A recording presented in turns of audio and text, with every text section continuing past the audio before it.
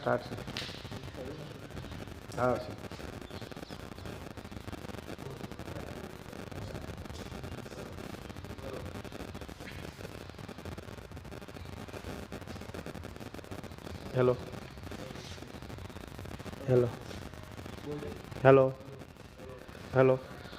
Hello. Okay, done.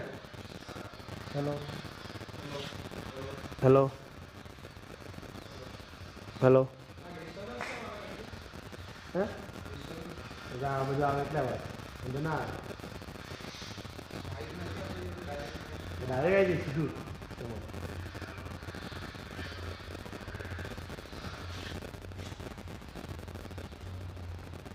Mike direct connect નથી કર્યો. ના ડાયરેક્ટ માઇક જરૂર નહીં.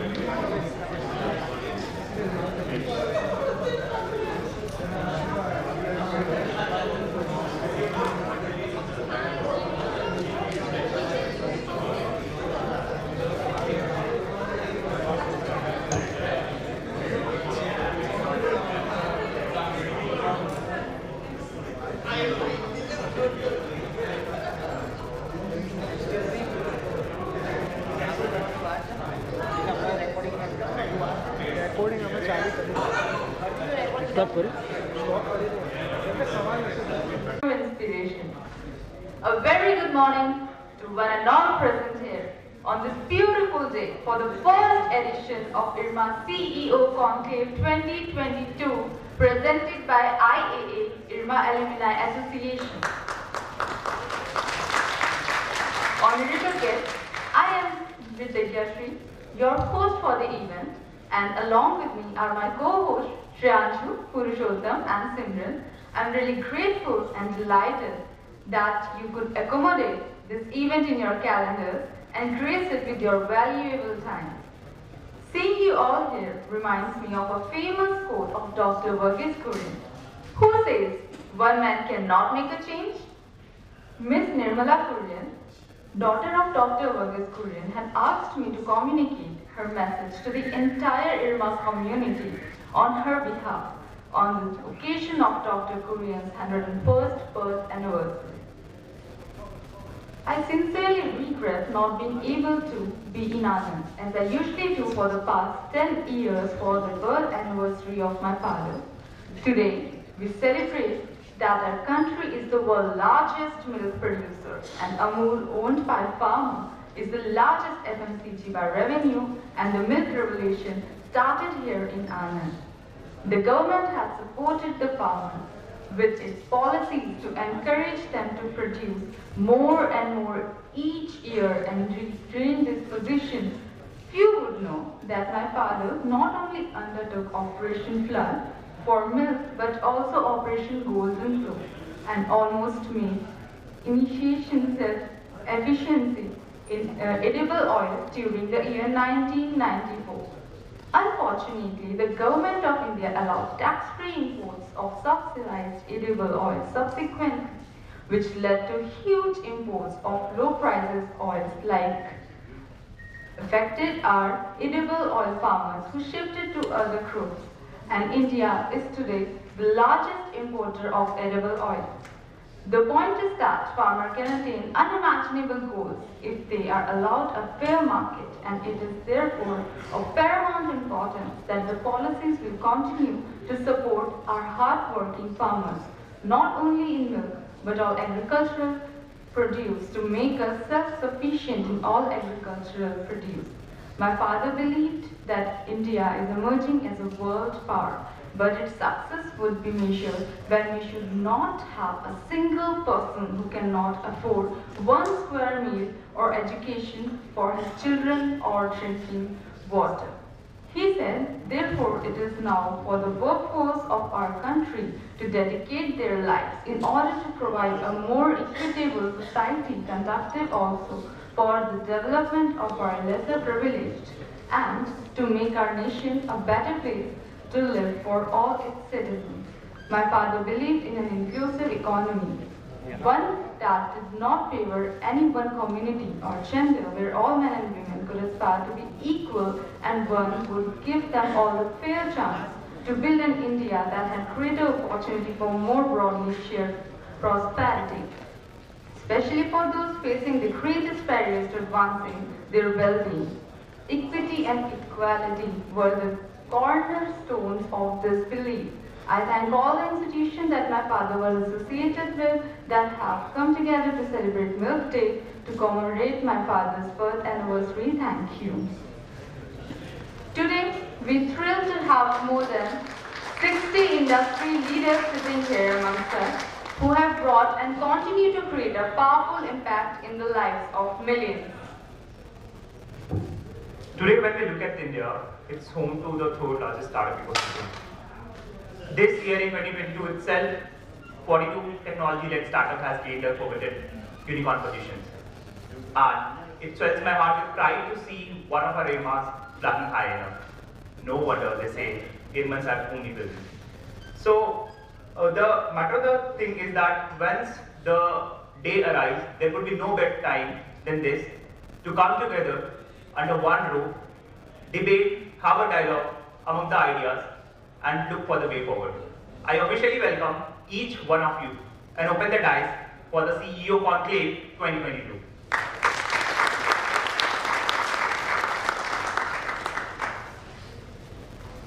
As the motto of our IRMA calls, Sa Vidya Yavunukte. So it's the knowledge that liberates. In order to go forward, I request the delegates to join me on the stage for lighting the lamp. I would like to call upon Dr. Umakant Das, Director IRMA,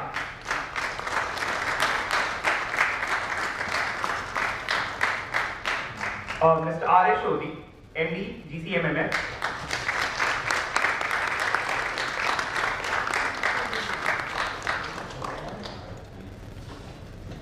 Mr. V. Vivekanandan, Director, Fishery Market and Distribution.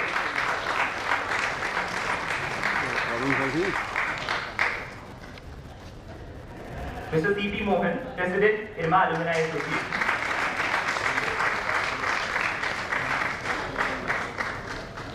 Professor Sushant Sharma.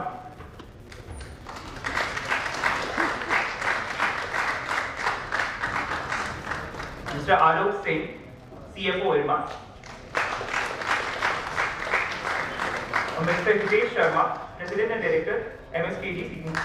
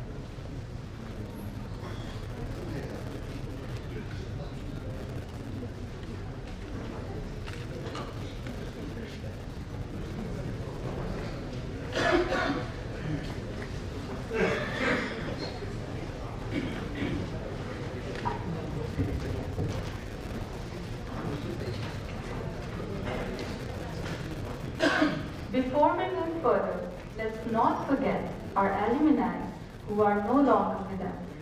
Let us observe 2 minutes of silence in memory of the brilliant minds, get down to earth and express our deep condolences.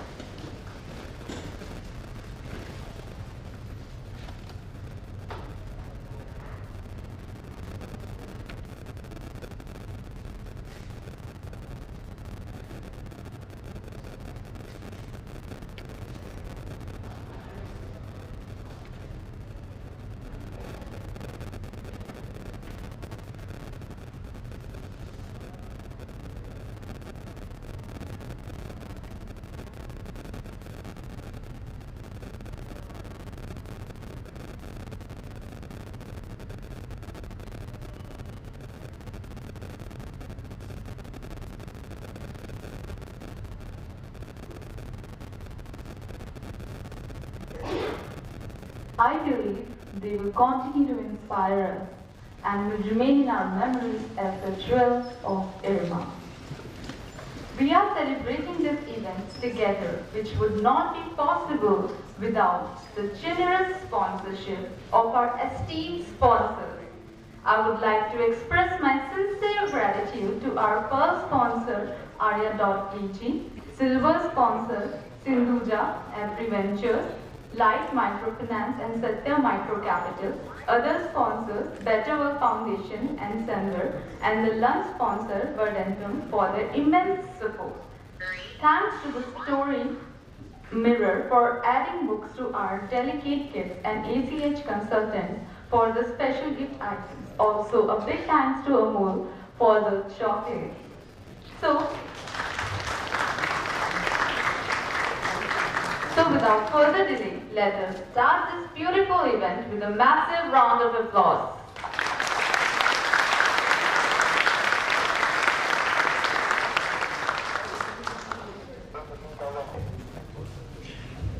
I would like to invite President IRMA Alumni Association, Mr. C.P. Mohan, to come to the dais and address the gathering.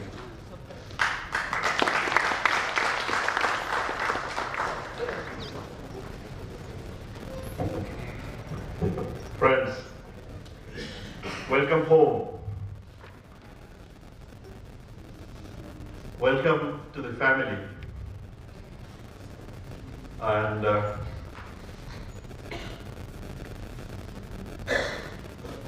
Sodi and Vivek, incidentally batchmates on a different footing here. Welcome and thank you for being here. Welcome to the director, IRMA, and also thank you for giving us this opportunity to host us here.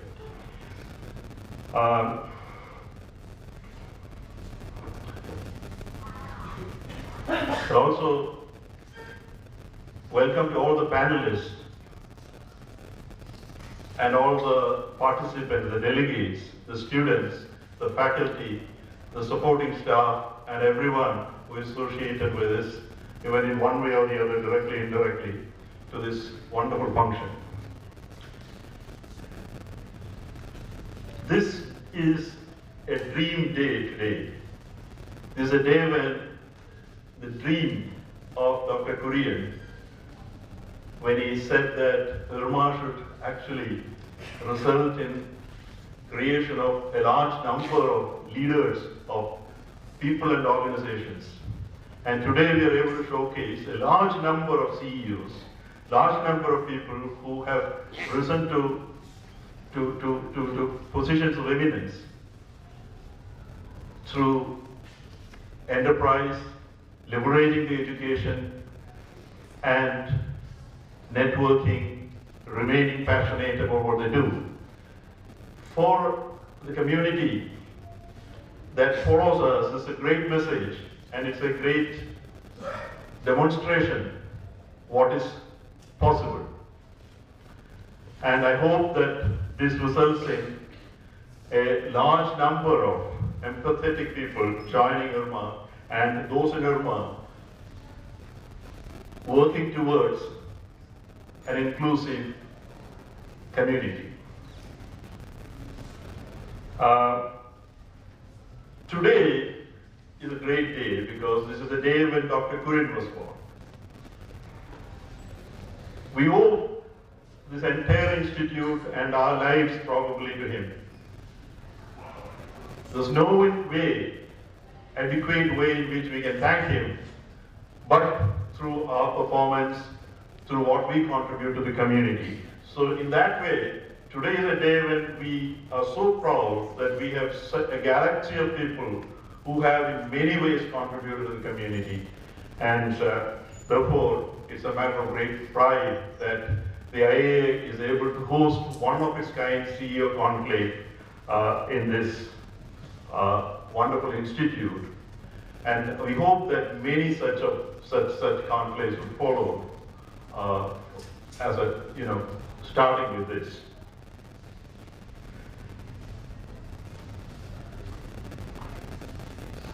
On behalf of the entire EC, the Executive Committee of the IAA, I take a bow before all of you for giving us this opportunity to associate, engage, serve this wonderful, wonderful, empathetic community called the IRMans. Thank you so much.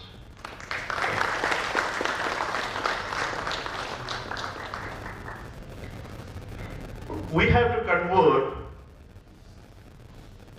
our learnings, our success, our efforts into our empathy. One of the greatest things that humans have is that empathy for so many things, good on earth. It is absolutely necessary for us to convert this empathy into contributory actions, because India will benefit, our country will benefit, the world will benefit when the alums of IRMA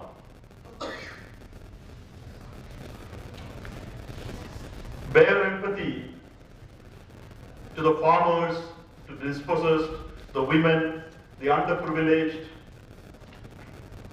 those in need, and care for the last man standing on the periphery. If we need such people to come into this campus and get the instruction that is available here, we need to ensure that more and more of such people with that mindset comes in. Within the campus, the 2 years can do only so much. It can give you the tools and it'll give you everything that you need in terms of skills and so on. But we need to get those people into this campus who would carry that empathy with them, that urge to keep them in mind wherever you do, whatever you do, irrespective of the salaries you earn, irrespective of the positions you strive to achieve, whatever be your aspirations. There is a marriage possible between all these. So, I'll just make one more, take a minute to tell you that apart from this, we are also working on a coffee table book, which will showcase many of the elements, and we'll try to do a series of that. I mean, the committees that follow will have to take on from there where we leave. But before we demit office on the 31st of December, we promise you that we'll come out with the first version of that. We needed a little more time, it's a work in progress. We will do that. So I will not take much of your time. Lest Gautami rings my neck. Thank you so much for your enthusiastic participation and so very kind of all of you to come. Thank you.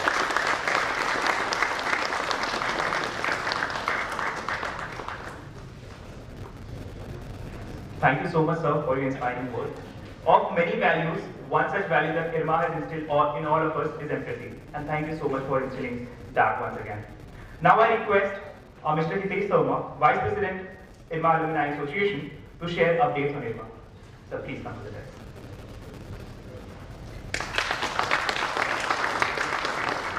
Good morning, friends. I'll just take a quick rundown on what we are trying to achieve in last 1 year. And our thought process on the behalf of all of you sitting over here, how do we take the interaction between the IRMA, Alumni Association, IRMANs, and IRMA as such. Many IRMANs have achieved lots of things in life. They have vision. But sometimes we feel that individual level IRMANs disconnect is excellent, but as the institutional level, there is a disconnect between the IRMA, IRMANs, and among the peers. Basically, like the database was not done. Connecting people, like if the junior wants to connect seniors, there's no formal mods. So initially we thought like we must update the data, which we are in the process of doing that. Second was what Pawan said about empathy, like we keep on hearing about loss of IRMANs. We have been thinking about this, some sort of health cover for all the IRMANs whom we lost due to unfortunate circumstances. We have been successful, and I must thank all of you for supporting 1,300 families of IRMANs for health insurance. We have tried our best to make the Alumni Association compliant. We have shifted the interaction to the new website where you'll keep on getting more and more interactions, more updates, more news. Earlier website was not that convenient to operate. We have been thinking about this conclave, and last 2 months, many of our team members, besides IA, other IRMAs, and everyone has put tremendous efforts to make it happen. So I must name Richie and Shreyas over here, besides many other top players. I must thank Professor Dash, Director, for acceding to our request for increasing that IRMA alumni fee from 2,000 to 10,000 so that we can have some substantial corpus in the future for doing various activities. The idea is we must have some sort of, for most of us, that give back time has come. How do we give it back to the IRMAs? We have been having some interaction on that how do we proceed. I'm sure in future we'll keep on doing the same. Other initiatives like IA's commitment to the more and more interaction between the students, sharing the experience of IRMAs to the students over here. That can be one excellent one about the research projects what IRMA staff does take it, where it can be done a collaborative approach from the IRMAs in the field and the over here. We have been discussing the same with the institute of the same. We are open for more and more suggestions, and we'll be looking forward to your suggestions to how do we improve the working of IAC plus how we can contribute better. Thank you very much.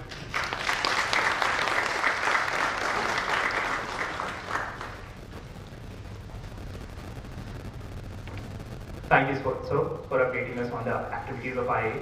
This event would not have been possible until and unless there is an amalgamation between IRMA and IRMA Alumni Association. I once again thank each and everyone present here to come together on this dais today. Now I request Sir Dr. Umakantas to come to the dais and bestow us with his blessings.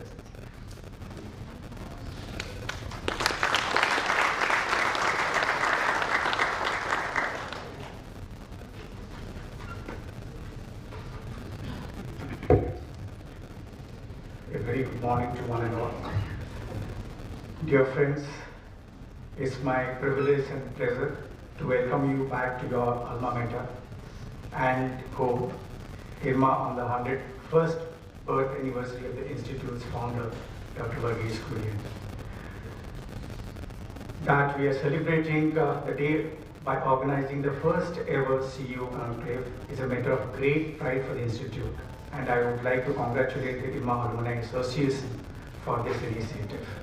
And this would not have been possible without the strong leadership of Mr. C.P. Mohan, led from the front, Hitesh Sharma, Rahul Saxena, and the energetic young breed of Richie Agarwal and Shreyas. I would like to thank them for putting things together and making it happen at the very place of IRMA. Dr. Kurien was a visionary beyond doubt and comparison. His ability to perceive and look at issues through a managerial lens proved to be a boon for the budding cooperative movement almost 70 years ago, catapulting it into a national revolution that brought millions of farmers and producers into the light. His vision for institution, which I understand IRMA is one of his pet projects, and he has given all his time for building this institute. His vision for institutions similarly was unparalleled. He recognized the felt need for each of the institutions he nurtured over the years, and accordingly also nurtured the talent crucial for these institutions. He was uncompromising, determined, and fearless for these institutions. It was, just to quote, it was an act of faith. As I see it, faith is belief without reason.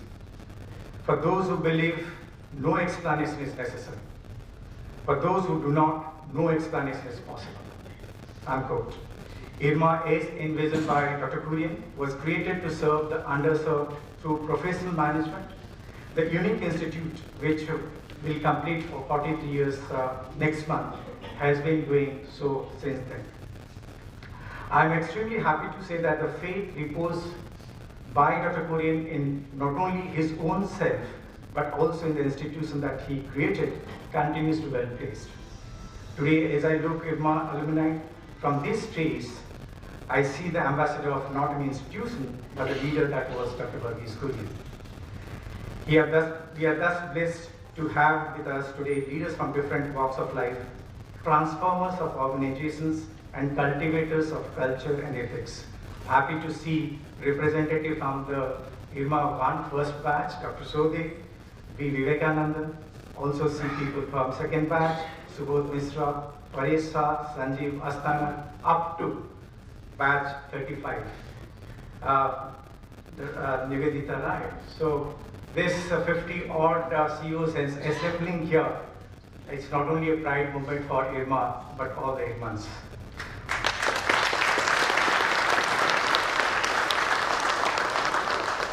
Hope this does not remain as one-off event. Rather, this is the beginning, and I'm sure we will have many more such events in coming years. I once again welcome you to your home and hope this one day gathering is going to be a fruitful and a new beginning, and it's going to be a new chapter in the life of IRMA. Thank you once again.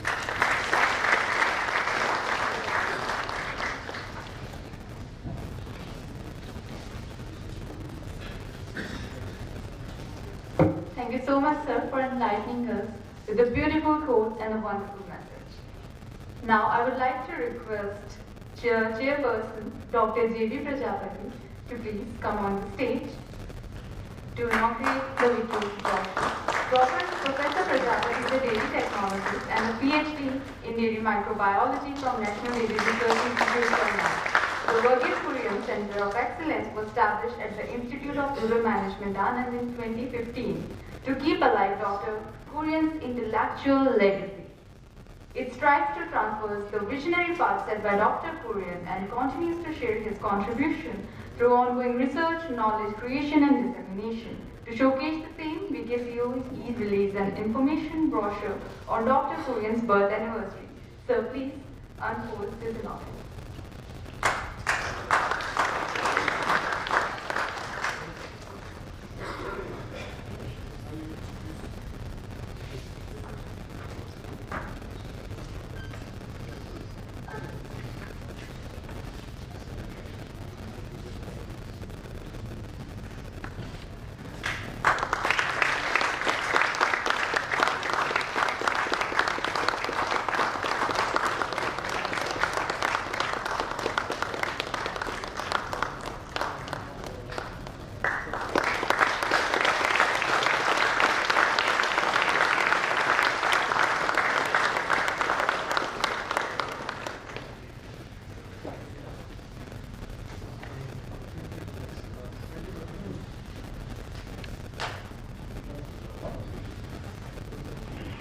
Thank you so much, sir. Now, I would like to request Dr. R.S. Sodi, sir, MD of GCMMS, to come and give us the pleasure. Sir? No? Just saying, give us some valuable insights on this inspirational leadership lesson, on building strong, resilient.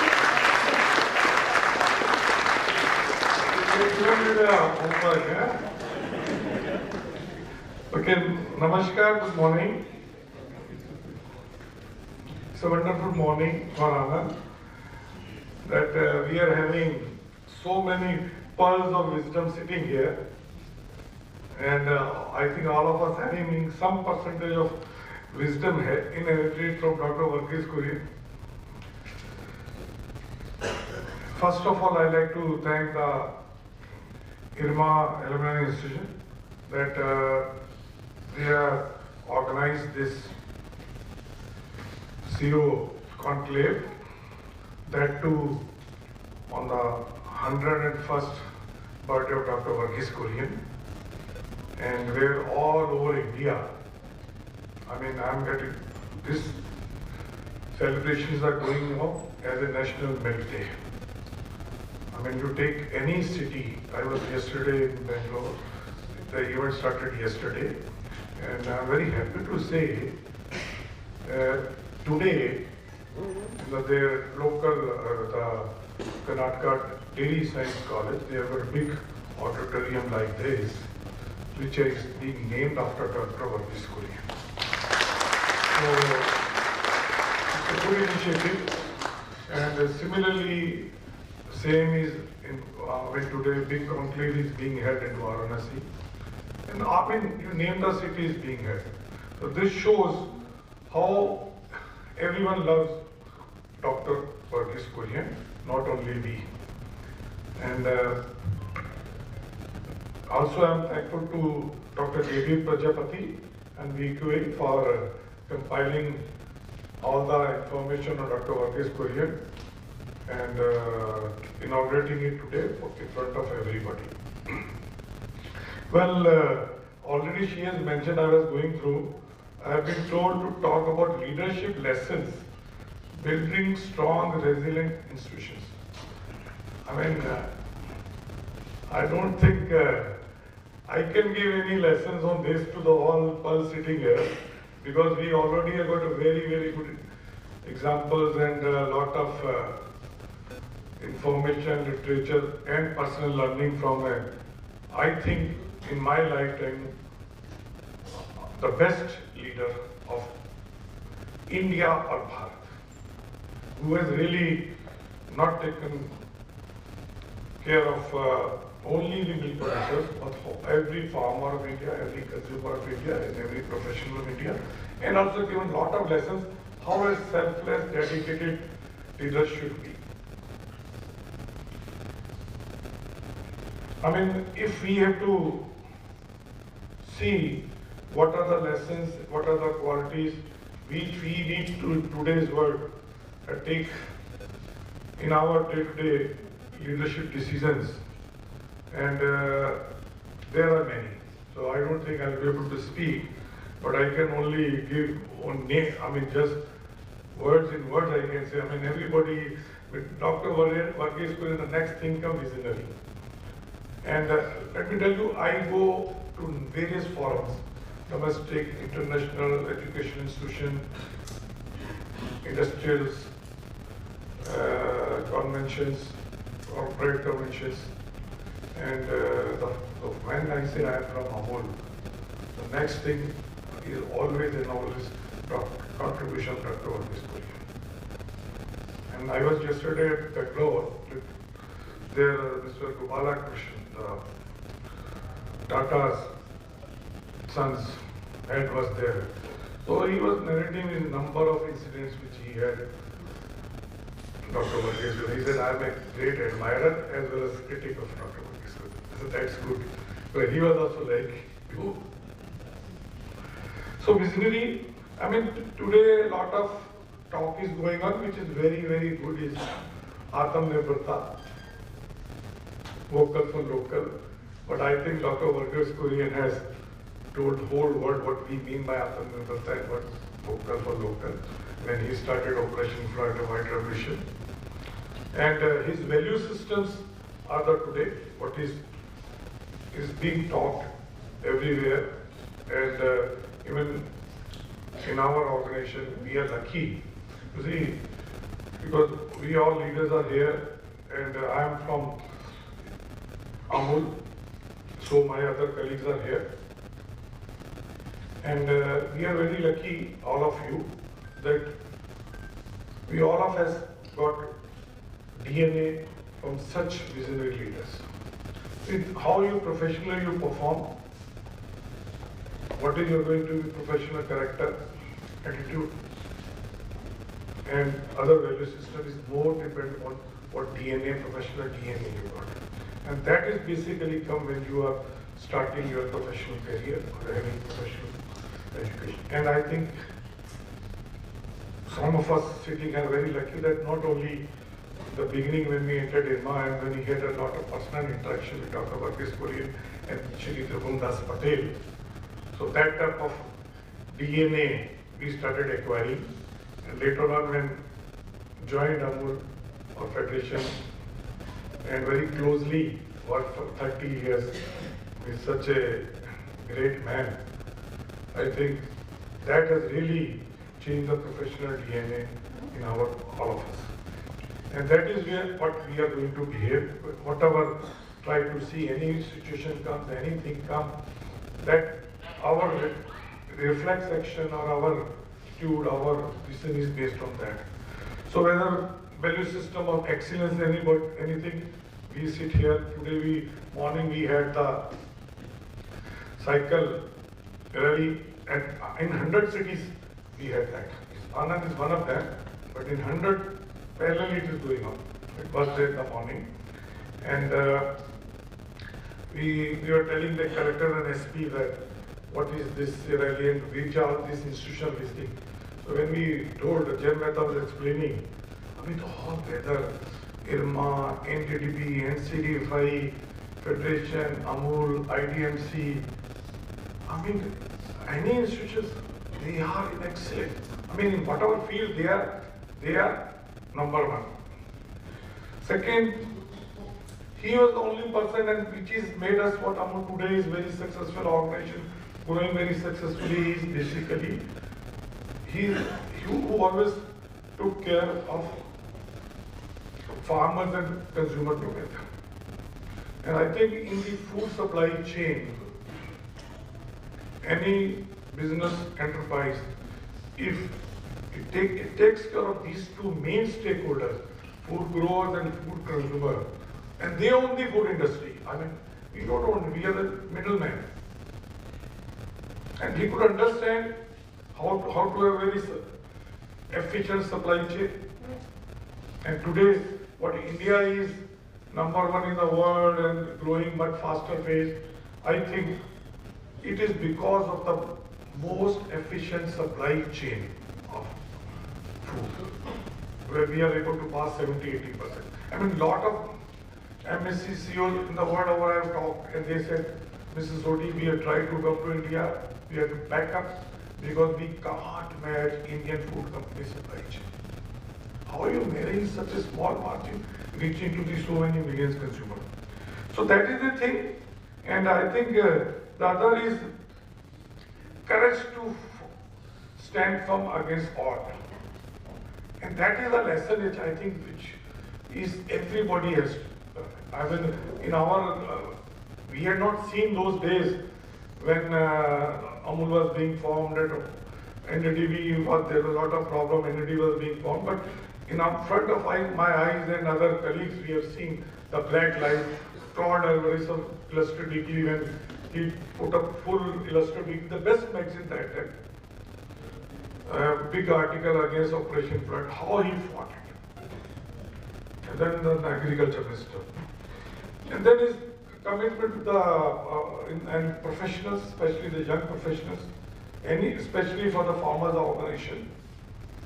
And no doubt, which we always appreciate and we always scared of his discipline and timeliness. You can't enter his office before or after. I mean, that is the thing. So I think those types of things that I've got a number of how during my last working of 40 years with Amul or last 12 years heading it in whatever areas, whether in when COVID came, how these types of value system held up and 30 seconds. So, but I know value of 30 seconds because we have a TV commercial all 30 seconds.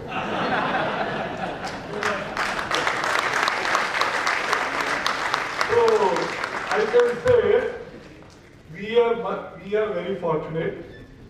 We must have, जैसे कहते हैं पिछले जन्म में रतन दान किए होंगे, that we could acquire Dr. Varghese Kurien DNA. Thank you very much.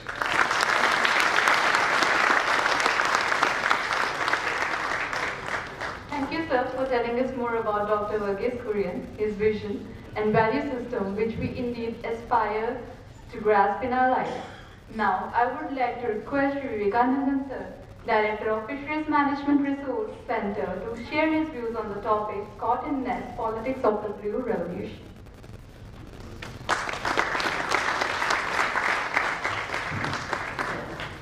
Good morning, respected Professor Das,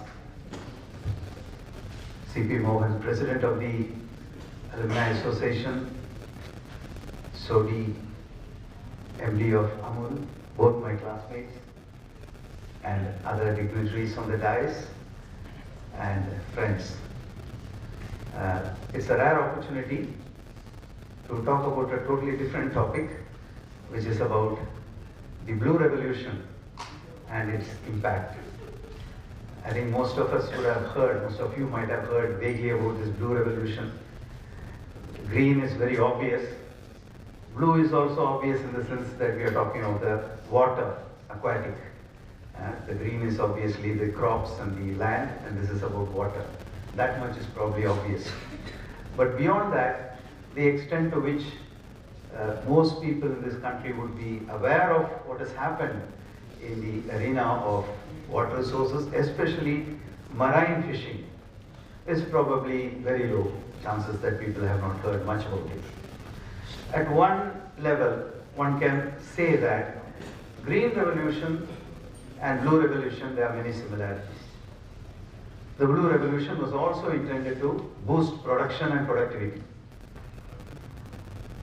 It was also aimed at solving some of the problems of rural India. It also started almost at the same time in the 60s. And eventually it also became famous or infamous for a series of sustainability issues. The sustainability of the natural resources itself and the various social conflicts that it spawned, which is in some ways also very similar to what has happened in Green Revolution. And at the moment, like Green Revolution, the Blue Revolution is also in a limbo. We are not still very clear where we are going from there. It's a long, the inertia continues. We know we have not got it right. We still have a lot to do. But the solutions are not coming and the way forward is not very obvious. So that is the commonalities.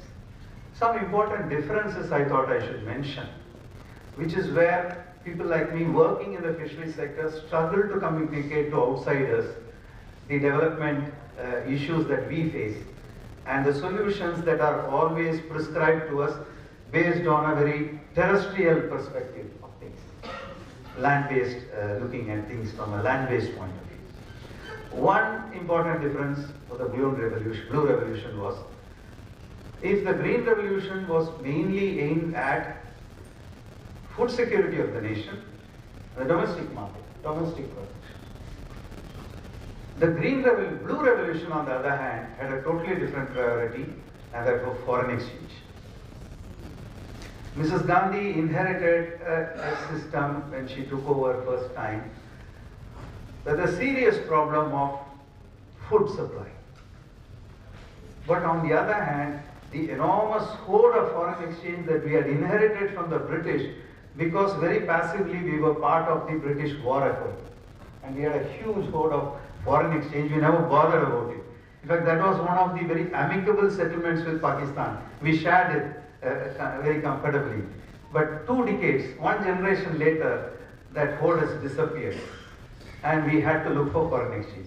So fisheries with shrimp and new resources which were of great value in the Western world and Japan became the target as one of the potential sources for foreign exchange.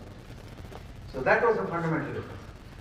Another fundamental difference, which is somewhat much more durable and it still continues to have importance, is Green Revolution is largely on private property, farmland. Blue Revolution is on the common property resource, which is the sea. So the CPR is a different ballgame. And the same way of looking at productivity and production and promotion would have very different consequences on that. So a few things about the initial conditions under which the Blue Revolution started. Blue Revolution, we are talking about marine fisheries, we are talking about India, as in many other parts of the world, we have probably thousands of years of history of fishing. It was one of the earliest occupations. It was a predecessor to agriculture. Settled agriculture started later. It is part of the hunter-gatherer stage of life of humanity. That it was a hunting operation in the sea. What was done by the tribes on land or in the forest, they did at sea. So it has a very long history. And as in Indian society, anything traditional is connected with caste. It is a caste-based occupation. There were about a dozen or maybe 20 caste groups across the 6,000 kilometer coastline who specialized in this and who were full-time fishermen. Whatever they did, they have to sell the fish and get everything else. So that was their life. So there was this huge group who were quite backward, who were low in literacy, but extremely, bold, and they could go. They didn't have a single motor at that time. 1960, when we were talking about, not even one engine fitted on a fishing boat, all sailing and rowing vessels. So this is the conditions in which the Blue Revolution was initiated. And what did it mean? It was largely based on a couple of premises. Okay, to increase production and productivity, you have to mechanize fishing. So give them an engine, push it. Or you need to improve the boat so that it can fit an engine. Give them new fishing methods which can catch more fish. Very, obvious and to a large extent self-explanatory. That's how it started. But in socio-economic conditions and also the natural features of the sea and the resource was not really understood. It was seen at that point in time as an infinite resource. Already in Europe and other parts of the world, that it was not an infinite resource and that there were serious threats to the resource was already known. But we were starting this development afresh because at that stage, the resource exploitation was only about 1/5 or 1/6 of the total potential resource. So it is not obvious. So it was a kind of a grand push by the government of India without looking at various consequences. Now, these fishermen who were largely small in nature did not take to these new technologies that the government pushed. One was this trawler, relatively larger boat, substantial jump in capital investment, mainly meant for the export markets. And this technology came in, they didn't accept it for various reasons. So the government was happy to let other people take it up and get into the sea. That is a CPR, and if you are not very careful, it becomes a zero-sum game. One man's catch is another man's loss. And often the intuitive way of looking at it is, you give them a motor, this fellow can go very far. The fellow who is rowing and sailing is not going to go very far, so you don't expect competition between them. But the reality is, 90% of the resources in the sea are concentrated in 10% of the sea nearest to the shore. And this is because of the phenomenon of continental shelf. You have seen in the maps, you have seen there is something under the water which we call a continental shelf. And that is the shallow part of the sea, which is only about 10% of the sea. And most resources, 90% concentrated, for the very simple reason, another connection with agriculture, sunlight, penetration and photosynthesis is required to start off life, even in the sea. So which automatically means the fish in the deep are only the big fishes who eat the other fish. And therefore they are relatively smaller in number. The biggest concentration is the most biomass is very close to the shore. So in India there are places where the small catamaran fishermen, 4 logs tied together with a sail, would actually go to the edge of the shelf and come back the same day. The other parts like the western coast here, Gujarat, Maharashtra, where of course it will take days to go, 1 week journey flying, 1 week of sailing to reach there. So there were differences of that kind, but otherwise, by and large, shallow waters is where fish is. So the trawlers and the shrimp which they were targeting were also very much within, let us say, 10 meters depth of sea, 10 to 20 meter depth of sea. So very straight away there was conflict between the two, the small and the big. So right from very early days, it's a very conflict-ridden system. the small fishermen and this thing. Government learned a little late about this. The fishermen created so much problems, and then slowly regulations came in, various restrictions were introduced. Some attempt was made to improve the situation. But overall, we have not been able to move from an open access system to a closed system, which is essential for a CPS. Historically, we didn't have a very high level of exploitation, so the open access system was not really looked at very carefully. However, we also had social restrictions or social barriers to entry in the form of caste.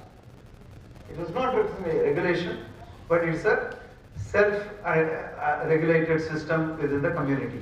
Even today, we have about 3,000 fishing villages across 6,000 kilometers. All of them are self-governing entities like tribal villages in the hills. Even today, all of them are self-governed. They have their own panchayats, they have their own parish councils, they have their own jamaats. They still manage their own operations, their own life, quite ignoring even a policeman in many of our southern villages cannot go and arrest a person without getting the local permission. The self-governing nature of the marine fishermen are probably one of the best kept secrets in India today. It still exists, it's still very strong. So, we destroyed the social fabric, we destroyed local institutions, and we have created a situation of open access, which is most detrimental to the resource. So, because of that, today, the way forward, because we have reached the limit. 1998 was the peak of our production, marine production. After that, we have not been able to go beyond that. We are stagnating, fluctuating in a narrow band, and the investment in fishing has been continuing to increase despite total production being stagnant because it is the cutthroat competition. So that is the story of the Blue Revolution, and the way forward is finding ways of closing the system in terms of access and working with communities for a new deal that will ensure that we are able to conserve the resource on the one hand and share the resource equitability on the other. This would be the kind of formula for what we can call, ever blue revolution, just as Dr. Swaminathan has been talking about evergreen revolution. So with this, I thank the IAA for this opportunity.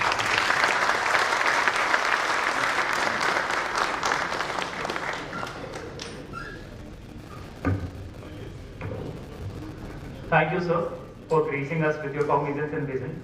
I'm sure we'll be much more responsive and responsible looking forward to all the ideas shared by all of you. I now request Honorable Mr. C.P. Mohan, sir, to come to the dais and felicitate our Director, Dr. Umakanta.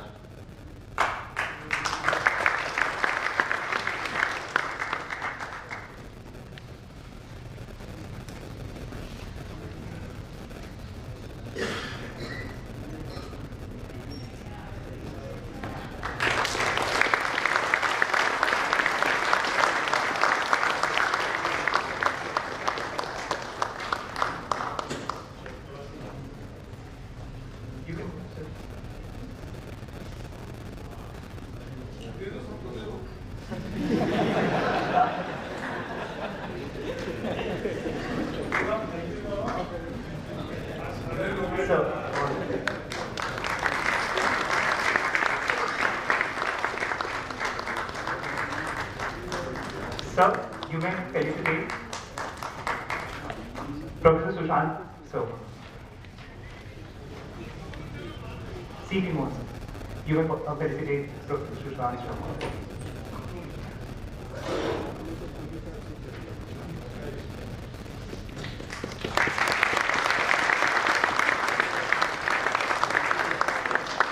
And to our keynote speaker, Dr. R. Shoti.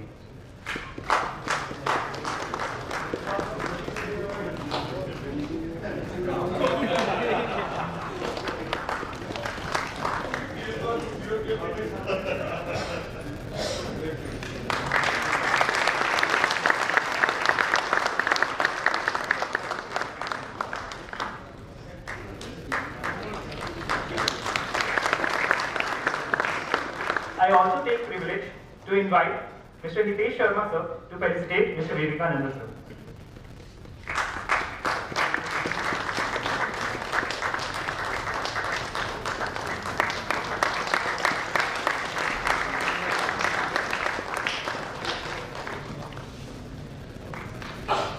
I cordially invite Mr. J.B. Prajapati sir to be felicitated by Mr. Hitesh Sharma sir.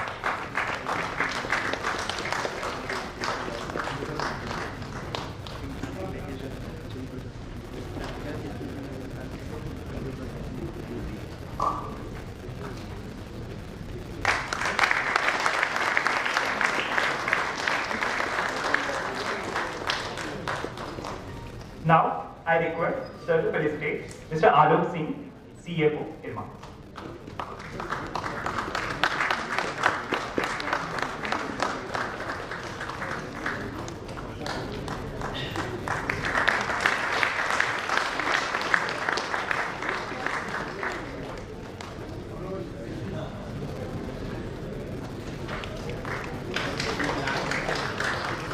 Thank you so much, sir, for your precious time.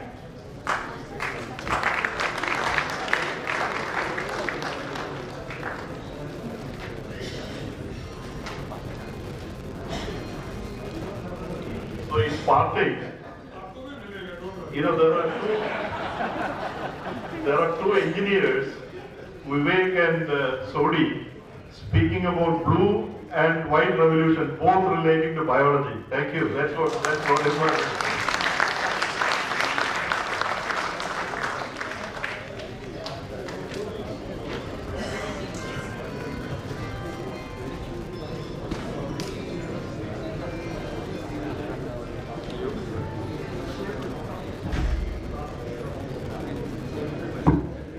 Thank you so much to all.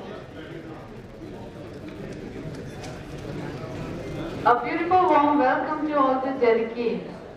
The IRMA CEO Conclave opening panel 1 discussion is on the 4th largest sector of Indian economy, FMCG and agribusiness. FMCG has made good progress in recent years. Margins are up by 640 basis points between financial year 2017 and financial year 21, while the top line is up from around 10,000 crore rupees to 15,000 crore rupees in the same period. With the outstanding minds we have in the panel discussion today, let's delve further into it to benefit from the experience of our panelists. We will discuss on the topic, pandemic and beyond, building businesses that thrive amidst disruptions in global supply chain. We would like to invite our panelists to join us on the stage for the panel 1. Mr. Shubhodh Mishra, Director of Amrit Breeder Farms Limited, PRM Group. Mr. Paresh Shah, Founder, Agribusiness Corporation. Mr. Sanjeev Akhana, CEO, Patanjali Foods Limited, PRM Foods. Mr. Sudhakar Desai, CEO, Imami Agrotech, PRM Foods. Mr. Jayan Mehta, COO, GCMMF, PRM. Mr. Srinivasan B, Chief of Staff, Reliance Industries, PRM 10. Mr. Manoranjan Pani, CEM, GCMMF, PRM 10. Mr. Kishore Supekar, MD, NCDFI, OIP, PRM 12.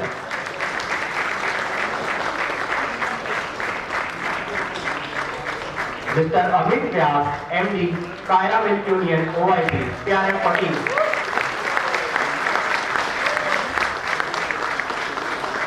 Mr. Sandeep Jadhav, Director, ACS Management Consultants, PRM 13.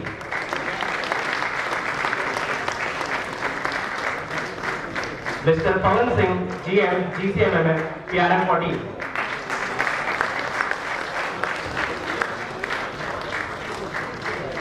Mr. Kamaldeep Singh, ex-CEO, Big Bazaar, PRM 20.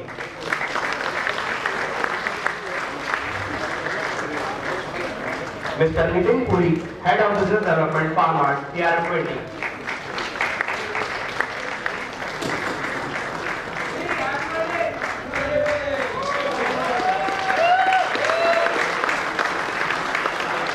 Mr. Priti Agrawal, Founder of RA Consulting and Asal Initiatives Foundation, PRM 26.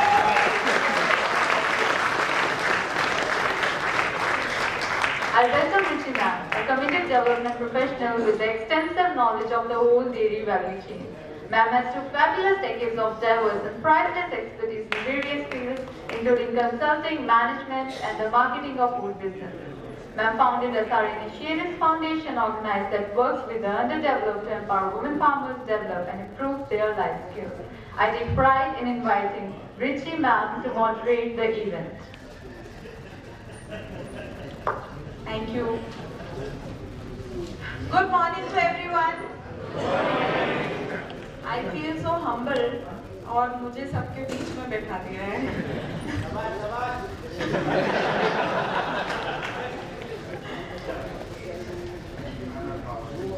अच्छा.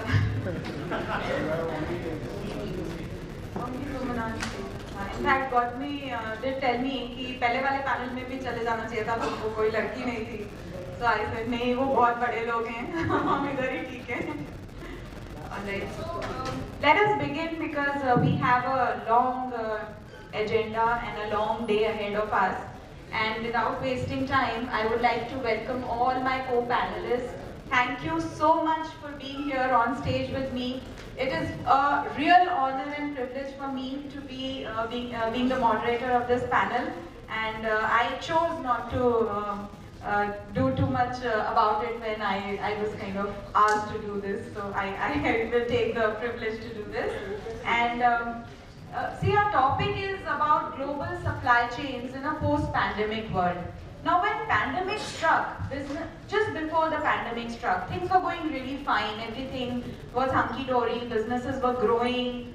A lot of milk businesses were thriving. I mean, today, a lot of my clients come back to me and said that our business was doing absolutely wonderful just before the pandemic, and then pandemic struck and something happened and it just went down the drain.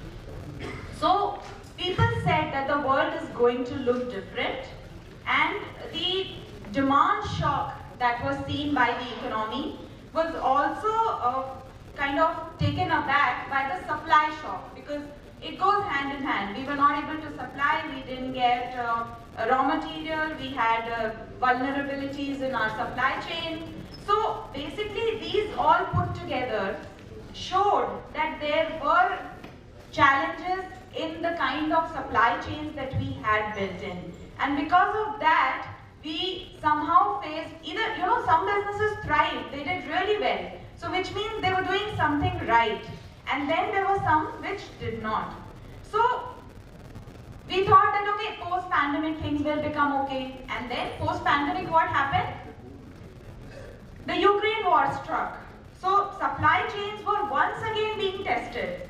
And the decisions that were taken during pandemic, which were not to rely too much on the economies where it was riskier.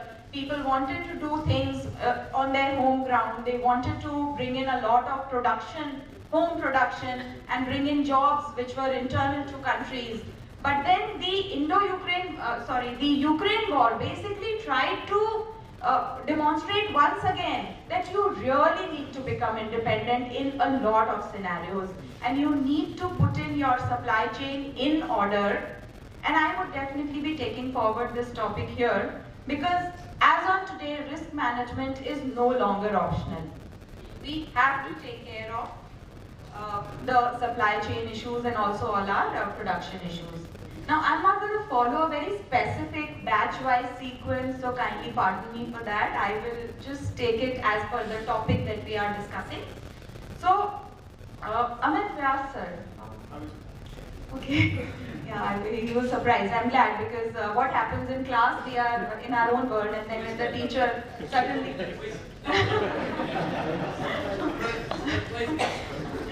Okay. So, Amit Vyas sir is the MD of Kera District Cooperative Union, and I would like to ask you, sir, that India's role is really small as far as the global supply chain is concerned in our industry, because we have policies, we don't export too much, and not even a fraction of our production actually. So what are your thoughts on foreign firms entering India and we going out for export? Do you think it is okay? Because now that people are coming in, we should also go out. And on the basis of this, whatever you're going to answer, please try to derive whether it helps the ultimate producer, the farmer, people coming in and going out. Over to you, sir. Thank you, Ruchi. The first and the foremost thing, as we all know, we are number one in the world, and thanks to Dr. Kurien, who started off all right from 1948, 50s. So, if you look at the milk scenario, our home ground consumption is so high compared to the production that we do in the country. The home ground takes care of everything. So then comes the export. If you see on dairy expect, I think around 3,000 crore was the export for last year, of which 50% was done by Amul, basically. So in the coming scenario, there's no doubt that why we should not go out, but we should have our surplus milk with us, the first thing. So for that, we already started, the next 25 years, the projections that have been, shared by Dr. Sodhi sir in the World Dairy Summit was in next 25 years we will be somewhere around. Today we are at 210 million metric ton. We will reach somewhere around 625 million metric ton. So for that, we will have always we will be around 43 or 44% of our milk demand of the world. So in that scenario, we would be obviously exporting. But certainly at the back end, we need to improve the productivity of the animal, for which we are doing sorted sex semen, embryo transplant, digitalization, and total mixed ration for all the new breeds that are coming in. So combination of that is taking place. At the same time, we need to go out, but we would say that when people are coming here, why we should not go out? So we went first to US. We started our own operations. Kera started his own operation. So the future is to go in that country, procure it in that country, sell it in that country. The money that comes in gives back to the producers here in the area. So one model is to go out, and which we have already started in coming days. Further, we are going to enter into different more countries where we will be procuring there itself and selling it at a good price and get it back to the country. Okay. Farmers would be benefited in any case. That's very important, because our concern majorly, I think, arises from the fact that if we are allowing other firms to come in, then we definitely need to look at whether the farmers are suffering or not because of that. Thank you, sir. Thank you so much. My next question is to Pani, sir. Okay.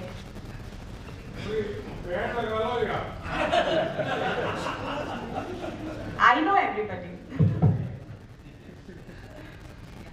So, Pani sir is the CGM of GCMMF. Actually, sir को हम इतने समय से जानते हैं कि हमारे लिए वो designations actually मतलब सोडी सर से लेके अमूल में जितने लोग हैं, really the designations don't have that kind of an importance in terms of हमारे personal relations में. So, सर CGM हैं तो उनके लिए CGM वाला question.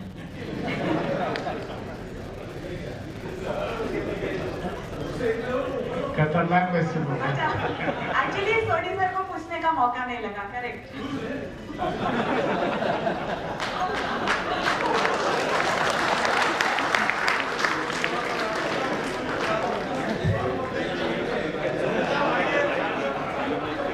आइए सर, आइए।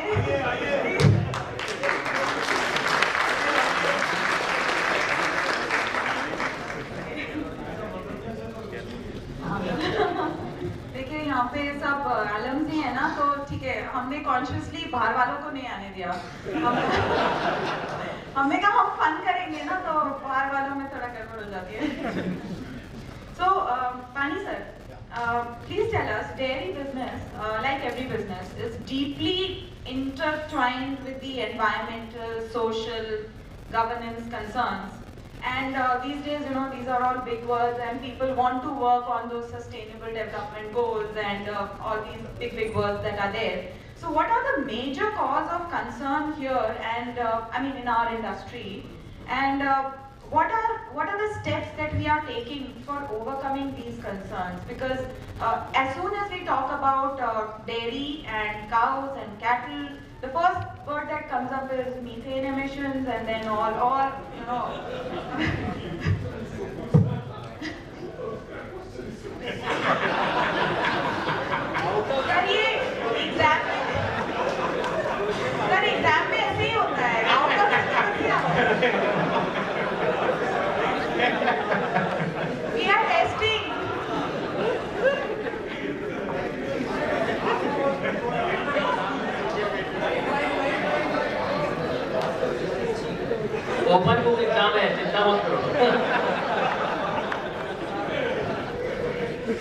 Okay, Richie, thank you. Very nice question.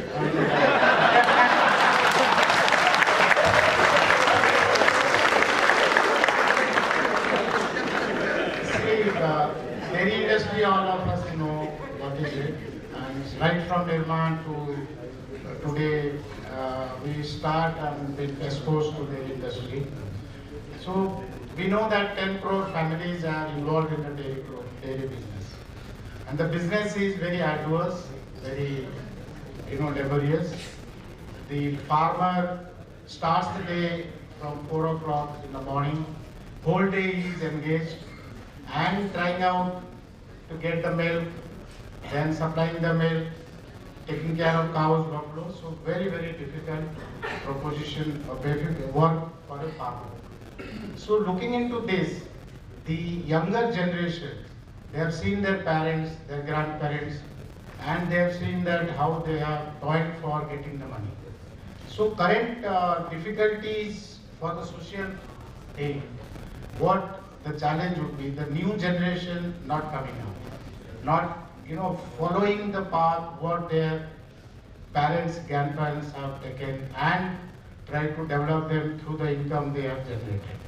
So to this, with the help of government, with our representation, we have been trying to get some entrepreneurial schemes from the government so that these people who are the young generation, they should be motivated to come out.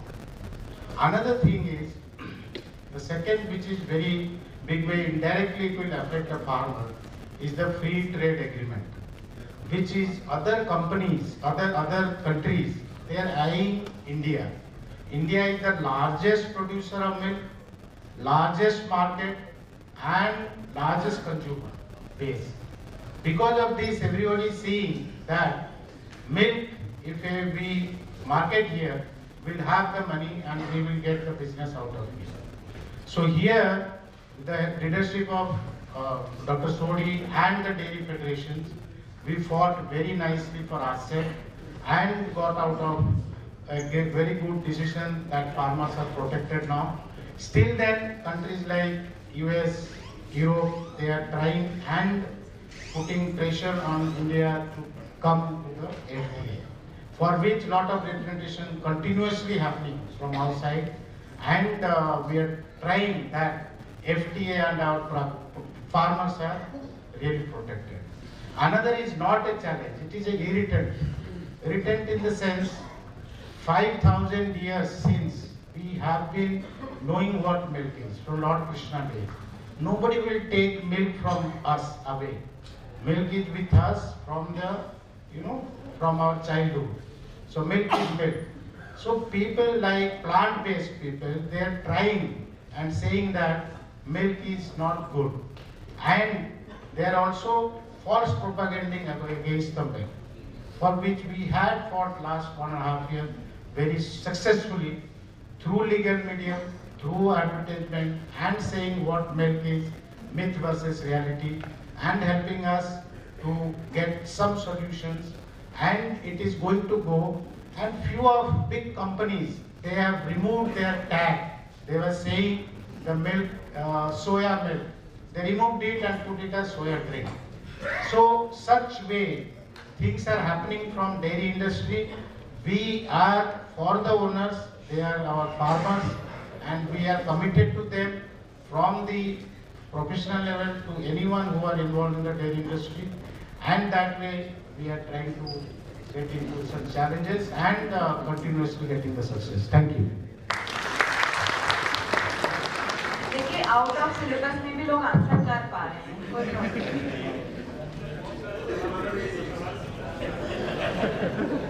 उन्होंने वो बोला तो वो बोलना चाहते हैं।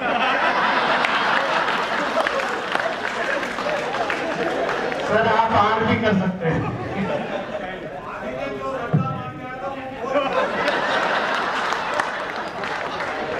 I think इससे पहले कि Subodh sir decides to go down, मैं पहले उनको ही पूछ लेती हूँ। क्योंकि जो बच्चे ज़्यादा excited होते हैं ना क्लास में, उनको टीचर खास ध्यान रखती है। So Subodh sir, we know that you have almost 40 years of experience with animal nutrition. So experience ज़्यादा है. Experience is more. So, sir, poultry industry जिसमें आप अभी currently हैं, it is a highly vertically integrated industry. इसमें input, nutrition, injections, feed, everything is taken care of. Chicks को एक certain age तक बड़ा करके, then we give it to farmers for growing and उनको बड़ा करने के लिए. But still, this industry has seen a lot of supply chain disruptions. Sometimes you'll have the bird flu, sometimes you'll have some other some ailment coming in, and then COVID came in. COVID में तो everything was about food safety and issues that were going around. So what has been your major challenge, most critical, most difficult challenge that you faced up till now? And how do you foresee us taking this forward? How do we improve upon this as far as supply chains and global supply chains are concerned? First of all, I am humbled to be here. मुझे लगता है कि शायद लिची को कोई और मिला नहीं तो मेरा भी नाम डाल दिया. नाम ही सुभोग है. मैं अलग से डील करूँगा.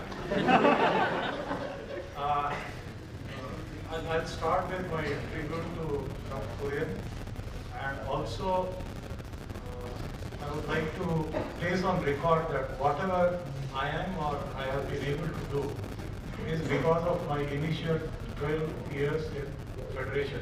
I never got paid for that when I was in Federation. But it is giving me 200, 300 times now. What have I learned there? Coming back seriously to the question, I don't know, when I was in school, there used to be a kalu. And that kalu used to be blamed for anything. मोहल्ले में किसी की चुन्नी किसी ने ले ली, किसी की बकरी भाग गई तो कालू ने किया. तो poultry industry is like Kalu for anything. Bird flu आ जाए, कुछ लेना देना नहीं है, लेकिन चिकन खाना बंद हो जाएगा. कुछ भी हो जाए तो वी आर कालू of the overall national media, and they will be blamed for anything and everything. Antibiotics, promotion, this and that. As far as COVID is concerned, I think it has hit all of us in equal measures. There is no industry which could say that we were prepared and we didn't have disruption. More so when we talk about livestock. And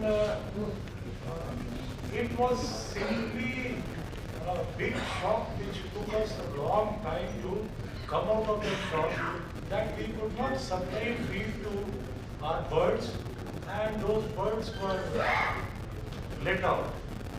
The lessons essentially were that whatever you do, there will always be an X factor, and you have to remain prepared for anything. In our industry, the poultry industry that last almost 25 years I've been working, there are 270 variables, including something happening at Chicago exchange on soybean prices. Sanjeev is more qualified to talk about. Even that affects us sitting in a remote corner in the country and not being able to get our ingredients at remunerative prices. So the only way forward is to be prepared all the time. And the boom from COVID has been, it has made all of us efficient. Whatever was earlier chalta hai, ho jayega, kar lenge, was no longer possible, and all of us now are more efficient. We have looked at both at the back end on supply chains and on the front end of how to efficiently reach consumers. We are resilient. We have not yet come out of that COVID shock, but we will come out. Does that, I'm utilizing the time now. ये public से पूछेंगे sir, मैं जज नहीं, public के लिए मैं हूँ यार, यहाँ पे मत करना, मैं साइड में बात कर लूँगा. Only one thing I will say, right from the first day of my start on 31st of March 1983, from that day till now I have always been CEO for whatever I have done.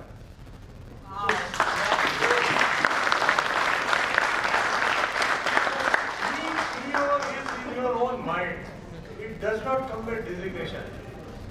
Whatever you do, take ownership, do your best, you will always be successful. Thank you.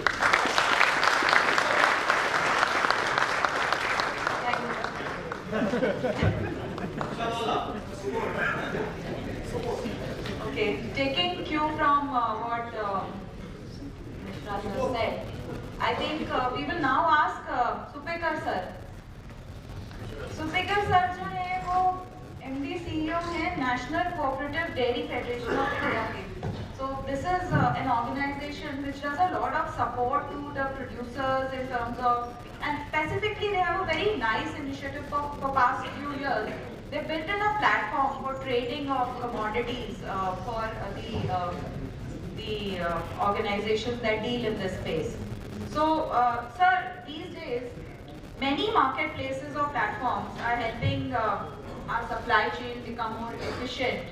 And what is actually your viewpoint on the need of these platforms? Because we have so many now. Which one should we go to? What should we, I mean, really should we come to your platform, or we can just do it? Anybody can build a platform. So please share with us your thoughts on this. Yeah, thank you so much. I feel proud to be the part of such a stalwart panel. I am a small farmers representative, and in fact, I am having a small complaint with the Vichy. She asked all simple questions to my other colleague. So, coming back to the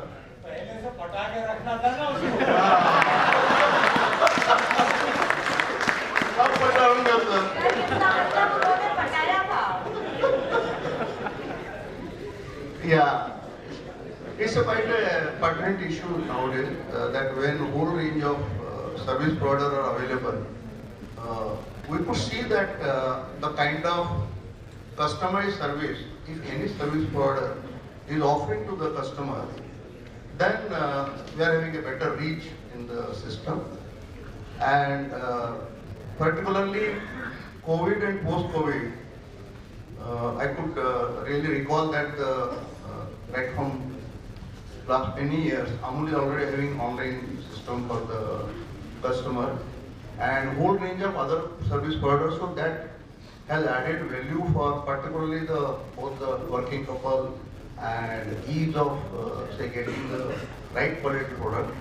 And many those who are customers who are at some distant location or 10th floor or 20th floor in a metro and all, they get the things unlocked. And I keep going to my daughter's place so that she's in Gurgaon, and then on one phone call, just within 4 or 5 minutes, they get the material distributed. So that digital platform has played a real vital role. And she asked about the NCDFS platform. So NCDFS platform also is providing a very customized service to the whole range of our milk unions and state federations for disposal of their butter, skim milk butter. Now we have come out with the liquid milk also, and that is also paving the way for the right kind of getting the good price, and we could break the geographical barrier. So that has played a sort of a new revolution in the overall system. Is it okay, ma'am? Up to D grade is okay? Sir ये मिला है अभी तो शुरू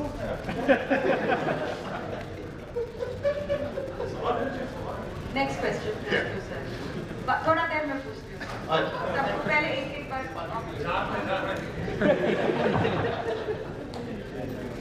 So I think when we are talking about the latest technologies, the platforms and all the new things that are coming up and their relevance in today's world, I think it is important for us also to understand what are the skill sets that are needed, because we all, I mean young or old, we all need those skill sets, let's admit it. We should know about things, even if we are asking our juniors to do it or our team members to execute a certain assignment. Unless we know about them, I think we'll fall flat. So let me come back to Jadhav sir. Sandeep sir, you are into the human resources management. He's an entrepreneur. He runs his consultancy firm. I think most of you would have approached him sometime or the other, I'm sure. Tell me, raise your hands. Did you? Hemant, at least one honest guy we have in the auditorium. So, sir, please share with us your thoughts. ये सही बताया देखिए sir ने हमको कि I think Sandeep sir will be able to tell better who all have approached him. All guys, CVs are there. But yes, delighted to be part of this panel. Now, if you look at the environment, you have resources, that is people, you have enterprise, business, you have environment, and you have technology.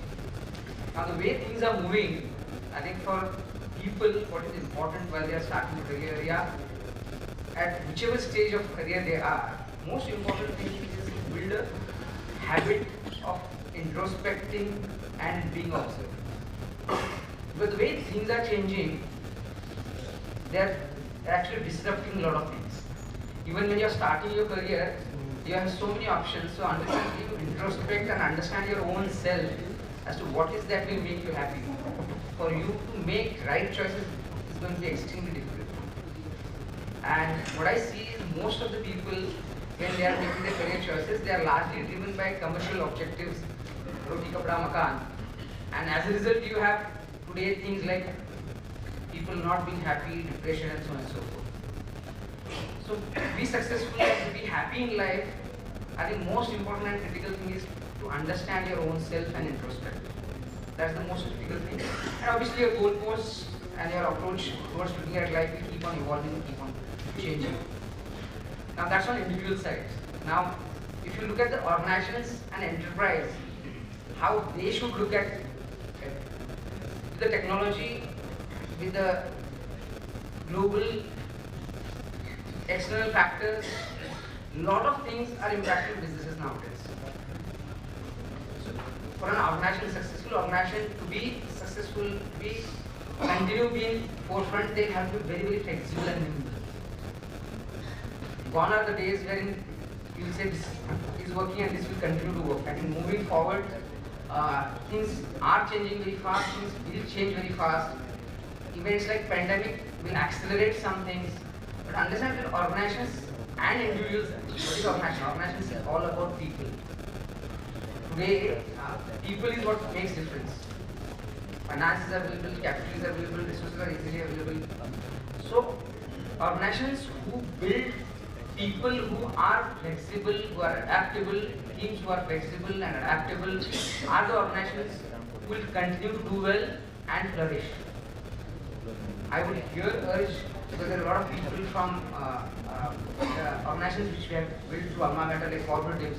I think it's very important for even all of us, the leaders who are in cooperatives, to introspect and reflect the structures, the way organizations are laid out, but what is going to happen in future, how relevant they will be with considering the technology and the way consumer is changing and so on and so forth. Now, if you look at the way people are looking at their careers, on one side you have Elon Musk firing people, and he saw after downsizing by 20%, 25%, another 30% immediately resigned. So people should be ready, organizations should be ready, because days are not very far when people would like to have dual employment. He's doing something half time, and good quality people would look at it that way.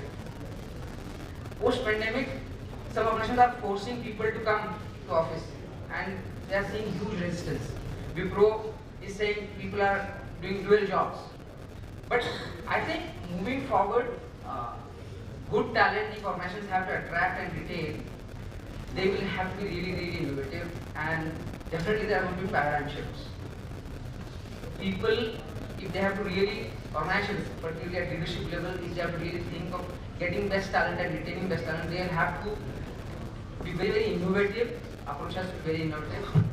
They will have to look at people in a holistic way and not only they're doing a job. Because youngsters who are entering, they are not only looking at money, but they are also looking at purpose. Organizations which are having purpose will be able to attract best talent. And that best talent obviously will be able to build best organizations. I hope I've cleared my time. Thank you. I think this is what you pointed out is relevant as on today as it was 40 years back. I think doing something that we like brings in the best in us. That's number one. And the other is then we are happy and we don't worry about whether we are earning 10 rupees or 10,000 rupees, because anyway the money is in the bank. So it really does not matter. So I really agree. Thank you so much for this thought. And moving on from this, building onto this, now let's say we've acquired those skills that are needed and we are happy working and all. So Jain sir, he was happily in his... Yes, ma'am.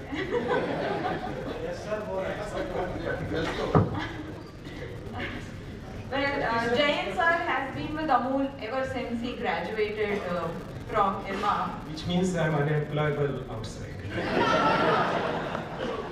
See, they are putting words into my mouth. Huh? I have not said that. So, sir, as commodities move from products to brand now in today's times, products largely still remain in the commodity space. They have not been able to graduate to a brand. And you have been in the branding space for so long, ever since. The commodities, if they want to reach the brand stage, it is a very long process. And the transitions, what are the transitions that you see in the process? And what are the strategies that one should adopt to become a brand?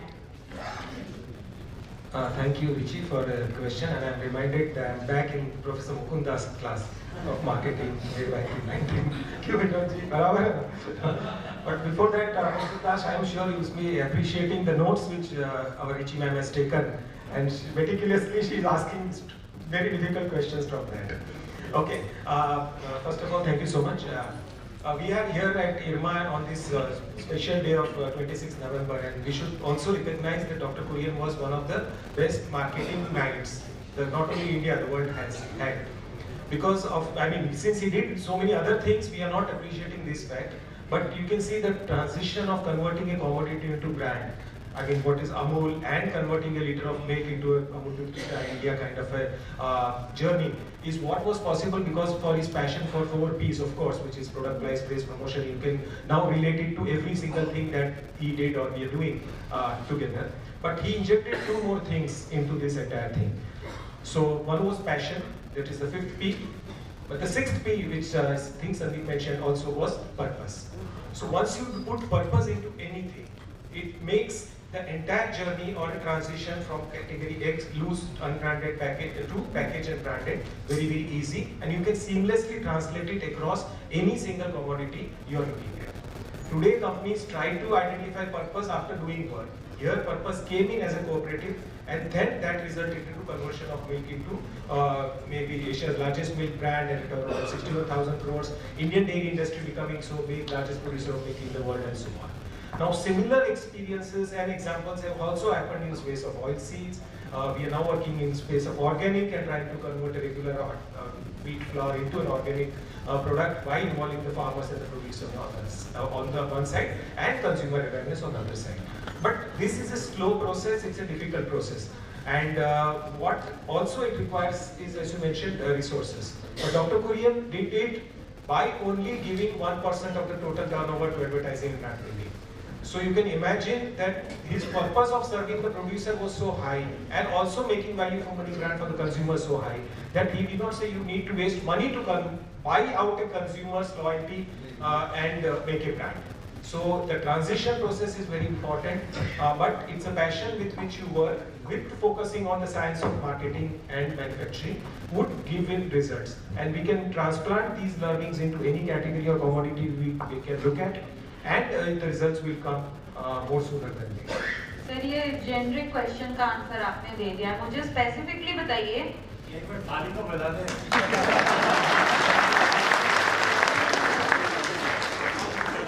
ये answer conference answer था। अब फिर से बताइए कि वो हो गया। अब पहले earlier, how long did it take for a commodity or some product to become a brand in earlier times versus today? Because today the world is different.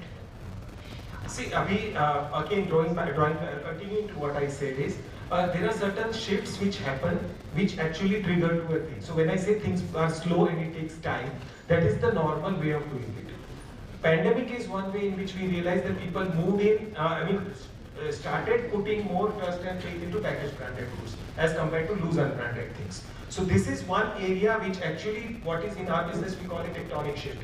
That people were earlier okay with buying कि कोई भी दूध चलेगा, कोई भी पनीर चलेगा, कोई भी मिठाई कोई कैसे भी खोआ से बनी है चलेगी, और दही भी लूज ले लो चलेगा. तो वो सब चीज it transformed into when people say that no, if I am spending money and I can't risk the life of my family for things which are not proven to be safe or trusted, you move into packaged trusted goods. So that resulted into big transition and big shift into the mindset of the customer. तो कुछ ना कुछ trigger ऐसा आता है. Oils also, it happened that there was some case of adulteration and it moved, people started realizing packaged branded oil is better than that, and that led to a dramatic growth in the packaged food industry. So in every and today, as I mentioned, organic people also realizing that whatever other agriculture products we are eating are not safe because of excessive use of pesticides and fertilizers and so on. So with that awareness and education in the minds of the customers coming in, the shift is very, very fast as compared to the earlier times. So since we are living in these times and era, every brand has to sense what is the transition, which is how transition the consumer is passing through in his or her journey, and how to accelerate that into conversion from loose to packaged and branded. तो ये थोड़ा specialised point था. I thought, मैंने सोचा सब 1000 रुपए दिए तो इतना वसूल.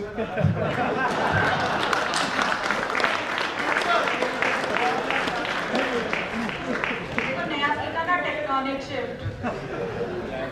ये ज्योग्राफी का ही याद था. All right.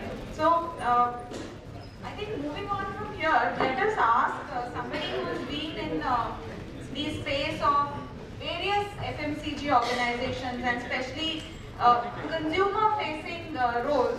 Let us ask Kamaldeep sir. I can see the batch dynamics is working here. Some batches are getting too much of backup.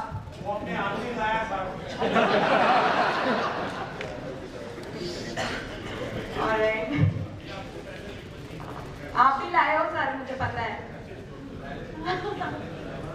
मैं भी लाई हूँ. मेरे बैग वालों जोर मत आना.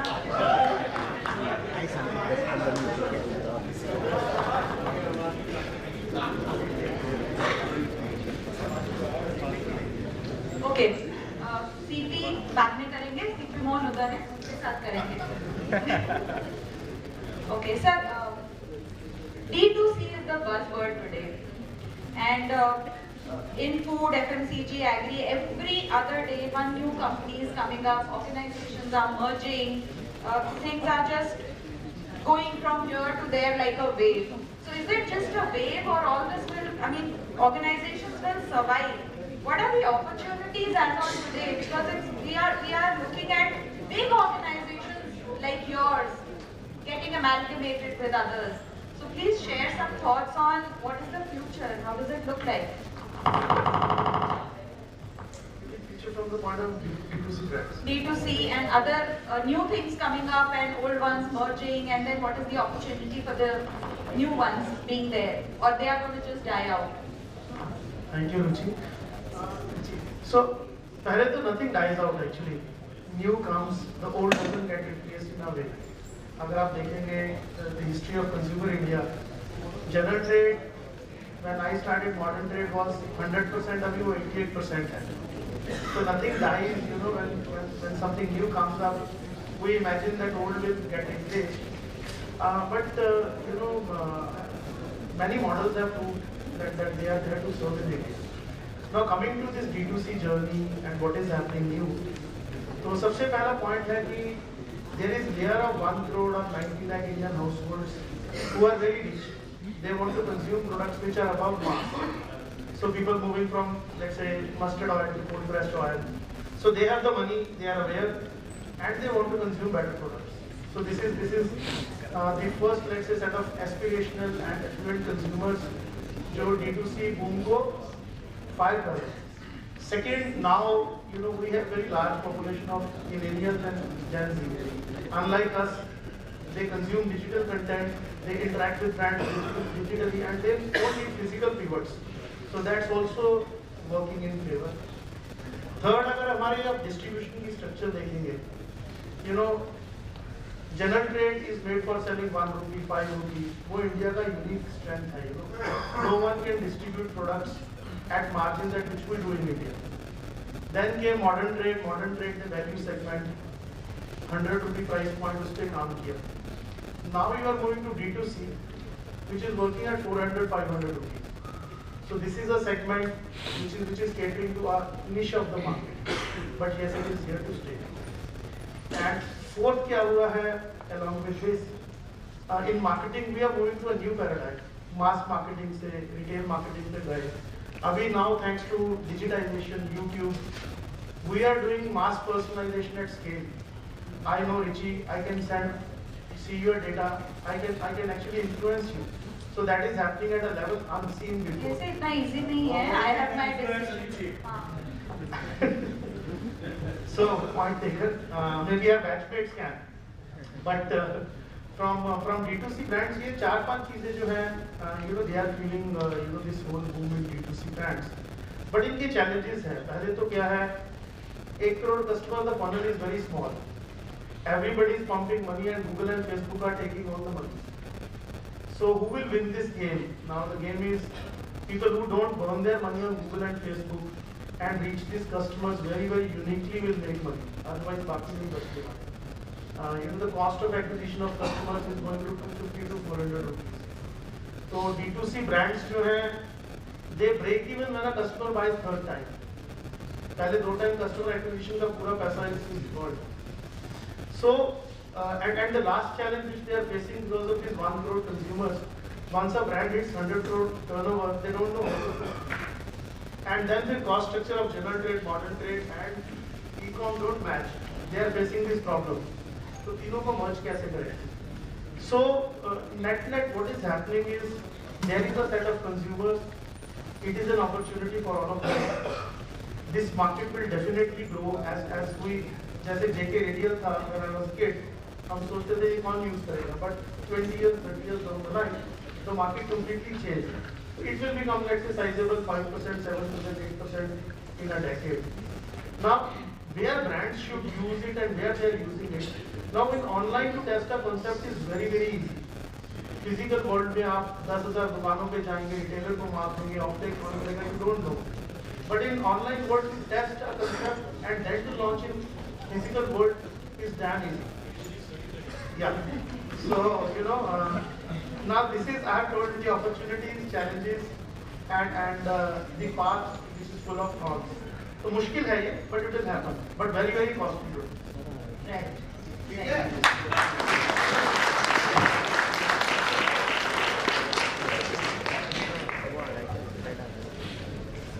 So I keep coming back to the milk industry because that's where I belong to, and you can see the presence on the panel because of that also. So let me come to Pawan sir. He's smiling. Do you know the question paper already? Okay. Well, what all you eat at Amul, he's the person in charge of that, huh? Let me tell you. He takes care of all the products at Amul. And sir, Amul is such a big giant.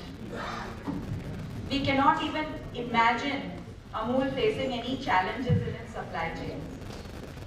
I mean, I have clients across the country, north, east, south, west.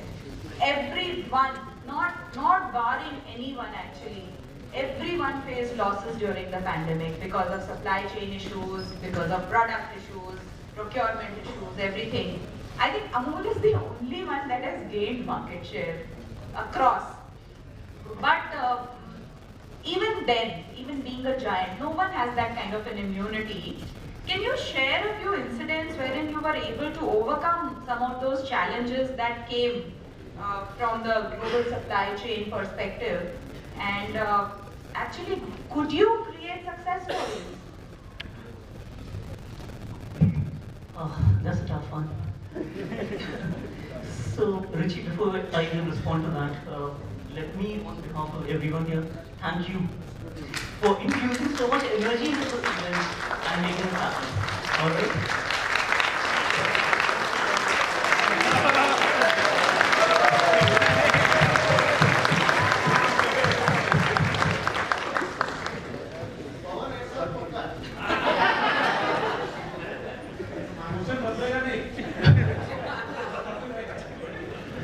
Okay, coming back to your point that you raised. See, everyone here is a part of the extended Amul family, right? And we all know and understand the Amul model very well. So we would also intuitively understand that the way we are structured, any major disruption in global supply chains would not really have a very significant impact on the way we work or on our operations. So that's for sure. But nevertheless, like everyone else, every other business in this country, we also face issues such as delays in, say, delivery of machinery, spare parts, packaging material, or anything that originated from outside the country. So people face issues like scarcity in shipping containers, the freight costs, etc. So yes, but those are general things which I'm sure everyone has faced post-pandemic. Coming back to any specific incidents that, or any success stories that you made out of the opportunities that arose out of the disruptions, I can think of a couple of incidents, maybe. I don't know whether they're success stories or maybe you're the best judge of that. One was very recent, and that was in the summer of 22. And the recent summer, and that was actually a very good summer for us. So pandemic was history, and we were doing very well, and demand was soaring, people were consuming more, especially of summer-based products, ice cream, your Amul buttermilk, Amul lassi, the flavored milks, all the milk-based beverages. The demand was literally going through the roof. And this was the first normal summer we had after maybe 2 years. In the middle of all this good news, there was a realization that all of a sudden there was a general scarcity of something which was very tiny but important. All of you know your packets of Amul buttermilk and lassi, and those small little straws that come along with the carton packaging. There was general scarcity of the straws in the country. And in the middle of all this, the government of India went ahead with a long pre-announced plan of implementing what all of you have heard, the ban on single-use plastics. And the most readily, there was a general scarcity, and the most readily available format of straws in the country just evaporated away, because we were all very eager to switch to more eco-friendly, environment-friendly options, the paper ones. But within India, there was not enough production capacity available at that point in time, and even the international suppliers were all tied up. So there was a bit of a crisis, and thanks to our sourcing team, some of whom are here, who got us out of that. But one little thing that came out of it, which we are very proud of, is that our technical team at Gandhinagar, they managed to source within this crisis the first set of Indian manufactured biodegradable straws. And these were sourced from within India, and the reason why no one else was looking at them at that point in time, because they were the straight ones. The ones you see with your buttermilk packets, the curved one, right? The ones which is U-shaped and bent. So they sourced from within India, used our own in-house capability to reshape them into a format which was compatible with our high-speed automated production environment. And yes, I guess that counts as a success story. We are very proud of the fact that Amul was the first beverage brand in India in the middle of all the crisis, which came out with the first Indian manufactured, Indian sourced biodegradable straws. So yes, that was one little thing. We faced similar things in something else which is very similar, again arising out of the global environment, the metal can packaging. So bang in the middle of 2020, the government decided to implement something called a steel quality control order. Okay, that basically meant you know, we use a lot of these metal can packagings for ghee and baby food, etc. That's very highly specialized food grade template. And within India, there are only two manufacturers, the Jindals and the Tatas. And between them, they did not have enough capacity to meet the domestic demand. And then the government goes ahead in 2020 when international travel was restricted and steel QCO was implemented. In other words, we could not source from anyone who did not have a BIS certified factory. And all the suppliers who were based in East Asia, Japan and elsewhere, there was no travel. So no BIS official could travel to these countries to audit and certify and do anything. So that was a crisis for sure. But our affiliate organizations reasoned out with the government, and we got an extension of around a year or so, in which time we built up, worked with the Tatas and the Jindals to build up domestic production capacity.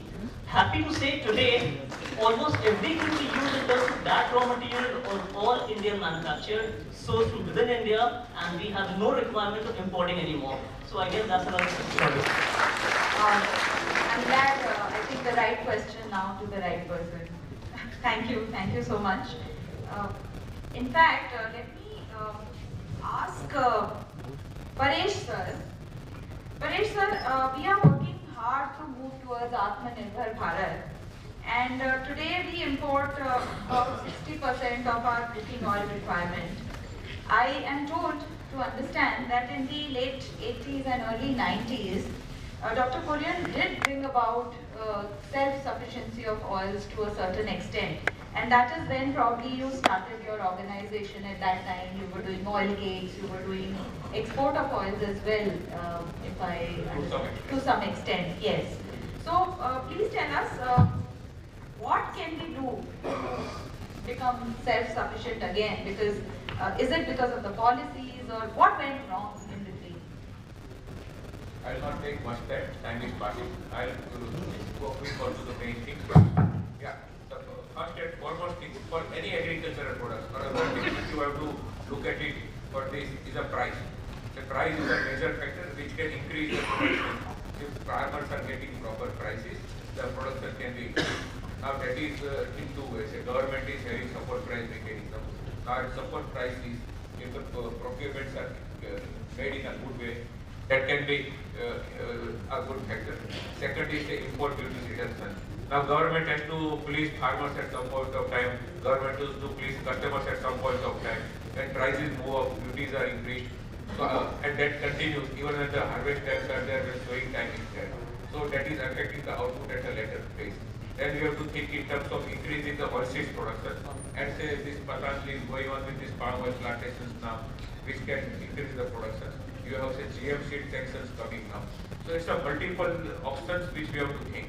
Now with a deficit of say 1.4 million to 1.5 million tons, self-sufficiency is a long way to get. From the point where we were self-sufficient, now we are at say 1.4 to 1.5 million tons of deficit.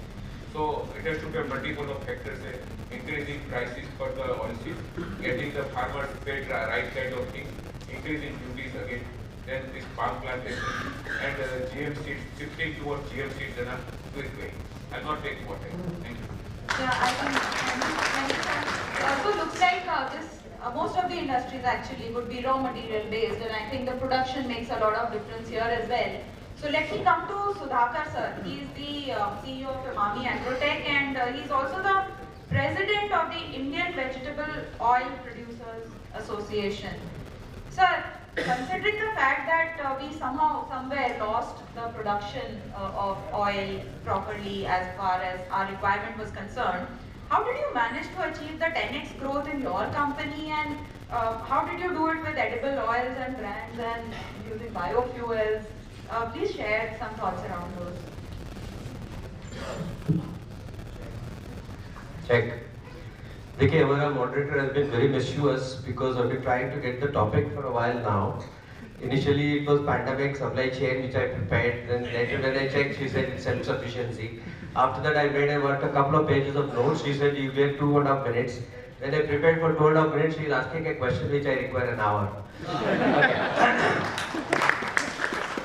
Okay, so I think I will not take much time. I'm so happy. Anand hai, idhar aake. So finally I decided, Ms. Moderator, that whatever be the question, I will say what I have to say. So let me go back to the roots. Let me quote from Dr. Kurien, which, because of whom we are here. He said, India will find its place under the sun when the partnership between the wisdom of the rural and the skill set of the professionals will happen, right? So that's the reason why we are here. I'm so happy that I passed out from IRMA, and like many of you, started off like a salesman or a trainee or whatever, but thankfully I got to handle and build some businesses to grow it big. So all of us have got a story to tell, right? So as far as your particular question is concerned, I think in the edible oil scenario, we saw the opportunity in my current company in the last 7-8 years, of course. When we started off with 2,000 crores when I joined, so we had a vision statement. Usually, consultant come and tell what is your vision and all that stuff. I said, we want to become a $5 billion company in 10 years. So nobody believed. They said it's very foolish and atrocious statement. Later, another consultant came and told us, if it is a moonshot and people don't ridicule you, and if they don't like what you say, then you are on the right path. Okay? So, but come back to the subject of edible oil and the growth. I think we saw the opportunity. We saw the consumption growing. We knew how to do the risk management of the commodity, which is very, very important. In the last 1 year, you would have heard that the governments all over the world have moved from farmer to consumer to treasury to again back to industry. Look at Indonesian policy recently. They took a gun during pandemic and then shot on their foot. So when I look at the Indian government, I feel so happy that they are listening and they're happy to interact with us and address the issues from time to time. So the policy, the basic demand, supply sources, if we have from all over the world, and we also have a crush unit at the refineries. We are happy to say between second largest between Adani, Ruchi and Adani, myself, we control about 30-35% of market. Who is number 2? We don't know. Sanjeev and I will decide over the lunch time. But I'm happy to say that the IRMA's as or is there also. And now talk about him only. So him to put together, we are in this industry. We saw the as far as the 10x growth is concerned, it just happened. I can't cover it in 30 seconds. Simply I can say it is the people have the right amount of seats in your organization, have the right people onto the seats and get them to work on the, apart from the purpose, work on the autonomy and the mastery. I think magic will happen. That's what has happened. Thank you very much. देखो भैया ऐसा करना ये दोनों लोगों के साथ मेरा बढ़िया फ्रेम में फोटो ले लो मुझे पता है they are controlling the oil business ना oil mafia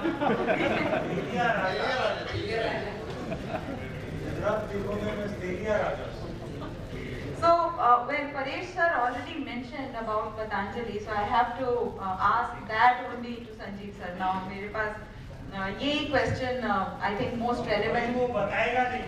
अच्छा, इसलिए तो पूछना है. Sir, what are your future plans as far as Patanjali Foods is concerned? I know question आपने कुछ और सोचा होगा, पर so yes, ma'am. So, sir, please share. Yeah, I'll get, but first let me complete. So, basically, like Paresh sir mentioned, that you all have done some plantations. But sir, do something. Now that you all put together, control the oil mafia, then you should do something to make us self-sufficient. I think that is something that we really want from you now.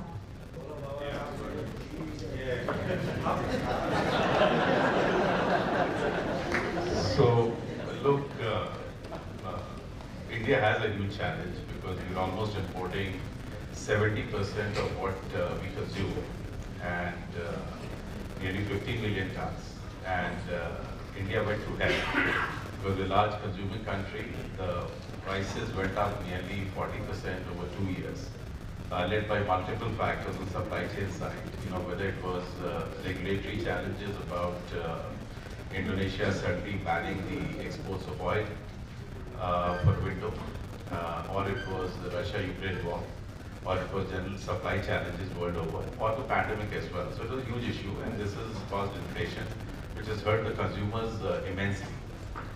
So one of the core objectives, I took this role about 2.5 years back, and we worked very closely with the central government on the policy dimension, including the resource allocation, and very happy to sort of say that we are planning to take up perhaps the most ambitious of edible oil projects, or one of the unique projects in the country itself, agriculture projects itself, where the government has allocated very large sum of money towards National Mission on Edible Oil Palm. Now we're working very closely with the central government and right at all levels to ensure that similar things are carried forward for sunflower and mustard as well.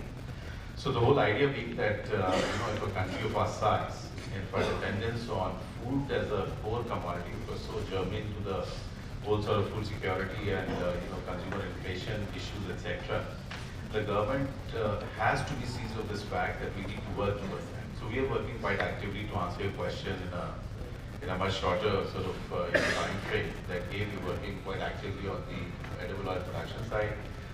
We are working and recommending to the government that we need to look at alternate channels. So just the other day I was telling to the government that we need to look at multiple ways of securing long-term supplies, either from origins that we sign long-term contracts on a G2G basis, or secure plantations in whether it's Africa or Indonesia, Malaysia, that we need to secure oil supplies, or look at building up strategic reserves of the lines of petroleum sort of products or range of other food like wheat and rice the government does for the MSP operations. So I think there are a range of options available. It requires resources, and I think more than important is that giving the policy makers right inputs, that they're able to do that. And I'm happy to report that we are right up front in terms of working through that process to make India at least certainly partially to adopt an effort and work very closely with the government and the stakeholders to make it happen. And which one of the key stakeholders are farmers. We will be interacting with almost 500,000 farmers to get this done, and it will raise both their livelihoods, the job creation at the ground level. And that's the core purpose around which we are working. Thank you. Sir देखिए, मैं तो sales वाली हूँ। आपने ये सब बताया, मेरे को नहीं समझ आता है। कब तक हो जाएगा ये बताइए।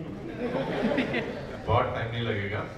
5 साल में आप देखेंगे कि इंडिया का बिग चेंज होगा, and there's a massive work which is going on. That looks fantastic. Okay. So let me now ask our hero of the panel, because he has brought his supporters also. Nitin sir, आपने इसलिए last में रखा है मुझे। हाँ, आपसे लंबा कितने सेकंड है मेरे पास? वो हमारी टाइम कीपर हो गए।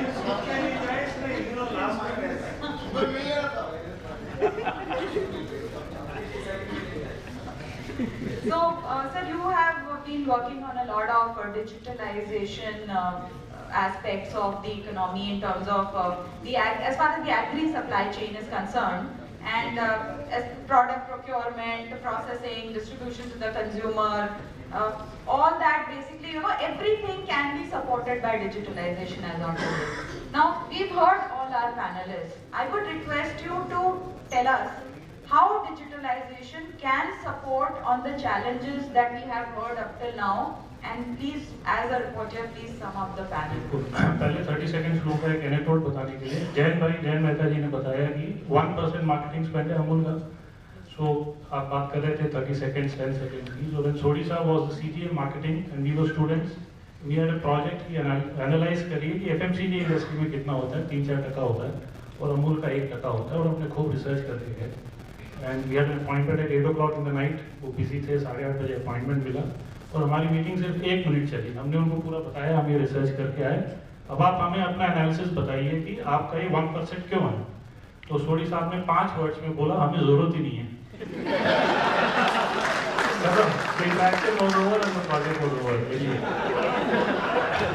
तो हमें जरूरत ही नहीं है। So digitalization of course covers every aspect of the supply chain. सुबह साहब exchange की बात कर रहे थे. एक ज़माना था जब पैसा किसान को कैश के बोरे में जाके देना पड़ता था, फिर बैंक से हुआ, फिर RTGS हुआ. अब आपका फैट SNF इंटीग्रेट हो जाता है हार्डवेयर सॉफ्टवेयर से और आप 10 दिन बाद पैसे देने के बदले इंस्टेंटेनियसली ट्रांसफर कर सकते हैं अकाउंट में etcetera. We are sitting today, on the 101st anniversary of Dr. Kurien. Again, as Sodi Saab said and Jain Bhai, everybody also mentioned, एक तरीका होता है फार्मर को फायदा दिलाने का by value addition. So you do, processing, value addition and give the dividend back to the farmer. दूसरा तरीका होता है by bringing in transparency. तो जो ट्रस्ट आज की तारीख में सप्लाई चेन में रिलेशनशिप के बेसिस पे होता है, मान लीजिए एक गेहूं का या पैडी का कोई किसान है और वो कच्चे आड़ती के पास जाता है, फिर पक्का आड़तिया है, फिर मंडी है, फिर प्रोसेसर है. How do you replicate that same trust which is happening through a person-to-person interaction using technology? And with that, how do you eliminate maybe non-value-adding activities? तो क्या एक मिलर है जो कि डेली प्राइस दे देता है और फार्मर को प्राइस मिल जाता है और उसको कॉन्फिडेंस और कंफर्ट मिल जाता है कि क्वालिटी कैसे टेस्ट होगी, ट्रांसपेरेंसी कैसे होगी, पैसा कैसे मिलेगा. So eventually in the next 10 to 15 years मुझे लगता है बहुत सारी जो old world industries हमारी agriculture की हैं, they will get revolutionized and a lot of that benefit also will pass on to the farmer.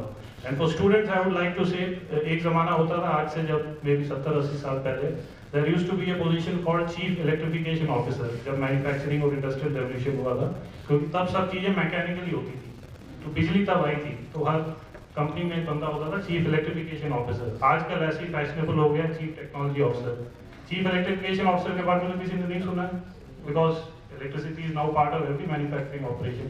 तो ऐसे ही चीफ टेक्नोलॉजी ऑफिसर अगले 10 साल तक होगा पोजीशन. उसके बाद everybody will be a technology officer. So all of you as student was seated I think in the last 3 or 4 rows, take it a point that make the curriculum and knowledge of digital technology an integral part of what you're learning.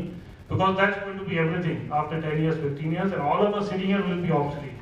Because the way businesses function, the way knowledge is imparted, the way we talk, the way we interact, the way businesses function will totally be, on the basis of technology. So then we will have another discussion on technology. Thank you. And I think you will need some consultants also for all this work, na sir?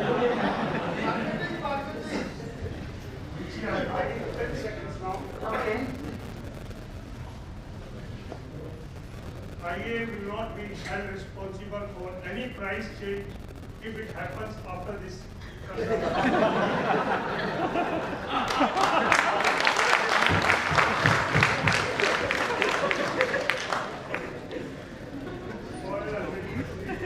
So I thoroughly enjoyed chatting with you all gentlemen. And I really hope that in future also I get this opportunity at some point in time again. Thank you very much. It was an honor to be here.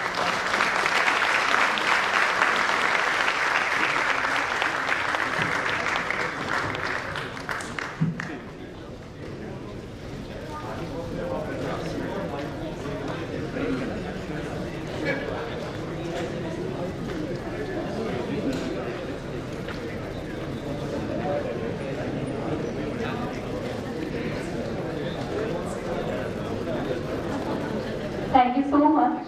Now I would like to request Mr. C.P. Mohan sir, Mr. Hitesh Sharma sir and Mr. Manoj Kumar sir to felicitate our panelists.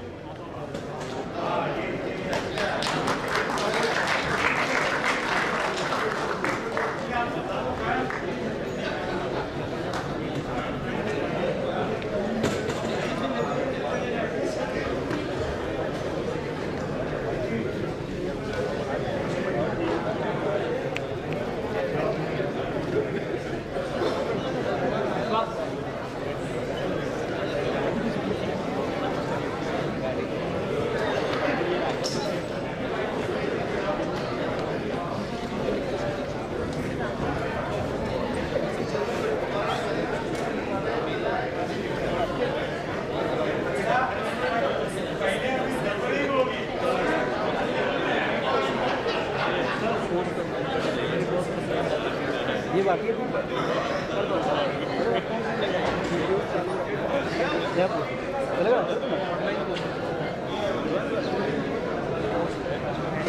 Poverty elevation, sanitation, housing conditions that plays an important role in overall human development.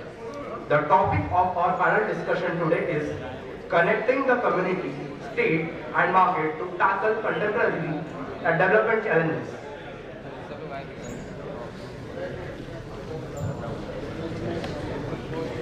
We would like to invite our panelists to join us on the stage. Mr. Rajesh Kapoor, CEO Kurien Foundation. Mr. Meher Kadekar, ex-government of Chhattisgarh Head Social Audit, PRM 5. Rajesh sir is from PRM 2.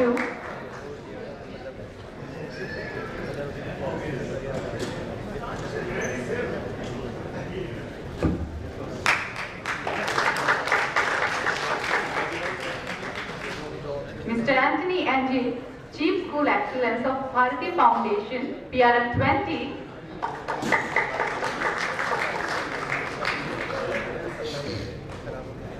Mr. Sai Krishna Nanduri, CEO, NFSI, PRM 5. Mr. Apurva Oza, Global Lead, Aga Khan Foundation, PRM 4. Mr. Amirullah Khan, CEO and Research Director, Center for Development Policy and Practice, PRM 8.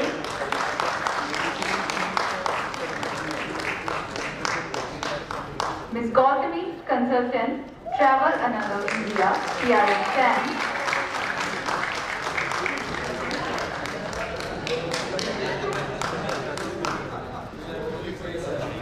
Mr. Anuj Sharma, CEO, Piramal Sarvajal, PRM 22.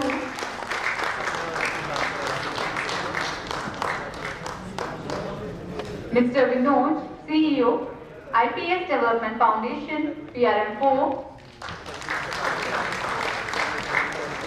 Mr. Sriraman, CFO, Piramal Foundation, PRM 9. Mr. Vinod Kaushik, President and Coordinator, PRM 11.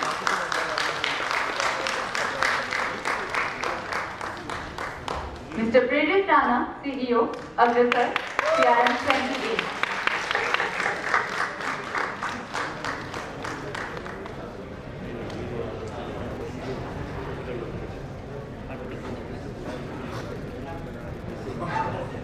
Now I would like to introduce a moderator for this panel, Sriji Muralidhar sir. Sriji Muralidhar is a 1987-89 airman, social impacts, exceptional portfolio social entrepreneur, distinguished public service alumni of NIT Warangal and seminal leadership management, life worker and practitioner, academic in livelihoods, poverty reduction, development of poor, vulnerable and marginalized domain. His seminal contributions to the livelihoods practice have been new thinking and practice in livelihoods domain. Integrated two livelihoods framework, he led 1,000+ lives and plans and 100+ value chains. He was the lead author of framework for implementation. National Rural Livelihoods Mission 2011-2029. He was the state project advisor, livelihoods and society for elimination of rural poverty. He was deputed from the United Nations to the Government of India to the co-lead NRLM and lead its core. Capacity institutions and inclusion of 80 million women across India currently to take charge of their livelihoods, lives and destiny. Currently, he is mentor, Akshara Livelihoods and seminal coexistence. Editor-in-Chief, Livelihoods, writer at Yoga Shimal, co-founder and advisor, National Coalition, National Farming. He is also co-lead AP Community Managed Natural Farming, integrating strategies, scaling systems for natural farming and food systems for people and planet. He also advises Indo-German Global Academy of Agroecological Research and Learning and System Change. Now I'd like moderator to start with this development and sector planning.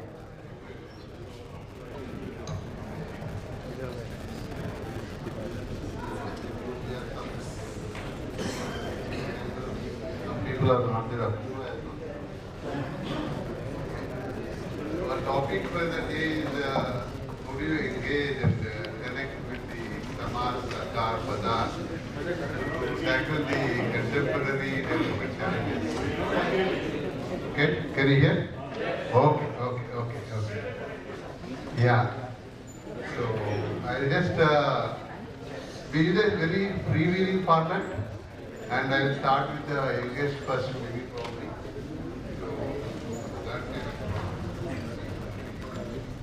Let's see whether Prerit Rana will he be able to start on the question, what are the challenges you see in the development? Before you start, I just want to tell you that the old man, whom we are very, very mentored by him and some way work with, some of us work with him, has actually faced most of the challenges in his lifetime and tackled in his own way. He engaged the Samaj, he engaged the Sarkar, he engaged the Badan. Sometimes he contracted, sometimes he inspired, sometimes he tamed them. Sometimes they hold them by horns and make them play to his tune. All that he has done. So we have examples in the old man, but I want to see how Prerit is there. What is the challenge you see importantly, and how do you engage in these three great pillars: community, Sarkar, and market.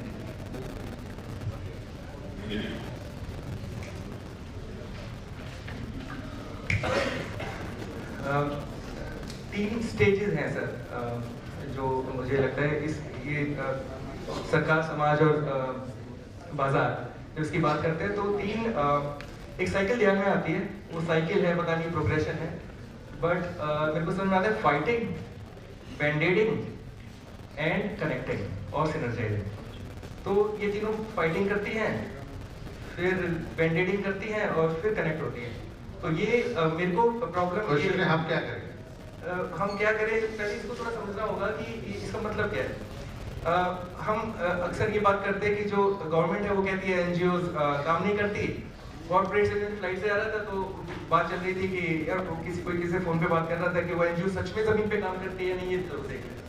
तो एक ये संदेह है, और ऐसे ही corporates के लिए संदेह है। और ये एकदम से उजागर हो गया था कोविड के समय में। तो कोविड में तो एकदम सबने देख लिया था। हम तो माइग्रेंट वर्कर्स में 12 साल से काम कर रहे हैं, लेकिन हमारे टीवी पे माइग्रेंट वर्कर्स कभी नहीं आते थे। वो आए जब वहाँ से गुड़गांव से दिल्ली से वो चल के जा रहे थे, उनकी प्रॉब्लम्स सामने आई। लेकिन बॉन्डेड लेबर, बहुत बड़ी कंस्ट्रक्शन कंपनी ने बॉन्डेड लेबर बना लिए थे। 250-300 लोगों को बंद कर दिया था कि तुम मत जाओ यहाँ पे काम करो, और उनको ब्रेड दे रहे थे। और ये हमने अपने डोमेस्टिक हेल्थ को हटा दिया था। ये सब चीजें तो एकदम सामने देख ली थी। तो कितना हम लोग आपस में लड़ते हैं ये तो एकदम से एविडेंट है। फिर बैंडेडिंग, CSR, skill India, schemes like e-Shram. और CSR मैं बोल रहा हूँ बहुत सोच समझ के, क्योंकि मैं एक संस्था लीड कर रहा हूँ जो कि फेयरली एस्टेब्लिश हो चुकी है, और उसका major funding, significant proportion of funding comes through CSR। लेकिन जब CSR को फोर्स कर दिया जाता है, पहले टाटा CSR करता था, महिंद्रा CSR करता था, बहुत सारी ऑर्गेनाइजेशंस है जो CSR करती है, पर वो फोर्स नहीं था। जब फोर्स कर दिया जाता है तो होती है प्रोजेक्टिवाइटिस। ये प्रोजेक्ट उसने मेरे पास 40 लाख रुपए फंड, रियल एग्जांपल दे रहा हूँ मैं अभी कल का, 40 लाख रुपए है प्रेरित, इसको मार्च तक मार्च तक खर्च कर सकते हो क्या? तो मतलब ये बहुत रियल चीजें हैं, और बहुत और एक्सेप्शंस नहीं है। जो भी मैं बात कर रहा हूँ मैं जनरलाइज वे में कर रहा हूँ, बल्कि उसके अगेंस्ट एक्सेप्शन हो सकती है। स्किल इंडिया, स्किल इंडिया हमने देखा कि हमारे लोग एम्प्लॉयबल नहीं है, बहुत मेजर इशू फेस करते हैं। हमने क्या बना दिया, 3 महीने का प्रोग्राम, 2 महीने का प्रोग्राम, 1 महीने का programme. If we have to make India employable, we don't have to do skill India, we have to do educate India. सरकारी स्कूलों की हालत इतनी खराब है, सरकारी स्कूलों के साथ काम करने में 12 साल काम करने में बहुत मेहनत लगती है। वो काम करना बहुत स्किल इंडिया, 15 दिन का प्रोग्राम चला देना, और फिर उस व्यक्ति को जो मशीन ऑपरेटर के लिए ट्रेन होता है उसको हेल्परी की नौकरी दिला देना। तो ये तो कोई बड़ी बात नहीं। तो ये हो गए पेंडेड। और फिर ये स्कीम जो ई-श्रम स्कीम है, और इस तरह की, क्योंकि सुप्रीम कोर्ट ने फटकार लगा दी तो उठा के ई-श्रम बना दिया, उसका पोर्टल बना दिया। ई-श्रम से कुछ होता नहीं, इलेक्शन हुआ यूपी में तो 500 रुपया भेजना शुरू कर दिया। तो ये उसका, तो ये पेंडेडिंग हो गई। अब फिर बात आती है कनेक्टिंग की। तो वही आपके सवाल का जवाब है, लेकिन पहली 2 चीज को समझना जरूरी था कि हम, ताकि ये रिफ्लेक्ट कर ले कि हम क्या कहा। कनेक्टिंग के कुछ एग्जांपल्स हैं, जैसे एक तो ये जरूरी बहुत है, जैसे एक ऑनर स्कीम आई है, 1 नेशन 1 राशन कार्ड, हमारे हरियाणा में जो हम लोग ज़्यादातर काम डेवलपमेंट सेक्टर, सोशल सेक्टर वाले बहुत बात करते हैं. I don't know how to. Yeah, I just wanted to tell everybody that we don't know how to keep tab on our own words. Yeah. मैं जो ये बात कर रहा हूँ ना, और I'm especially talking to the youngsters here, कि जब मैंने बात की ना कि हम लड़ते बहुत और बैंडिंग करते हैं, तो इसका मेजर रीजन ये है कि हम काबिल भी नहीं हैं. अग्रसर में जब मैंने शुरुआत की थी तो मैं जो गवर्नमेंट के साथ लड़ाई करके रखता था और CSR के साथ वो करके रखता था, मुझे लगता था कि मैं बहुत बढ़िया काम कर रहा हूँ और मेरे को ऐसा लगता था पता नहीं हम ही अच्छा काम कर रहे हैं. लेकिन अब समझ में आता है कि हमें पता ही नहीं था कि गवर्नमेंट फंक्शन कैसे करती है, CSR की क्या लिमिटेशन है जिसकी वजह से हम नहीं कर पा रहे. So the first thing we have to understand is to first we have to learn is to understand each other, their limitations, their strengths, and then we have to connect. There are so many examples, I can go into examples, but I think that is not needed. तो बहुत एक दसरा एक organisation है जिसका social compact programme है, जिसको specially mention करना चाहता हूँ, जिसमें वो प्राइमरी एम्प्लॉयर के साथ काम कर रहे हैं so that whole supply chain can be influenced. बड़ी बड़ी कंपनी में तो जैसे अमूल में तो लेबर राइट्स जरूर मीट हो रहे होंगे, लेकिन अमूल के जो सप्लायर्स है उसमें भी हो रहे होंगे, लेकिन उनके जो सप्लायर्स है उसमें हो रहे हैं या नहीं, ये सवाल खड़ा होना चाहिए. और उसके आगे घर तक वो लेबर राइट्स मीट हो रहे हैं या नहीं. और अमूल तो फिर भी चलो गांव में पहुंच जाता है, और मैन्युफैक्चरिंग कंपनीज है बहुत सारी चीज़, तो इस पर अगर काम हो जाए, लेकिन उसके लिए मानना जरूरी है कि हम काबिल नहीं है, हमें काबिलियत को बढ़ाना है. Thank you. Sodhi Saab was reminded in the morning over the time. Today is an example of how we may not plan well and manage well. So that is an example of that. But from now on, let us see whether we can improve it. When I went to a meeting at 4 o'clock for Dr. Kurien's meeting, I was at 4:01. He said, I am the chair of the meeting, isn't it? That's the question he asked me. From that day, I know that time is so absolutely valuable. The second thing that he told me was, he told us was, A4 paper के अंदर, एक sheet के अंदर जो बात बोलना है. A4 paper के अंदर, and font size 12 से कम नहीं होना है. Line space 1.15 से नीचे नहीं होना है. And A3 पेज नहीं बना सकते हो, A4 ही रहना है. Let me add one more thing. In presentation, it is only 6 slides. Yeah. And 6 lines per slide and 6 words per line. And this one page can be 100 word diction. It can be 500 word diction. But it has to be one page, then he can ask you more questions. So I just wanted to tell you that. But one of the biggest challenges that Kurien faced was getting funds for the operation front. When Prime Minister asked him to replicate Amul, he wanted to get money. It took 6 years to reach there, and getting money for the development work is the biggest challenge. I'll ask Amir to take us through the processes of funding required for development social work. Amir, happy to be a batchmate. Thanks, Murli. Thanks, Mohan. It was your call that made me drop the World Cup and come here.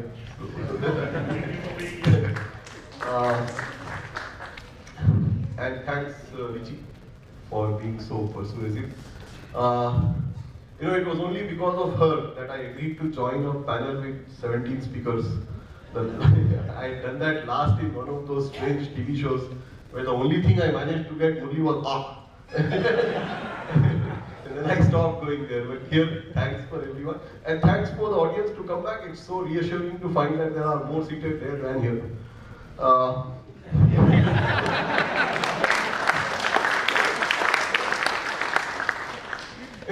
My homage to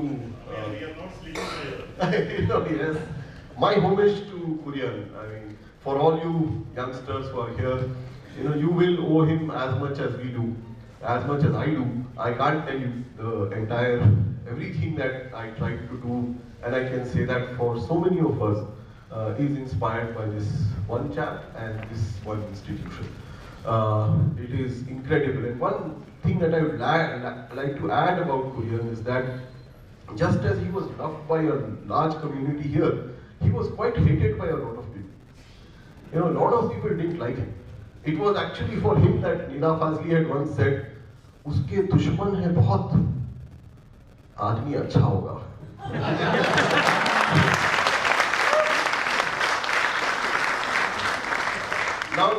Now for the 30 seconds or 29 to answer Murli's question, there is no money. Right? That's the answer. When we were here in 87, 89, it was the state that was all pervasive. India was run by the state. As we moved out and started working, the community took over. And in those heady days of development, we saw that the community space really expanded. And now when new people are graduating, the market has taken over. The challenges have been brutal throughout, and the challenges have become formidable now. Where is the money? The state spends enormous amount of money on its own priorities. The market funds itself and the state. All the CSR funding that we thought we are going to garner is now going into most things that the state wants to spend it on, including lofty things like statues, literally. So the funding for civil society, funding for us, has shrunk remarkably, especially foreign funding with all the concomitant problems related to our unease with the foreigner yet again. And that's why, as you are graduating, you are entering into a space where the challenges of poverty, etc., are just as big. When we graduated, there were 300 million abysmally poor people in the country. As you graduate, there are 300 million abysmally poor people in the country. Your challenges are just the same. Your position is just the same. Your opportunities are just the same. I must end by saying that I worked in this space for several years now. I'm mostly in the research area, and we have faced those crunch situations. But COVID, it was very interesting. There were 3 people who made a lot of money during COVID, whose net worth went up by some 13 times. One is Mr. Adani. The second was, and the third was me. We also increased our net worth by 13 times because we were working in the health sector. We went up 13 times to reach 1 crore. But the scale was just as big. Thank you.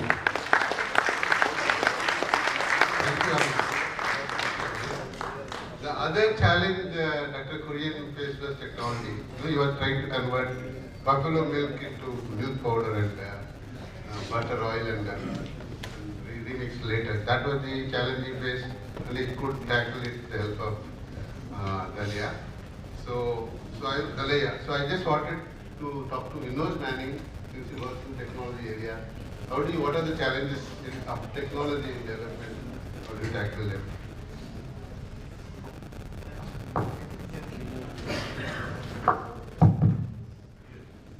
Thanks. Did I pay you for this question?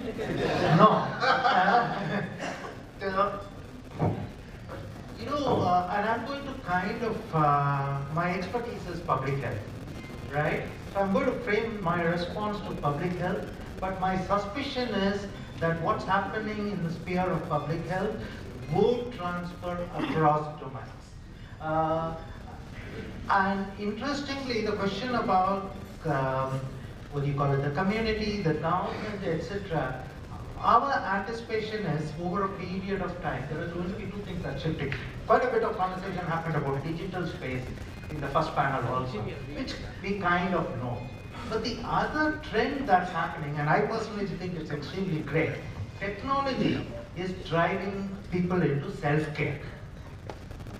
Lots of things, even complicated, what was earlier complicated, like an abortion care, long-term contraception, is all moving into self-care. WHO is thinking of it, companies are getting into self-care. So what's going to happen is, these technology growths are going to enable communities to take care of themselves, and therefore probably the relevance of what governments are controlling, or structures are controlling, and even markets are controlling, will get eroded. I think from a rights perspective and from access perspective, this is wonderful because the power goes straight into the hands of the clients, the community. So the problem for all of us here is, especially, okay, people like me, we are kind of finished, so we can give the gyan about what we think is happening. But for people like you and for IRMA, the challenge is how do you prepare yourself for those changes so that when you pass out, when you work in these sectors, you are proactively be there, right, the right skills and the right, competencies to manage this transition and make this relevant in the social sector. Right? That's it. Yeah, the institutional builder he tried with all forms of institutions probably. He has been society, company, non-profit companies, partnerships, collaboratives, variety of forms he has tried. And at the end, the government wanted to take over, 84, then Operation Whiteboard, Operation Whiteboard, then it became Operation Blackboard. Fights in 87 they took over and made it NDDB, the Institution of Excellence of the Parliament. So that's how the direction for a successful organization. I want to ask Rajesh Kapoor whether you would like to say, how do you handle this takeover by the governments? How do you handle this takeover by the governments? Thank you, Murli. Actually, I'll come to the question later because I was given a different brief that I should sum up whatever we discussed. But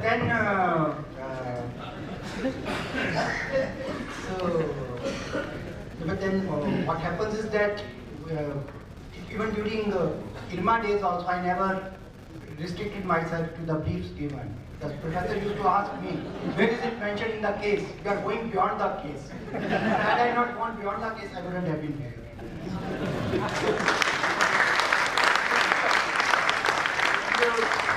I remember I did the same thing when I was a student in school. So I'll take a little more time. I am the senior most person. So I'll take more time.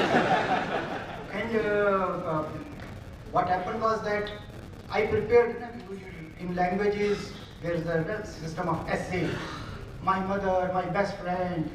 So I remembered essay of cow. I didn't know that later on I would be associated with cows.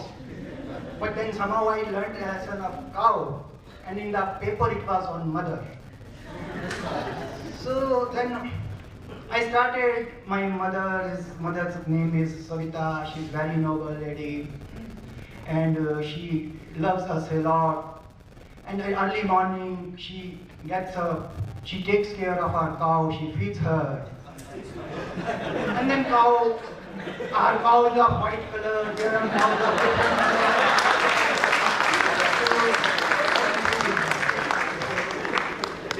Second is challenge, we are talking about challenges, and I see a challenge here also, that our panels mostly are very gender insensitive. We should have had, I request that in next years there should be more women, and it's not that we don't have women, though the percentage, because even in the percentage of our batch intake, when we were recruited, we were admitted in the IRMA, only 10% were women. But still, they have excelled. If we see the leaders, there will be a much higher percentage. And I can name a few like Nilima, Annie George, Rafi is here. So there will be so many, because I don't know all the people. And now coming to what you asked. So challenges, actually if we see, one thing is that we at development professional many times consider community as a homogeneous group. It's not that. A Patel woman is very different from a tribal woman. So we can't equate all women as the same category.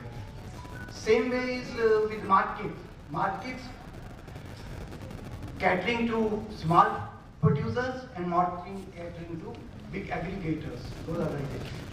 Same way government anyway. So we'll have to see to it that how we as professionals are very sensitive to have equity in this community itself. How Dr. Kurien did it much earlier. How participation of these producers, small producers in value chain gets enhanced. So that's done through organizing community. And now, of course, latest, which Vinod has also talked about. That time, it was more of a physical participation of people in that community in the value chain. Now it's digital, virtual, a lot of those things will happen. So that's a challenge which we have to equip ourselves with, so that we are able to, because our role is a facilitation. Our role is not of doing the things. So we have to empower these communities. So the chairman of GCMM was much more powerful than the MD of GCMM. We all know that. So that type of empowerment Dr. Kurien had envisioned for farmers and those sorts of things. Second, how we are tackling this, because government right now what it is doing is, it is on one hand it is privatizing a lot of social aspects, be it education, be it health. On the other hand, it's having its own special purpose vehicles. So that NGO's role gets limited, because NGOs are not required. Government wants private sector, government wants executive, government wants media, but they don't want NGOs. I hope this will be limited to this group only. But I am prepared for it. No, it is a public issue. No, it's okay, yes. So, yes, I am ready for that. I'm ready for that. So like what Murli started with, like we have learned from Dr. Kurien how to handle this. So that's a challenge. So what we have to do is, now what we are doing is, like-minded NGOs are coming together, addressing the issue, and then bringing community in forefront. If on any issue, communities interacts with the governance, that gets accepted much faster than what civil society when it talks on these issues. So I think I will now stop here, and if in case of Thank you, Rajesh. I congratulate Rajesh for receiving an award recently from the CSR.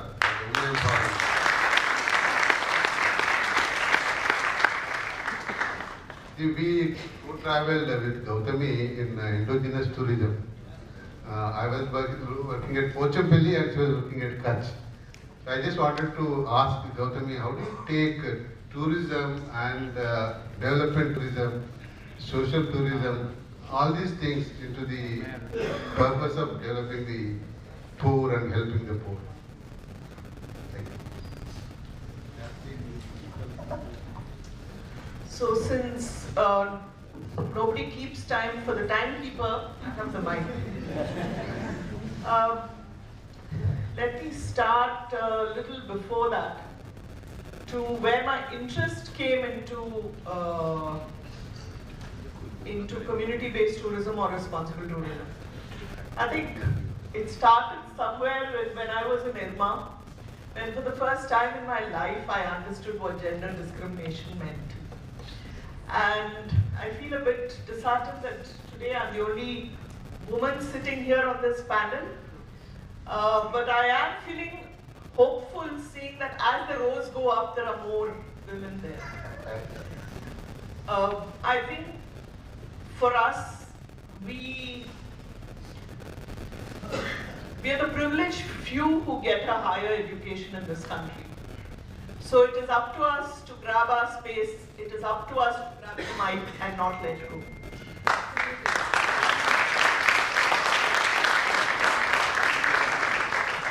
So, I'm now starting the time. And so when I was working with Kutch Mahila Vikas Sangathan, the village where we failed to work with the women was the one chosen to bring in tourism.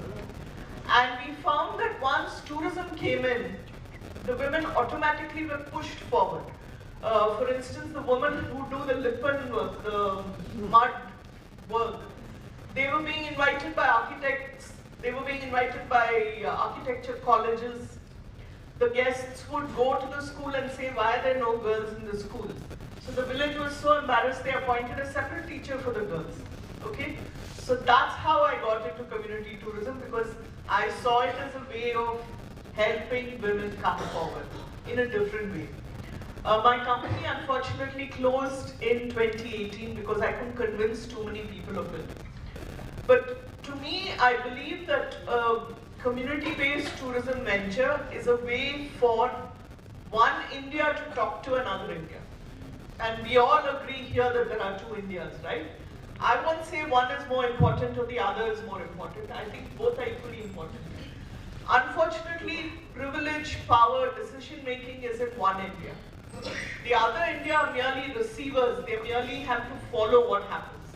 But if we could enable conversations, if we could ensure that we understand that the other India has as much to contribute, whether it's the farmers who give their produce, whether it's the craftspeople, whether it's age-old knowledge which comes from generation to generation, the other India has a lot to offer.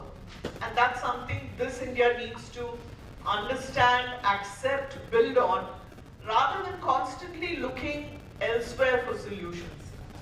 The other India lives a sustainable livelihood, lifestyle. And we are so busy looking west that we forget that, and we start, talking of sustainability goals. Let's look inward a little bit. So to me, the concept of responsible tourism was to ensure that the two Indias talk to each other, that we learn from each other, and that women begin to get revenues in their hands. So that was what the tourism venture. Port Delhi has now recognized as the global tourism village in the world. So recently declared. Delhi. Yeah.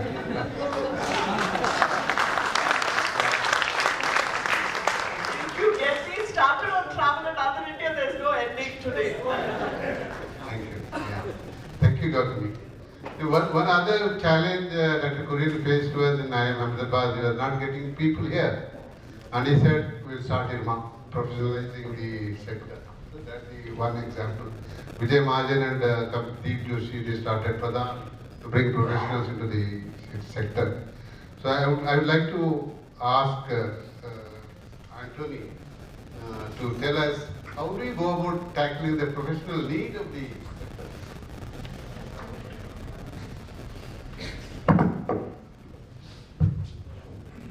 Thank you, Manoj, for this question. And though we have come back after tea, it looks like a post-lunch session. So it's really good to be back here and take in the air of IRMA.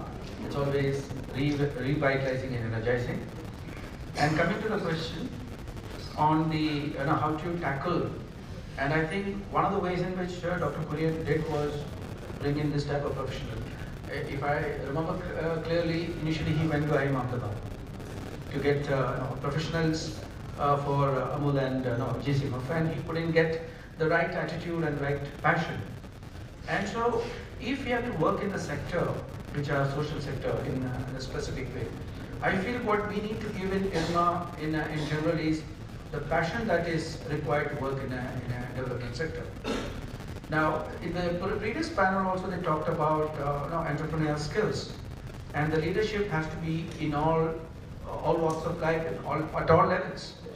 So while the content is important, microeconomics is important, financial accounting is important, strategic management is important, all the topics are important. But what are the skills that we are pushing into the minds of the children? And developing those skills is important. Because when you go out there, yesterday, some of our classmates were talking about, we studied so many models, but none of the models worked when we started working. And it became a history. It became a history, though we did not learn about history here. So I would stress on the importance of skill building, and I think Vinod also talked about the competence, because that is the most important thing. We recruit so many people, and to get one position filled, we need to interview at least 50 to 60 people these days. So there is no question of lack of employability. I think there is a kind of lack of employable people. Recently a study came out, 1/4 of the MBAs are employable. 1/5 of the engineers are employable. 1/10 of the graduates are employable. So I think that speaks volume about the education system that is coming here. So if you have to get professionals to work, whether it is the social sector or even the profit sector, we need people with passion, not just for development. Anywhere we work with passion, work with entrepreneurial skills, then the professional in all of us will come forward. And that's where I think IRMA can make a lot of contribution. And this will also help. One of the key things which I admire in Dr. Kurien is working in scale. So if you have to tackle a problem, I think earlier the speaker also was talking about, every graduate coming out, you will have to deal with the 300 million poor people. So we cannot afford to have one village transformation. We need to see how we can coordinate with the government, which is a sleeping giant, how we can awaken them and make sure that, just like Dr. Kurien did in Operation White Revolution, we need to make that particular even in the professional level. Because the professionals required in the sector is much more than what is there at this time now. There are many colleges have come, and many of the students join, this is for a job, not for a mission. Then I think we'll be able to make a difference as a professional. Thank you once again for inviting me. And as we were saying earlier with all of us, this particular IRMA Alumni Association, especially the executive members, they are doing something right. And a round of applause to all of them. Thank you, everybody. Continuing on the same spirit, should we have more IRMAs? Should we have more courses in IRMA? Should we go into leadership? Should we go more on the skills side? And should we do more 38 sector courses, and should we go more on that? How do you handle this? Can you explain that out?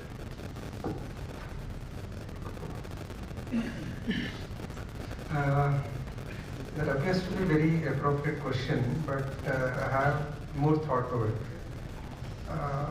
I had a thought process, like taking back to, first of all, it's an honor to be part of such a great discussion. But I stayed, being an FPR, all of you would know, we stayed the longest in the campus actually. Batches would come and batches would go. So it was very, in a way, painful experience also, not having any visibility of where the end is. However, we are taught to ask more questions and find a solution. So unfortunately, I got into a system where I have to find solution than asking questions. So in the practice, so three principles, three very exploration questions that are always in my mind is, why do we as a development sector start creeping about, अरे capacity building मुश्किल है, behavioral changes है, ये achieve नहीं कर पाएंगे, वो achieve नहीं कर पाएंगे, but business, corporates or private sector also does the same thing. It is also about, it is a behavioral sense. They also bring out money. But NGO में बैठ के हमारे पास पैसा नहीं करके बोलते हैं, लेकिन how corporate sectors are managing to find money? That is one question that I always had. And when it was Kurien, so I worked in NDDB as well, and I was a part of writing this proposal of National Dairy Plan. So myself and Ravi Shankar were writing it, compiling information from several other departments. So I keep on, I used to ask several people, why does Kurien the way he is? Why he is so exemplary and so motivating, and he has managed such a big revolution? So 2-3 things that I could gather is, one is he has got a purpose very, very straight, and the integrity is too much, that uncompromisable. And third thing is, somebody said in the earlier panel, taking the bull by its horns, sitting in Anand, calling the shots in the Prime Minister's office, and also when the entire media is after the revolution and all. So that is something that he has somehow managed it. So that is one part that I always wondered. And the third thing is the resource use efficiency. Like when it comes to a private sector entity, we invest a lot of money in developing a product.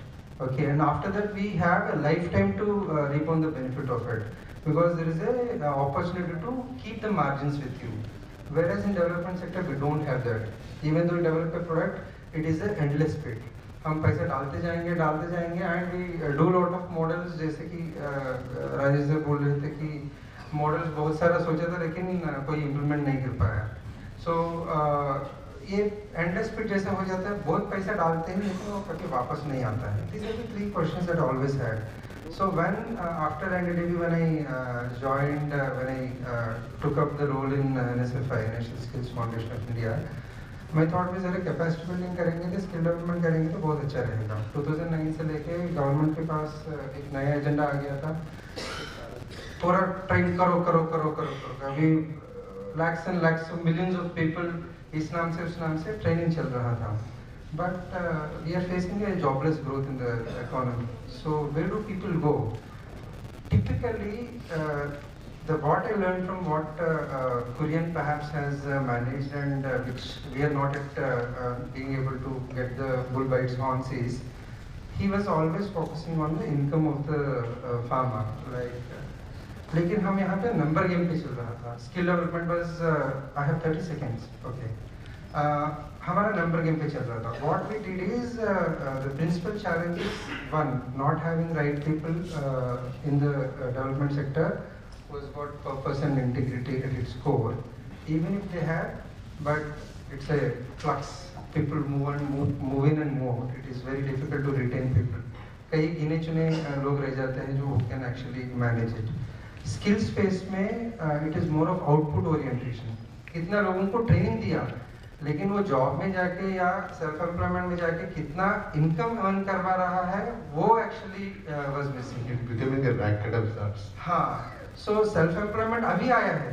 2014-15 government has come out with added this entrepreneurship into the ministries. Okay, please wind up. Okay, so skill development, as I say, as a summary, is please, it is not training.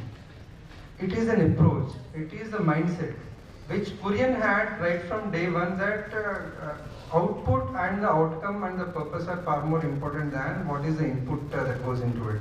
So the challenge of skill development on today's thing, if I can say, is not about कितने लोगों को training दिया और किस पे training दिया, लेकिन वो ट्रेनिंग को लेके how are we able to swing it around what perhaps Kurien could manage to. Thank you, sir. I just reminded of Kurien's response when Government of India asked MIO to wind up in between after 1 year or so. Yeah, बहुत किया बस कीजिए. So we came with a red book to answer that question. Then Dr. Kurien, we went to him and he said, "ये जवाब क्यों देना है? We go to the court." So it was a literal way of looking at it, and we won the case because of that. When he said we go to the court, government went back. So it is a possibility. And the similar state today, NGOs, CSOs, CRA is creating a lot of problems, and space is coming down. Government is taking over the NGOs' work. I want to ask IRMA, how do you handle the situation of money for the NGOs, collectives, and how do you go about working in this space? Well, thanks, Murali, for this question. I know it's a very apt question. And before that, I want to, so much about the gender imbalance being talked about by Rajesh, me. But I want to appreciate the challenges with which the organizers have put the panel. You just see the audience. You can see the gender imbalance in the audience also. So why only talk about the panel? So there is imbalance everywhere. So the same thing is reflecting here. So coming back to your question, yes, FCRA is becoming very, very tough. Amir also said, that basically the funds are drying up for the sector as such, and but the challenges are not drying up. We may try to project an image that the country has changed.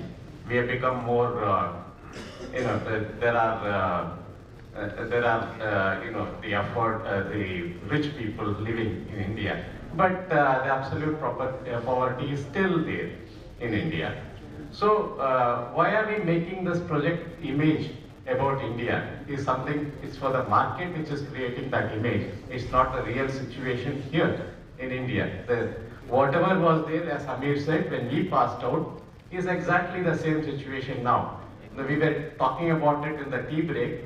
The absolute poverty is one issue, the other one is the relative poverty. The relative poverty is possibly much more challenging, much more dangerous than the absolute poverty, so which is there. So how do we handle this issue of this thing? Basically, there are two things. One is, there is a failure of trust. We have lost when you look at the society has, I don't think, has a trust on the civil sector. When earlier days, when you say, you work with the NGO, the idea was the people thought that you're doing a genuine work, you're doing a thing. So, but now, when you say, oh, you are the NGO person, okay, that's how the society looks at you. That the government looks at NGOs with suspicion. I really don't have an answer how this is going to change. Can we go to the court? I don't know. The NGOs don't have the power to fight it the way Dr. Kurien had the power. He could handle the bull by its horn. I don't think the NGOs have the power to go to the court and fight with the government about the whatever challenges which are coming from the FCRA side to the NGOs. So I don't think I have an answer to your question, Murli. We'll live with it.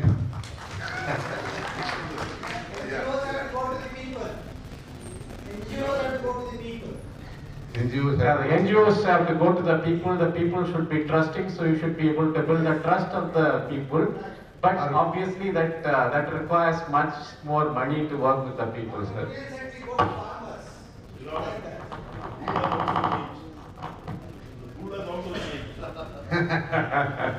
I said bull, I remember Dr. Kurien's comment in this hall, in the auditorium, when Margaret Alva was here. She said, you're talking to a male chauvinist bull. He's referring to himself, alpha male. So he's saying that. I just wanted to remind you that. Okay, thank you. And for finances, NGO will also have to think out of box. People get very good source of finances. Yeah. I mean, a lot of people want to give back. It's the channel which has to give. That can be humongous and very good source. And that's a very, very I can, okay, if you give me 30 seconds, I can answer this question. Yes, the ways of raising funds have changed. There is a way to raise funds to the individuals, yes. There is a way to raise funds through the CSR, yes. But the expectations have changed. The color of the money is changing. Earlier days, the money which used to come, people never used to ask questions. But if you give 100 rupees today, we want 30 1,000 rupees. They want a response for 1,000 rupees. Yes. Although 100 they give, they ask for accountability for 1,000 rupees, which you might get from some other sources. Everybody wants the accountability of the larger pie rather than the pie they give. The cost of raising funds have increased. The cost of responding to the money has increased. The cost of The one point all of you are raising is that if the community has to take over the larger responsibility, community organizations have to take over the larger responsibility, is that a viable idea? I just want to ask Vinod Kaushik, how are you going to end poverty?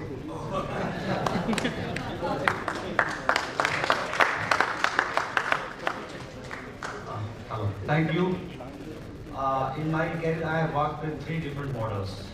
Poverty elevation through the banking model, credit, and second to the daily development, and third to the handicraft. But those 3 aspects of community, state, and the market, they are like the 3 sisters who lost in Melas.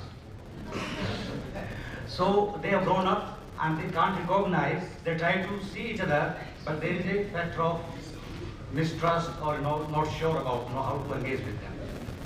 So maybe we all love dairy. I can talk about my dairy experience now, about poverty alleviations, one of the models I worked in NDDB dairy service. I was part of the top management team when we got this World Bank funding, National Dairy Plan. And we had mandate to create 5 milk producer companies in India from different states. And when I looked at the value chains, we went to different states, 70% milk is still by unorganized sectors, only 30% milk is procured by the organized sectors. So in these 70% areas, so this is milk is handled by petty contractors or durias, and there is no processing, there is no storage of milk, and it has to be consumed almost around same time. So a lot of exploitation happened with farmers into more pricing payments, and Pani said we have about 10 crore farmers, and out of 10 crore, 85% are small and marginal farmers who just want to do cattle. For them, it's a huge challenge how to make dairy viable because input cost is rising, and they are not getting access to the market around the years because in many areas we have buffalo belt, which is seasonality is also factors. And then in terms of small size and productivity of their animals. To look at the animal productivity, like in our case about 1,500 liter milk per animal per metric ton. If you compare that with the rest of the world, it's about 12,000 liters. And the second problem of the farmers, like the inter-calving period, which is almost 15 months, most of the poultry pockets. So he has to carry the burden of feeding animals for 3 months extra without money. And third thing is the market size, because most of the milk is handled by unorganized sectors, poultry pockets, so he is not getting good price. So these 3 factors make this very difficult. So while I looked at the value chain, I realized this is like a pot with many holes. We are trying to fill it, it will never get filled. Because there is so much of leakage across the value chain. And this is across all the sectors, cooperatives, private sectors, or small, it's bleeding. Then I think we spent almost 2 years just to study and understand how to crack the value chain, where we can completely plug the holes and make the value chain very efficient, conflict-free, and there's a value for the farmers. Because farmers say there's no value for me in the value chain. At every step is low. So we came up with 17 IT projects in National Dairy Plan, जहाँ भी आदमी बैठा हुआ है who's handling the milk starting from the village. So automate that process. That one simple solution was automate that. His roles would be only just to yes or no. Press the button, accept or reject. He can't fiddle with the machine. And I personally realized we went to villages. We spent 6 months in understanding how to really at village level. We have secretaries in the cooperatives, and we had many people from the NDDB also, and they had great facilities for the cooperative secretary and village levels. So and we all know about the story of milk phases of the milk at village level. So I think we came up with a lot of IT project, and through the IT project and automation, we could plug a lot of holes. And we had mandate to organize almost 1 million farmers in 5 years' time. This was started in 2011, and this was funded by World Bank through the Ministry of Agriculture. And we could, because of 2 years studying value chain and looking at the various constraints and bottleneck and applying IT, we could really plug a lot of holes and create value for the small farmers. And within 6 year times, these 5 companies could scale up to 6,000 crores with positive bottom lines. Thank you. Thank you. 3 things I've been associated is collectives under the mentorship of Dr. Kurien. Second was the self-help, other big movement. Lots of money has been raised. The third is natural farming, lots of money. Today we raised about 5,000 crores. So money has been raised, money could be raised, but these are possible. But I want to ask Anuj to tell us all these methods of social entrepreneurship, selling produce to the people and making money out of that, or using that money for the development. Does that work? Is that the way?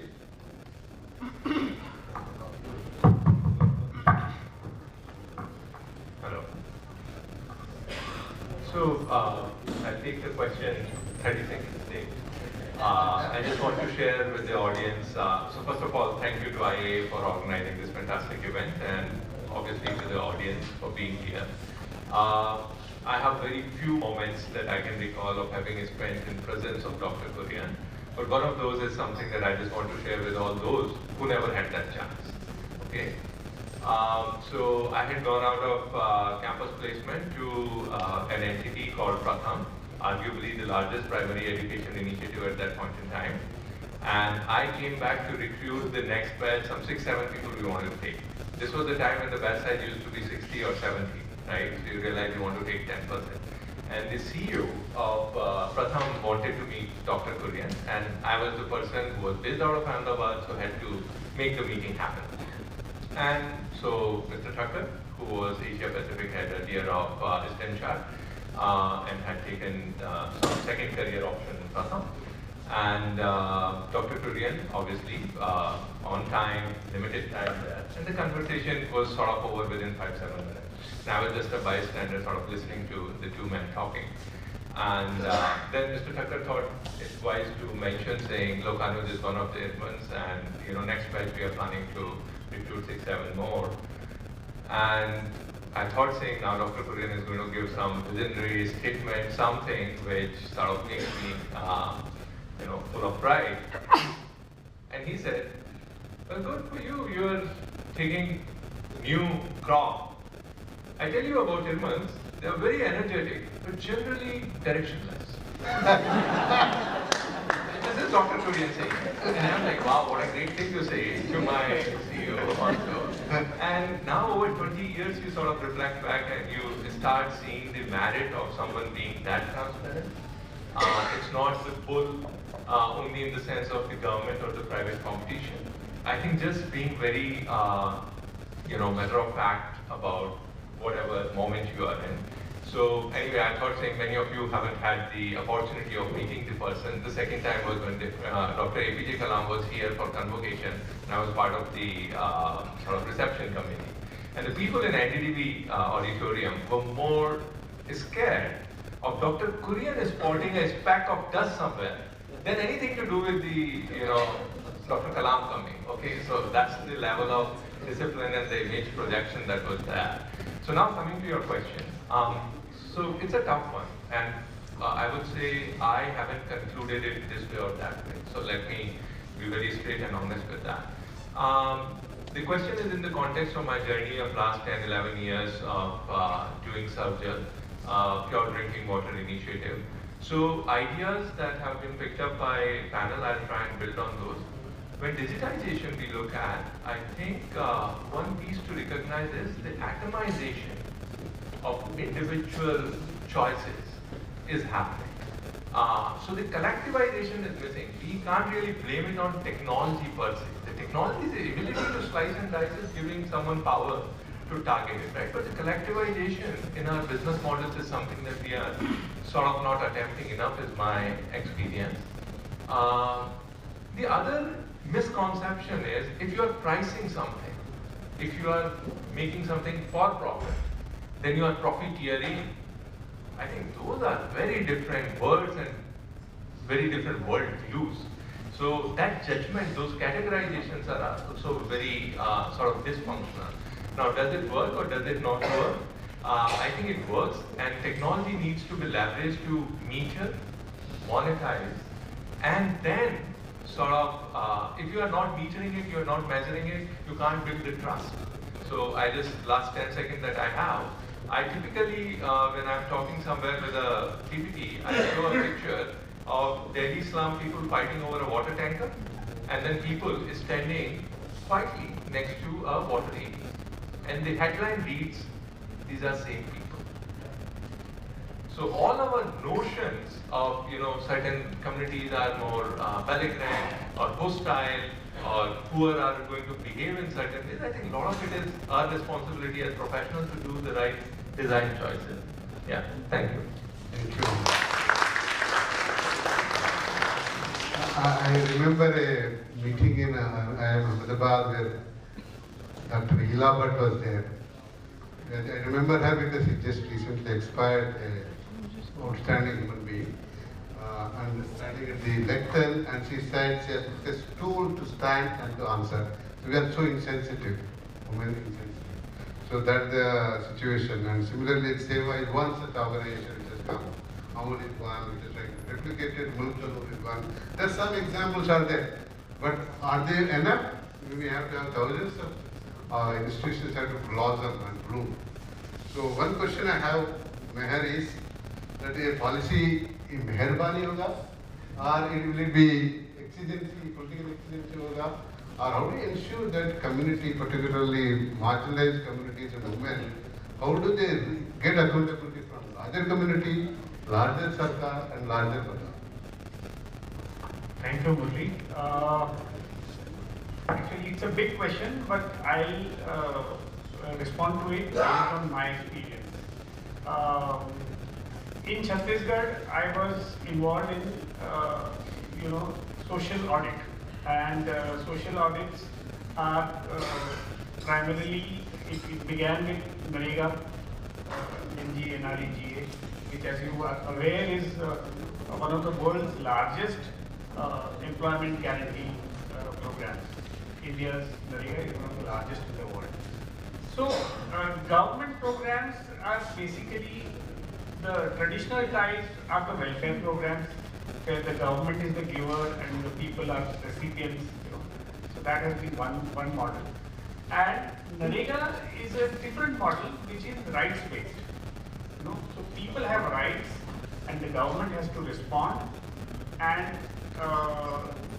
inbuilt in that is the whole concept of social audit, wherein the people are empowered to ask questions, and the issues of transparency, the issue of accountability, the issue of people's participation, that becomes important. And there is a clear separation between the entity which implements the program and the people who are sort of asking questions, कि हमारा पैसा, हमारा हिसाब. So that is what social audit is all about. And as more and more programs move on to social audit, we will see the benefits. Coming to the next, the point he mentioned of how communities can be empowered, how women can be empowered. This is also, we had this experience. Government of India wanted women, and especially SHG women, to be involved in social audit. As the head at that time, I was skeptical, I mean, we have social auditors at the village level, why should we involve SHG women? So I was talking to my boss, who was the additional chief secretary, and he said, why don't you go and interact with women? So I went to, in a village, I talked to these SHG representatives of them, and I was convinced that they are well sorted out, and they have their own mind, and they came across as strong individuals. So I said, yeah, let's do it. So there was an ambitious program to train SHG women to be social auditors. And during my period there, we were the first state in India to start this program, the first state in India to complete the target that was allotted to us. And monitors who came from NIRD said that the quality of the training was very good, because we didn't look at the training program as a given. We said that this is our training program, and we built on it. We added value to it. Whatever was not there in the timetable or in the curriculum, we added to it. Now, what was the result of this?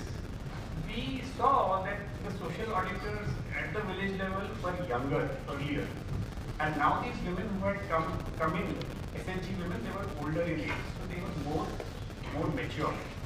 Secondly, during the social audit process, there is a lot of back and forth that happens. People don't like social audits. Threats are used, abuses are used. Now, with women coming in, threats and abuses became a no-no. So the entire grammar of social audit changed, and this led to a very mature process. So I see that when women are involved, when people from marginalized communities are involved, the quality of work improves, and the effectiveness improves, and that is what I would say, that is one experience I want to share. So one of the key lessons from the panelists, can we represent communities at large always truly, and can you remain accountable to communities at large? That is the message we are able to say from the social and development sector. Thank you very much for all the time and energy. Hope we enjoyed it. Hope we enjoyed it. I enjoyed it.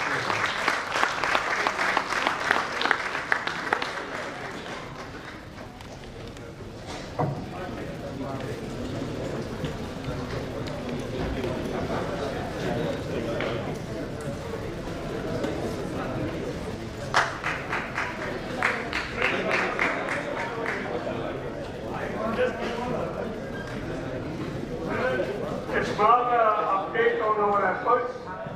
Just now we got an update, we have been trying for getting term life insurance for all IRMAs.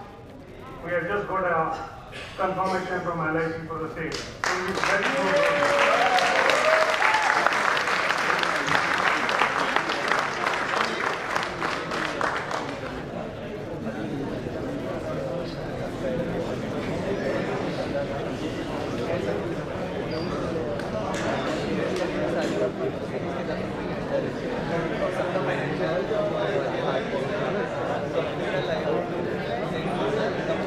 Thank you so much.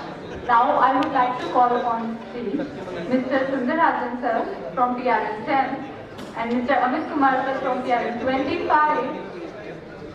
to felicitate our panel.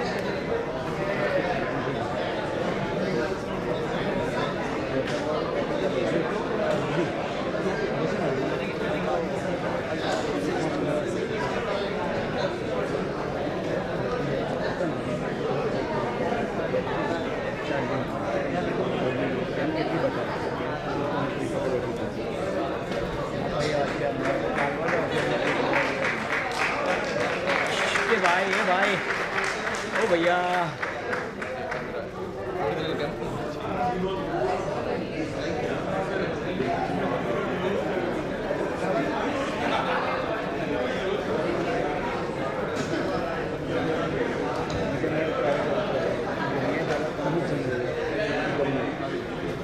Thank you to all the speakers. I request everyone to proceed for the lunch.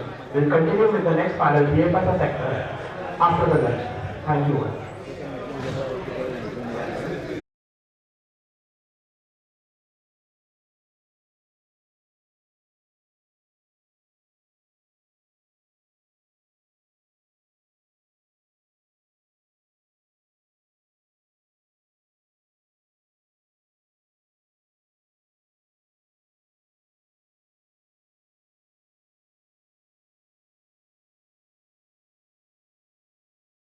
and other sponsors Better World Foundation and Sunwork.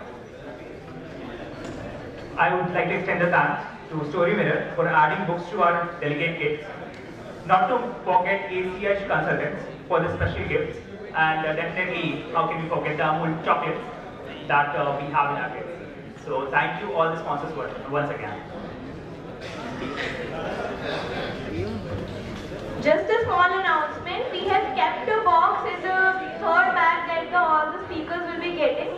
You all can keep your mementos in that box to keep it safely.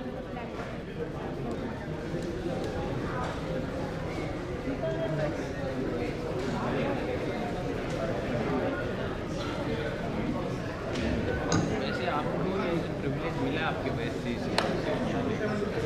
हाँ वो बात है ना, बाकी लोग आए पर ऐसे ही I hope all the BFSI panelists are here. We will be starting shortly.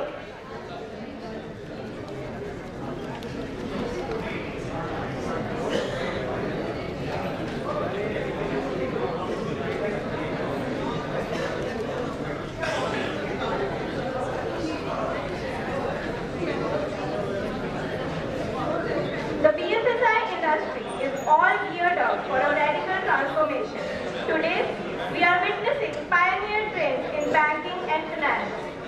From omnichannel banking to AI and blockchain-powered financial services that focus on revolutionizing BFSI processes by placing customers at the heart of their present and future strategy.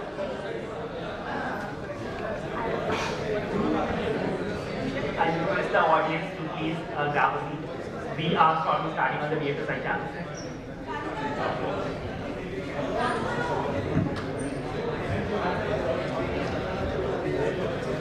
With over 330 million internet users and 240 million smartphones, India is on the road of becoming one of the world's richest digital economies and the third largest domestic banking sector by 2050.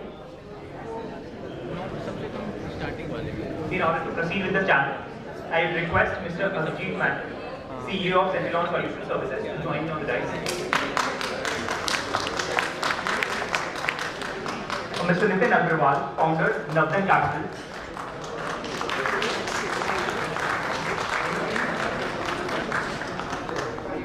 Mr. Malkit Singh Didiyal, CEO Sindhuja Enterprise.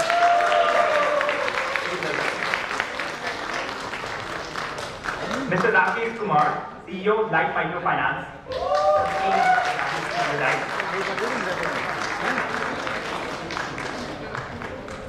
Mr. Nal Chaitanya, CEO Namna. I request to come on the right. Followed up, we have Mr. Sanjay Tripathi, founder of Agilio. Warm welcome, sir. Now, I request Mrs. Ragini V. Chaudhary, Executive Director, Captain, to come among us.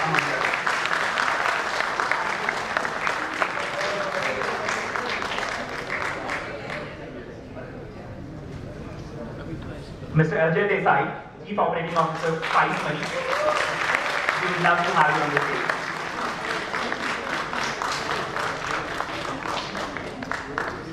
Mr. Rajesh Sinha, CEO of BSE Agriculture Market. Please have you present on the right.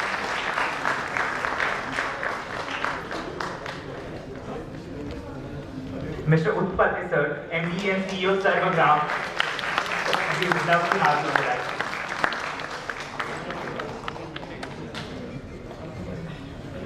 Mr. Puneet Gupta, co-founder of Clydofin.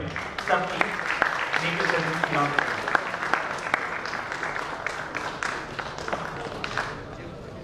I once again request Sir Nitin Agrawal to join on the right. Okay. I would now like to welcome the moderator for this panel, Mr. Prashant Banerjee, CEO, Swarn Pragati Housing Microfinance Private Limited of PLF 25, to discuss on the topic potential and possibilities in the financial sector to reach the unreached.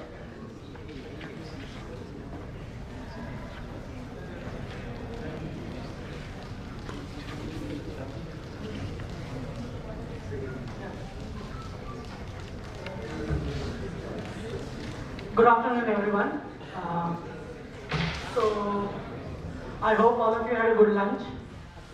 And this is the BFSI segment. So, don't sleep through this. Okay, insurance, finance, and everything. First of all, thanks for IA for giving all of us an opportunity to come here. The topic that we are going to discuss today is potential and possibilities in the financial sector to reach the unreached. Before I proceed, a few things about the panelists here. We have got 3 people who are either the founder members or, all 3 people who are founder members of microfinance. We got Utpal sir, who started Sarvagram. We got Rakesh, who has been the founder of Light Microfinance. And we got Malkit, who has started Sindhuja. Apart from this, we got people who are operating in the financial space either as a consultant or as a lender, like we got Ramini ma'am. Then, apart from that, we got Puneet, who started way before the initial, this current set of microfinance initiative, Kalidio. So, going by the topic of reaching the unreached. Now, unreached can be in the sense of socio-economic as well as on the gender part. So, I would like to take that aspect, but we'll move on from one panel to another. So, we'll start. Puneet, how do you see this reaching the unreached for the set of people you're working with, for the work you're doing? The challenges that we all have understood and addressed to a certain extent, and what more needs to be done? Okay, very long question. I'm sure I will see many sheets of paper telling me 30 seconds, 15 seconds. But how many of you have ever tweeted about the fact that I bought an insurance policy? How many of you have ever tweeted that I bought an investment product? The simple question is, finance just does not excite me. I do not know anybody who gets excited about buying a financial product. And the problem is that most people, especially when you look at low-income households, they have learned to live their life without ever using a proper formal financial product. Right? Most people understand liquidity. आज मेरे पास पैसा है, तो मैं पैसा use करूँगा अपना, नहीं होगा तो मैं borrow करूँगा. Formal source देगा तो I'll take the money from a formal source, नहीं देगा तो money lender से होगा. The point is that meeting liquidity becomes super critical. And when you start to speak to customers by saying that there are 10 different labels, it becomes really complicated. I can actually bet in this room that most people will not be able to give me a very good sense of what are the different categories of mutual funds and what are the risks associated with each one of them. And that's really the challenge of financial services, that it is just a very hard concept. And it's only fitting that you've got this post-lunch session so that most people don't fall off to sleep and die. So that's basically the starting point.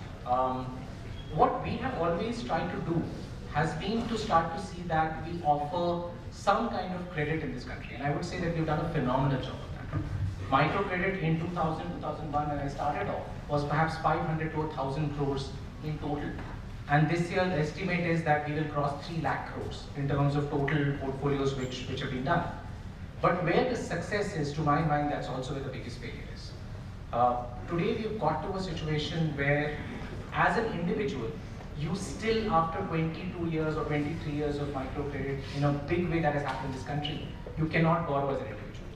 Your identity is still that as 5 people, you come together, you do the song and dance, and then you basically manage to get a loan which is inflexible, 30,000, 35,000 people. I'm not going to say that it's not a great service. It's a phenomenal service. But the point is, from where we can be, we are very far away.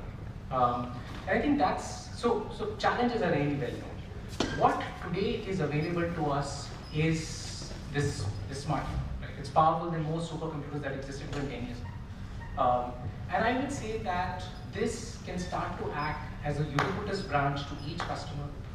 Distances are no longer material, you can actually start to go there. The second thing is you can personalize solutions now to each individual. I can actually say that if you have 2 kids of this type of age, you need to save in this form and this is the kind of insurance that you need to buy, as opposed to somebody else who has kids who are just 4 years younger or 4 years old. Customization becomes an absolute important thing. However, it's not as easy as that. It's easy to consume a YouTube video. I do not know, again, people, how many of you have searched for the next best finance app? Again, the answer is always going to be no, hands raised. And that's basically where a lot of the work that we do is to make sure that we create a model whereby customers who have never used a financial services app or have not even thought about using financial services can actually start to get in the space of what we're trying to get people to. So a lot of our work has been to use data sciences to be able to underwrite loans extremely well. Use again a lot of data sciences to understand customer personas. So rather than giving them 4 labels such as mutual funds, insurance, we actually give them a product called Ubharta Sitara. Your kid, your Ubharta Sitara, your rising star. If you want to get this kid educated, I give you a solution that gives you savings. It also gives you 3 kinds of insurance that if something happens to you, your kid still goes to school. And if you have a shortfall, I give you a loan to be able to meet the shortfall. And that kind of a thing breaks down labels, goes back to the customer to say that I know I need to send my kid to school, I know I may have a liquidity gap, and that's basically what gets the customers to easily start to work with us. I'm going to stop here. Okay, that's great. So the point he just made is from the perspective of a customer. But we have one set of lenders here, and most of you are going to end up in those shoes. One thing that we are trying to understand as we're trying to reach the unreached is the valuation of their properties. So we got one gentleman here who has started Alumni, and he is helping the lenders with the process or the digitalization of the valuation of properties, by which you can start lending faster. Over to you. Yeah, thanks, Prashant. So I think let me correct the name of the company that is Navang. Yeah, Navang, and my name also Nagachetan. So I think the announcer told earlier as Nagachetana, so it's okay. Yeah. Yeah. As long as the name of the company is spelled well, I'm happy. So thanks a lot. I think most of you have come out in large numbers. Somebody was asking, is there anybody to sing? Let me tell you, I have been performer myself. Music session after lunch does not excite anybody. Yeah, Carnatic. No. I'm saying even in Madras Music Academy, the mecca of Carnatic music, there will be empty chairs after a lunch session. Similarly, banking sessions doesn't excite. So he said nobody has searched a banking app, so nobody comes into the bank for the same reasons, because they don't want to come because it is such a hassle to come and sit. Even today, I tell you, 3 months ago, my father passed away, and then I just wanted to change all his accounts to my mother's name. So me and my brother were, and since he was a retired government employee, all his accounts were in Bank of Baroda and SBI. And it took hell lot of an exercise, like 1 complete month to go and sit. Until now, it is not completely resolved. So that is how the banking systems are. So forget about the way the loans are given in this country. So just while we talk about that, but the next 10 years, I am very much hopeful that it is going to be an exciting phase in the financial services sector, because I think the stardom people who are sitting here are going to rewrite the history of financial services in a way which is not imagined. So, and data is at the center of that, rewriting the financial services sector.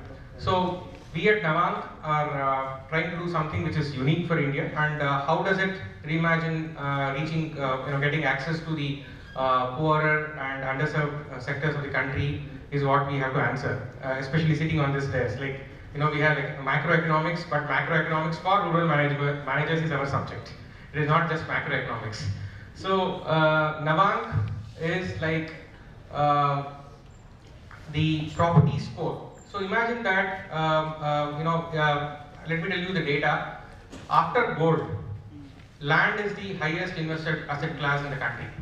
So almost 84% of the people who invest in some sort of assets have land or real estate property as their asset class with them, because they feel that having land is one of the most secure methods of investment, and it gives highest returns. But that imagination is not it doesn't yield full results, because one, many of them don't sell or make the land leverage. Second is that getting a leverage on land is also a very tedious task. So having said that, we also know in the rural and semi-urban parts of the country there are many enterprises. When we go and see and want to lend them, there are people who have some parcel of land or some houses which are ancestrally owned, which they want to give it as security and get a larger ticket size loan. So how do we give loan for them? So that is a question, and the data is so powerful today. So many of the governments are trying to digitize the records, and as land is a state subject, the digitization is at various degrees in each state. Like there is a Tamil Nadu which is at a very faster pace of digitization as compared to a Karnataka or Maharashtra, and then therefore there are other northern Indian states which have to do much on the digitization. So, but that data, once it is completely digitized, is going to be very, very useful data to understand the credit worthiness of the individual and give him a larger ticket size loan than what Puneet was suggesting, a 35,000 rupee microfinance loan. So yesterday I was there, and one of the prospective customers who is a very major microfinance player, and they are doing small business loans with security, like real estate as a security. They are saying how the microfinance game is changing. Actually, nobody wants to get that 50,000 rupee loan anymore. So they want this 1.5, 2 lakh, 3 lakh rupee loan for their businesses. So that is how the game is changing, and that's how the data gets changed. Is writing the whole lending business. So another interesting thing is that we also have to create this lending, look at the customer in a different perspective, apart from being just a marginalized, underserved MSME, such kind of thing. There too we have a Gen Z alpha generations of people and users coming up. So they are more they want more user-friendly lending mechanisms, and that's where data is going to be at the center of underwriting in the years to come. I think I complete my. Moving on from creating assets and keeping our money in land, let's move on to the liability side of it. So I'll bring in Abhijit for that.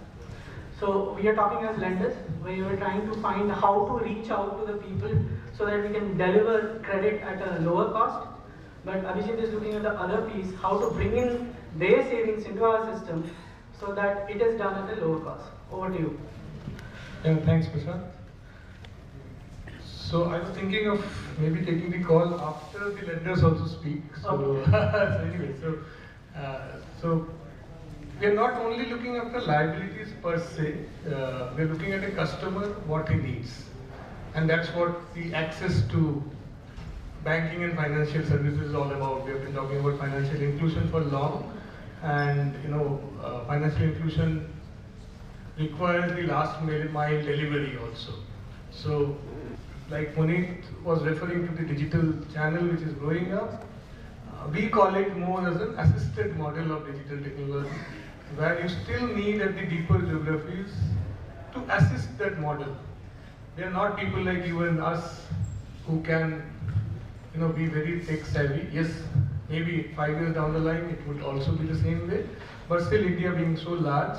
So that's where the access to financial services comes in, where the last mile delivery of that financial services is taken care by village level entrepreneurs. And those village level entrepreneurs are nothing but called business correspondent agents, and that is how the linkages or the bridge between the customer and the lenders or financial service providers, the banks, MFIs, that's where it comes in. Technology is the bridge, and that is what we have been talking since morning, and that is going to change the market. Still the last mile delivery will be there, and then comes the financial literacy part, which is where the liability comes into a big play. Only lending has led to a lot of debt traps. We all know a lot of things have happened. So are we educating the customer what is that they are going to do with that money? And do they really need that money? Sometimes, it becomes a lending for repaying the other debt only. So yes, access to finance, access to credit has gone through a life cycle, literally, the SHG and the JLG, etc. But we have to also look at the use of that money and the liability. Insurance is definitely one of the sectors which is coming up, the micro insurance. So I call it micro insurance, micro savings, and micro credit, not the other way around. So that is what, for us, for every one of us rather, is the access and the reach in the true sense of financial inclusion is all about. Not just the opening of Jan Dhan account only, because that is gone. So in India, everybody has now a bank account. Are they using it? Are they having that money in that account? What are they doing with that account, in that money? Is more critical than what it was probably 5 years back. So it is changing, it is moving towards that, and that's where the next generation of financial inclusion will come in. Mobile and internet is there. If you go deep down to the geographies, people are using it. I was there, when I was here, coming here, I moved around in Mehsana and Banas district before coming over here and went to a few of our BC points. It's absolutely, seamlessly working. Women who are putting milk, then going to that point, taking out money or transacting. I think Ajay will tell more about that. He is an expert in that money transaction. I will not get into that. But there is financial inclusion already happening. How are we going to use that linkages and help them decide on their money will be the next level. And that will define the reach or the access to finance or financial services. Yeah, thank you. So the three of my ex-bosses on this dais, Utpal sir, I was interning with ICICI. Ajay sir has been for a long time, 2.5 years, my boss at Yes Bank. And Rakesh has been my boss at Light Manipulation. So I was saving them for the last, but anyway, since you mentioned Ajay sir should be the next one on Spice Money. Ajay sir, your views on trying to bring in.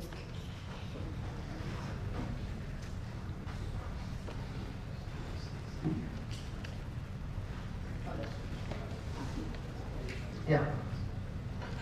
So the most important factor which I believe has contributed to reaching the unreached is definitely technology.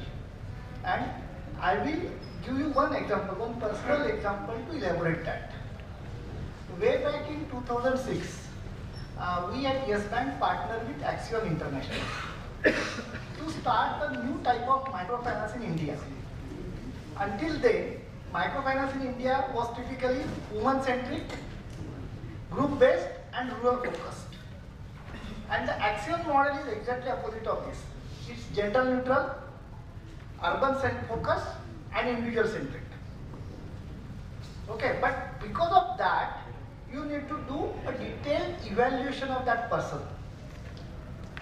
And in 2006, when there was no technology in the both, technology in terms of a app or a EA, as well as digital connectivity was not there.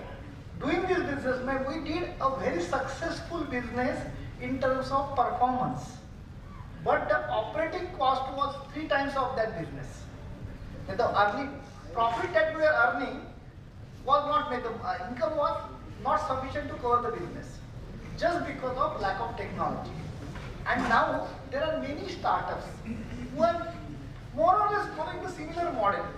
They are also able to give individual loans, but they are able to do it without sending a single person to meet a customer. A fintech sitting in Bangalore is able to provide loans of 10,000 pin codes without having a single branch. So that has become possible because of technology.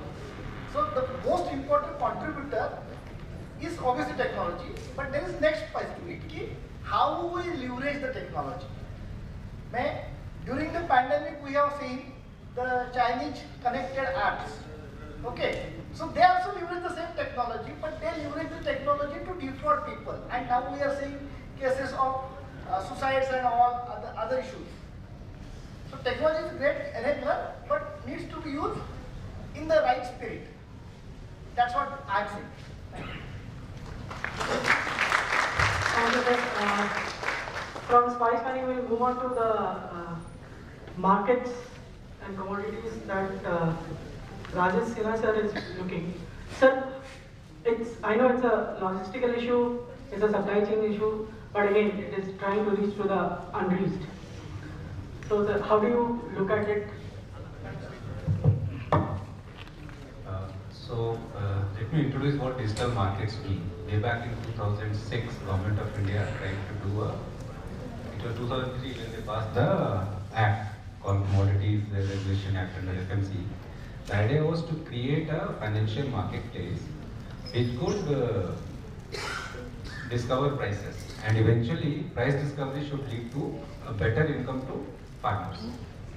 That was the objective which this commodity futures was started. 2006 onwards I have been associated with these markets. So there was an entity called Spot Exchange, electronic spot markets. The idea is simple. Today I will not go into details. It went through accidents and all. And today as we speak, technology is the backbone. And what is today the divide between market, so-called a product market, and a credit market is being bridged. There are enough and more entities today who are doing in the name of digital platform for finance. They are also a marketplace for buying and selling products and vice versa. So the need to include the financial inclusion from market perspective is to really go and give maximum realization to a producer's produce, whether it's a service or whether it's a product. So it doesn't distinguish us between a fruit and vegetable exchange, which I tried to do in 2006-07, did not really succeed. Or looking at a fresh that we try to do as part of NCDXC markets. The Hath is a buyer reseller. Most models are like that. Or a marketplace like NCDXC markets, which leverages a B2B marketplace. So what does they do? Essentially, when you are looking at a large space, so there are four basic principles of financial markets that are being adapted on a physical, digital. The architecture is digital, but it is supported by physical marketplace. So first is the membership, as you call it. So you call it registration, you call it membership, you call it SSG, name whatever. And there is an aggregated. So that's the membership. Second is the risk management and contract management. So you take a margin before selling or buying a product. That's a pre-trade margining, so that you don't get frivolous players on it. Then is the contract, then is the price discovery. So what we do mostly here, whatever we do is, I call it a price formation. So each one of us has a pre-formed price, whether we are selling a credit product or a physical product, we would have a notion of price in our mind. If you are an FMCG company, you will have your annual operating plans drawn down to weekly prices, and eventually you have to deliver that. That's a pre-formed price. You announce that in the market, whosoever sells, you buy. But there is another piece of competitive price discovery, which is a bidding. And there are multiple of it. A financial exchange is a multiple buyer, multiple seller, real time, price and time and price and time parity. So if you have at the same time two prices, the one which has been entered first gets the price discovery. And then is the trade fulfillment, where a seller is paid money for whatever he has sold and a buyer gets the produce. So all this, when done on a financial marketplace, is called a financial exchange. What we were trying to do is a spot market. So today when we are looking at it, the bridge between marketplace and marketing is being created, but I don't know how many of us really understand that markets in its true sense are neutral. It's a public utility, it's not a profit-making. We are today confusing it with a marketplace, where a platform owner is trying to be a buyer and a reseller. So you want to reach the unreached and the last mile farmers. I was part of the pioneering piece where we were the executor for the first time, when in 5 states 60 FPOs actually bought produce from farmer under MSP. That today has morphed into FPO movement. That's essentially using an aggregate. So if we really want to reach the unreached, the importance of creating a market has to be really looked into. At this point in time, I would say IRMA has a golden opportunity to look into that. Yeah, that's the economist. Where we are going to rediscover what markets are. APMC on its own are not bad. They still have the largest liquidity. In fact, you put all the large initiatives of all the larger FMCGs and organized retail, the liquidity of agri markets in just 4 states would surpass them by multiple times, I would say even 100 times. So still they are there. Having said that, that has not been made efficient. So they are like a great opportunity to really create a market rather than a regulated piece where governments declare MSP. No government in this country or even globally are capable enough to financially support that kind of a piece. So when we are becoming a food surplus nation, creating a physical market which has an overlapping with the now credit data of individual with a product data, if it can be linked, then that would be the day when we will not see a lot of value raised from farmer perspective. Thank you. Thank you, sir, for both. We'll move on to Utpal, sir. As he started his initiative, is trying to find the market, he's doing the pricing. And during the discussions here, we got to know he's trying to do a 70-30 mix of secured and unsecured. So, sir, how you are pricing that and how do you see it play out vis-a-vis the inclusion aspect? The secured is more inclusive, unsecured is more, but even much more inclusive, and how it pans out in the pricing and what are the challenges that you see? Well, through about 20 years of working in rural and inclusive banking, we saw various kinds of business models around inclusion. Some of them started as a credit first, some of them started as a saving first, some of them, spoke about the RBI's financial inclusion plan when it was launched, spoke about 4 elements of inclusion, which included savings, credit, insurance, and payments as the 4 fundamentals. And we've made a good amount of progress across each one of these various kinds of players. And we saw that inclusion needn't only be touch and go. That you count so many individuals as having opened accounts, or you count so many individuals as having access to microcredit or formal banking credit, Kisan credit cards. For example, today there are more than 9 crore Kisan credit cards outstanding in the country against 10.5 odd crore land holdings that we would have. So in some sense there is a lot of touch and go inclusion which is already happened actually. But there is another sense, another dimension to inclusion, which is what proportion of the requirement are you really fulfilling, or what is the quality of the requirement that you are able to fulfill. And then we saw on this dimension just the requirement of growth capital was not really being fulfilled completely in our markets, which essentially are rural by definition. And we said that can we not look beyond just 11-month cycles or even 2-year cycles, because growth capital requires longer tenures. It requires patient money, because if the asset created out of that investment, of that credit, if that has to be returned, then you need more time. It takes beyond that. So in a lot of sense, microcredit and gold loans, where they were looking at short-term exposures, meeting immediate requirements, cash flow mismatches, etc. We kind of took a qualitative look at it and said, can we do longer tenure? Can we do growth funding? And therefore, and we are blessed to be in India, any which way you cut and dice this market, excluded are not one uniform color and form, right? There's so many ways of segmentation in this. And therefore, we pegged our solutions at the rural middle class households, doing a 360-degree appraisal of all of their sources of income. It's not just agriculture or crop. 50% of India's manufacturing happens in rural areas. And that means that the wages and salaries which come from all these factories are going to people who are living in rural areas. 26% of India's services GDP actually originates in rural. We are about 100 million households in rural. getting food, getting supplies, bringing out, produce from that. All of these logistics, trade, services, all of these are. So if you cut the market geographically rather than by sectors, it's actually $1.5 trillion economy, the rural markets. And in this, and this is much larger than most of the developed countries that you see today.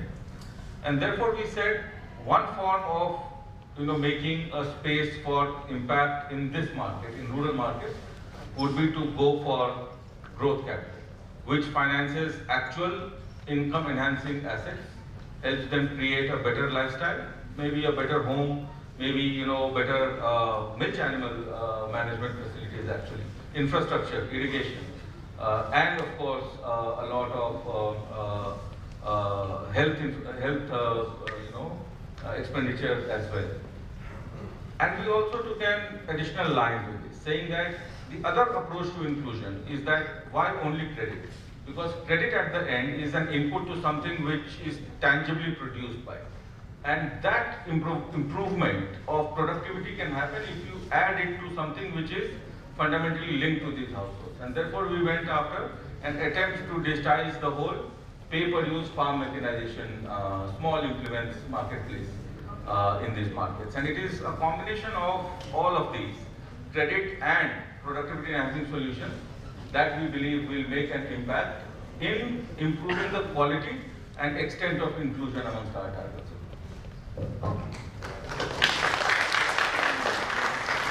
So another gentleman who was looking at inclusion through microfinance, but microfinance itself has changed after the March 14, 2022 circular. So, those who are slightly uninitiated, RBI said that now you move to looking at household level income and expenses to understand whom we can give micro loans. So I'll bring in Malkit, who is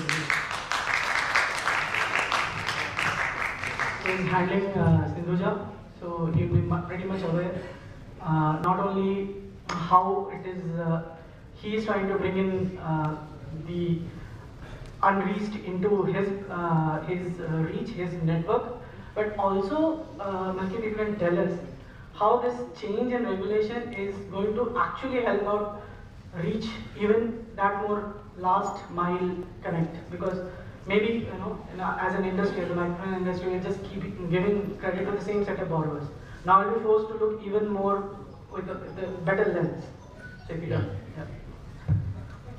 So I think whatever has been said about technology has led to a lot of inclusion. But if you look at microcredit in India, and many of the players in that segment at the nascent stage, when it started around 20 years back or even back, are I think sitting here, whether it was Utpal sir or even Puneet there, they had some role to play in how microcredit progressed in India initially. And I think one pioneering institution in that was ICICI Bank. The sector has gone through a lot of upheavals. One of the major ones was in 2010, when ultimately, 2009-10, when ultimately RBI came up and said that we'll regulate this sector now, because at that point in time it was not regulated. It was just initially started with some non-profit entities doing microfinance, and then NBFC started doing microfinance, and then the regulations came. The difference between then and from then 2010 to 2022, there have been not any major changes in the regulations. There was just some piecemeal here and then tinkering with those regulations.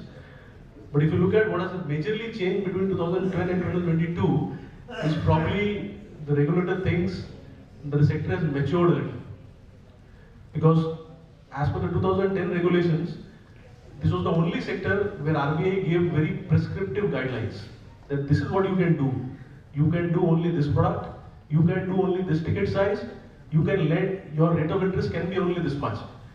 This has not been done in any other sector, whether it's LAP, two-wheeler financing, four-wheeler financing, anything. But that was what the regulator prescribed us to do. Probably the reason was because the customers were so much unincluded or not aware what are the consequences of taking this financials, that they thought that the best way to regulate is to basically put curbs on the lenders. In 22, RBI gave some leeway in that, and probably that is maybe an hallmark of the fact that the sector has matured. The first thing that they liberated is pricing. So till April the pricing was decided by RBI. Every quarter they came up with a rate based on which there is a formula. And that is the maximum lending rate that a MFI can charge to its lenders. But from April 1st, they deregulated this. This is a big, I think, statement to the fact that the players are mature enough to decide what kind of pricing they can charge to one of the most vulnerable communities. That is our customers. And I think it is a pleasure to say that even after that has happened, most players have not gone towards usurious rates, they have not increased their rates. What people have probably done is in the last 2 years of pandemic, where they were not able to recover their credit costs, they have tried to just recover that. And there is a big statement about the responsibility of this sector, that the people have taken the responsibility. And just I'm digressing a little. I think you take any big microfinance institution in India today, you will find some significant role played by an IRMA there. Whether it was small, today big, whether it is case microfinance, which is now taken over by Innocent, whether it is credit access, but there was some role played by some IRMA there for coming up. And so that is one big difference. What they have also done, RBI has now said that they have literally expanded the market space. Before April, they have defined that the household income for a target customer for a microfinance institution cannot be more than 1.6 lakhs in rural, which they have now removed the distinction of rural, urban, and just said any household with an income up to 3 lakhs is a target segment for a microfinance institution, which then overlaps into with various other segments. And I think what Utpal sir does is also somehow falls in this segment, or somewhat Microlab does, or MSME lender do, also falls in this segment. So this increased the market size to large extent for us. And with technology, I think there are ways to tap this market much better than we currently do. I was there in one of the branches of Sarvagram, and I think they are doing a very stupendous job about how to look at an overall income of the household and come up with a size, loan ticket size, which is more appropriate to them. So what he said, it is really practically happening there. So yeah, I agree that with these regulations, and as the sector matures, we would probably go microfinance plus and not just get stuck at that we will only lend to women borrowers and only lend up to 60,000 or 70,000. Thanks. Thank you. Okay, Ajay sir wants to put in a word. Just Yeah. one addition to what Malkit said.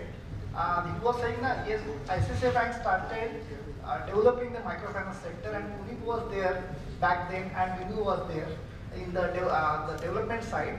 Then in 2005, ICICI Bank started microfinance development team separately, which I was leading, and I had 4 people under me, of which 3 were IRMA, including Abhishek Kumar, who is the co-founder of India. So IRMA have contributed significantly to microfinance sector.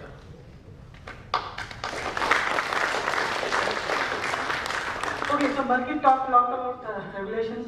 Let's talk to one gentleman who has worked extensively in a space which has been highly regulated. Sanjay sir, you belong to that industry.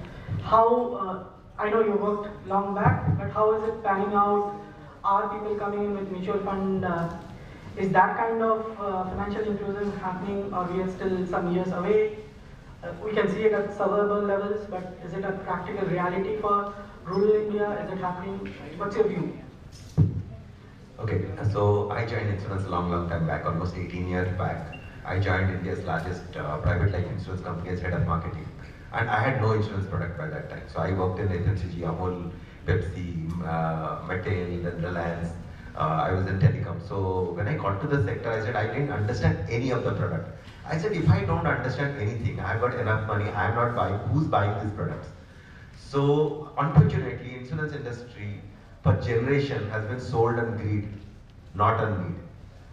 And it was always, it is told, insurance is sold, not bought. Why? Because the distributor in that, in between, has to make money to get the product sold. So what it means for the customer? For the customer, the product is actually a bad product.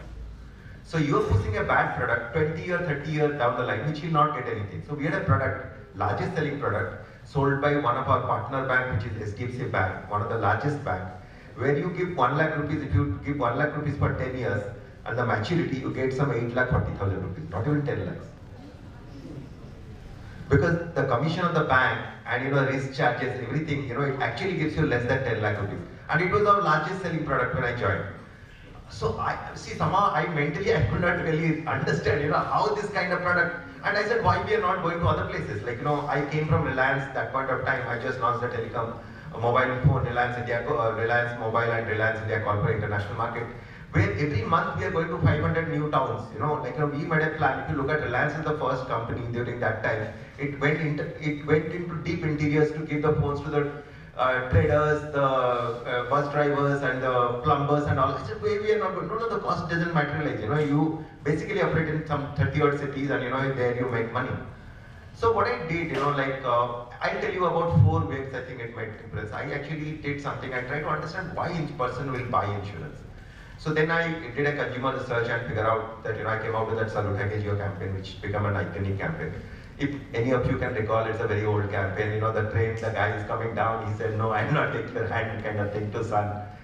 So suddenly I said an upsurge of a pension plan. That pension plan was never sold by anyone, not even LIC. So within a year, 30% of our business actually came from pension plan. People used to come to the branch saying, "Oh, Buddha, oh, aadmi ka wala na, wahi wala plan humko chahiye." So what I'm saying, sometimes, you don't have to educate too much. Unfortunately, the panel was listening.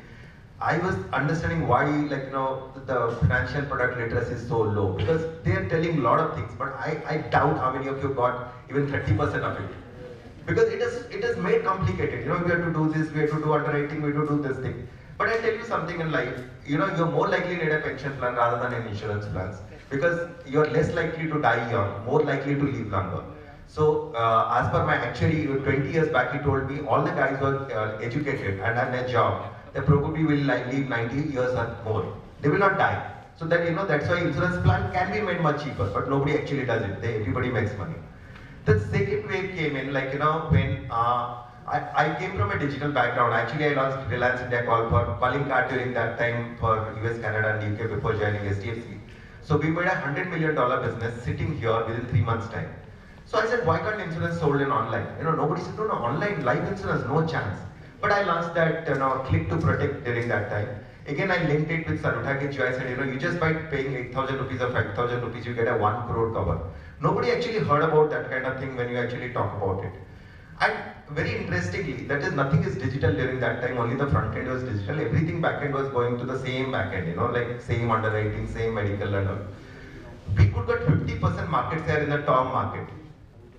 Just by launching a plan and doing a proper communication and pricing it right. Obviously, then it became a history today, I think Policybazaar has become a unicorn by selling those kind of products.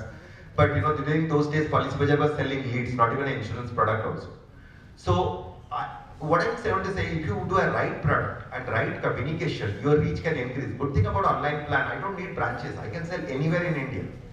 Again, I'm telling, when we launched online plan is almost 2008 or 2009, 13 years, 14 years back, when almost nothing was there in online anything. So it is basically a web-based application from that sort. Then the third set of wave came in, ULIP was a bad product because, everybody was making losses. So we did an online ULIP launch. Today that is almost largest selling. I think that if you ask me today, if you want to take it to unbanked, I think by standalone companies has got very little chance to make it. The embedded finance and embedded insurance is the way forward. Anyone who has got customer base, they can do alternate underwriting. They can actually position the right product at the right need stage, and it will be cheaper, easier to sell with a lesser complication, lesser paperwork. That's the only way I think the insurance or the financial product can go to the mass market, and it will become I think a lot of companies are working for it. I think in next 5 years, embedded finance and embedded insurance you'll see a large kind of growth. I think the standalone players will really struggle to really grow, rather than unless you become an embedded player, almost like what PhonePe is trying to do or Amazon is trying to do. Thank you. Thank you. I think the same words are before that Utpal and Abhijit, right? It has to be more than one. Okay, so moving on to Rakesh. Rakesh, you've been there right through this journey of microfinance industry itself, right? You joined it when there was no regulator. Then like Malkit said, the crisis came of 2009-10. Then you see demonetization, then you see Corona. Now you're seeing this new regulation. And since I worked in Light, I knew that we are trying to understand the cash flow even at an individual borrower level, even if it's a microfinance borrower. So how do you see that for the organization, and how do you bring in the same question I put to Malkit? How do you bring in much more people into the ambit of financial inclusion? Thanks, Prasad. I'm giving you the opportunity at last, and I can see the audience, they want to go for break. But so I will not take time, I will not be needing reminder. Oh, sorry. Acha, writing name is already there. Stand up.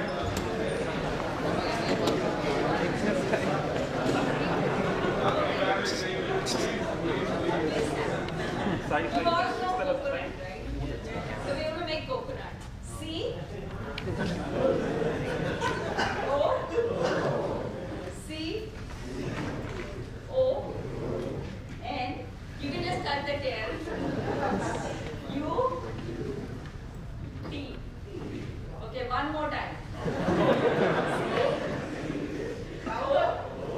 C O N U T. Okay.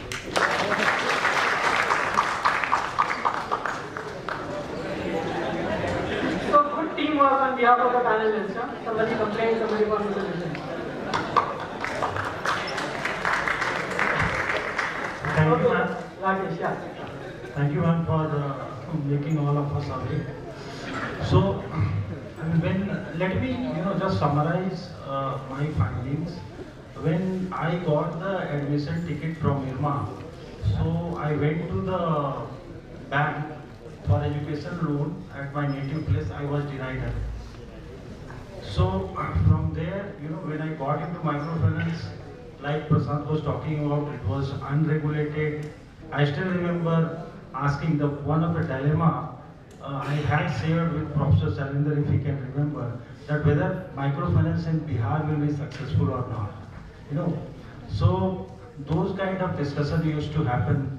After that, RBI came up with the guideline, though it was restrictive, but now we have second set of microfinance guideline which is evolving, and definitely it is much more enabling.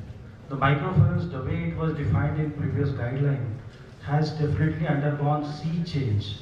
There has been wider ambit, as Prasad was talking about, that there is only limit of household income and the obligations. So there has been sea change. The second thing which I wanted to talk about, there is a lot of development happening in the financial services space. At this stage, I would say that the entire financial services ecosystem is undergoing a huge transformation. I'll talk about one example. Puneet was talking about that our awareness about different kind of mutual funds. Let me tell you that a lot of developments are happening in financial services. Today we talk about, or we hear about fintechs. So we have different, in fintechs we have lending, we have payments, we have wealth tech, insure tech, edu tech. Frankly speaking, I don't know how they operate. But yes, so basically all these developments are happening primarily because there has been change in the ecosystem. So we talk about the mobile, we were talking about the mobile penetration, we were talking about the higher income and consumption, different estimates about the developments in the banking and financial services. So now the urban, but then most of the developments are happening in the urban spaces. So urban consumers have much more access.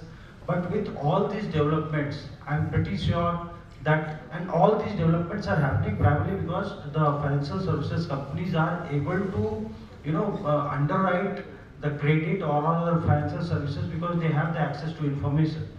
So unfortunately, in the rural space, we have limited information. So in microfinance, for example, I would take the example of the ticket size, the loan sizes. So those are very much fixed. So currently, majority of the microfinance institutions are giving in the range of say 30,000 to 80, 90,000 loan. But there is requirement of 10,000 loan, 5,000 loan. Is it possible? The question here is that in order to make that happen, we have a lot of information which will trickle down to the rural space, right? So with the development of technology infrastructure and also the information about the rural masses, it is going to happen. In case of my company, we used to, in microfinance, most of the lending happens on very little information.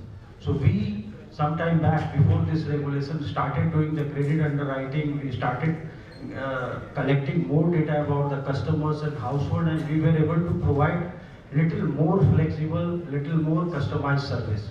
So with all those developments, and also the regulation has been evolving. Of course, I mean, with the rise in income, definitely the size of pie is going to increase. And India is large unaddressable market that the investors know. Has been huge interest in the market. So I'm quite hopeful, and I believe that in days to come, definitely there will be much more customized and personalized service available to the rural customers. Thank you. Thank you, Rajesh. And I'm a married man, so the women should have the last word. So we come to Ravini ma'am. And like most women, I'm married to a woman who is working on it. Like most women, she also wears multiple hats. So while she is executive director with Caspian, which is trying to do blended financing to various entities, some of them are here. She also wears the hat of sitting on the gender committee of RBI, trying to look at this specific issue of financial inclusion. So over to you, ma'am. Thank you. Great to see two of my clients here.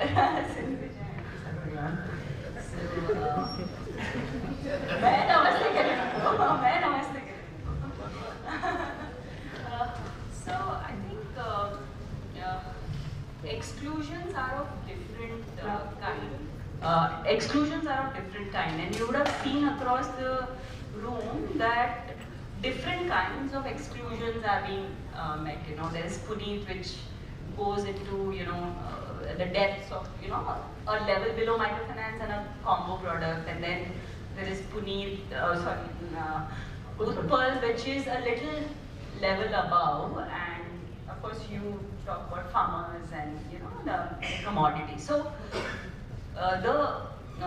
when I look at exclusion, the exclusion starts from let's say women, then poor households, then nano entrepreneurs, then micro entrepreneurs, then even your startups or impact enterprises or financial. Till they reach a particular stage, they all have barriers of access. And the company that I work for takes care of that access issues for first generation entrepreneurs who do not have mortgage collateral. And so we provide that, collateral-free, a customized credit to the cash flows of a business. So that's what we've done, but we've done it at a level of 50 lakh and above. But what a microfinance institution now will have to do is at a level much below that. And of course, there are enabling factors like credit bureau and others, which has made it easier. Even at the today, even a women microfinance borrower knows that if she doesn't pay, she will not get a next loan because it will come up in the credit bureau. So we have made a lot of progress, and you can see that around the room.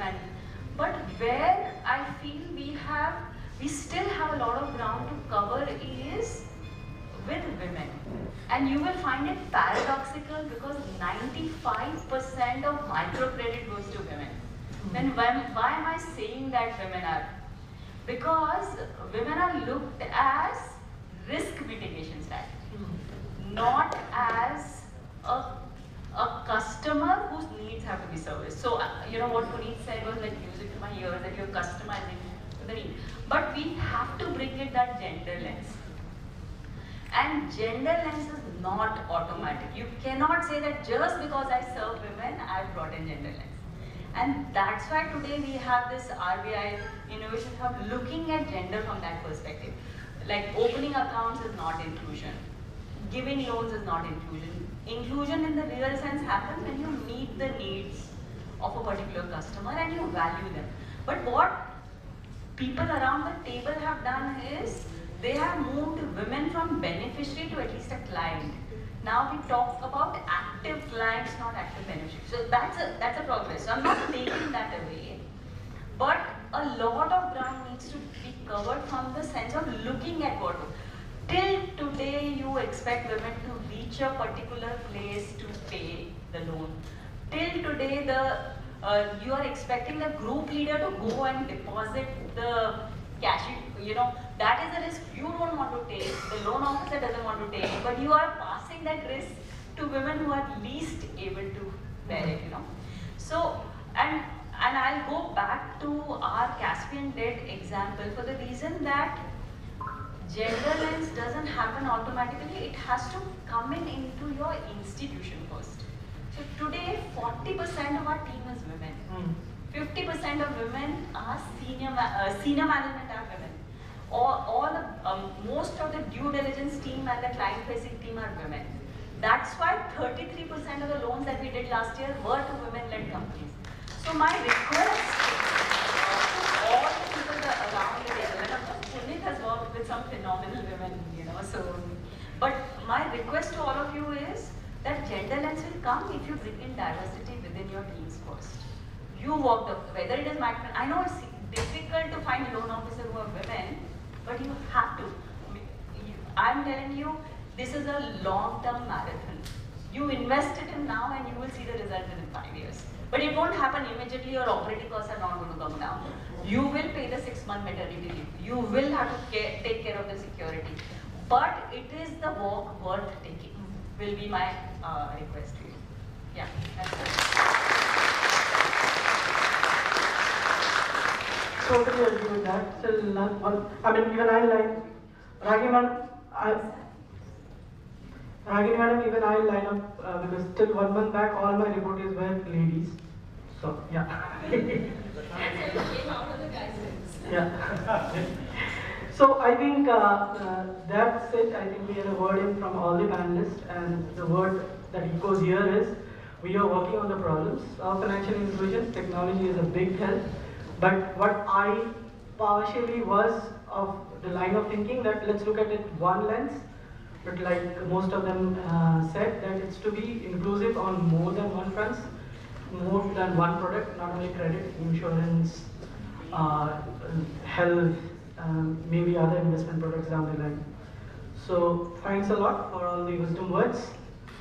Thank you.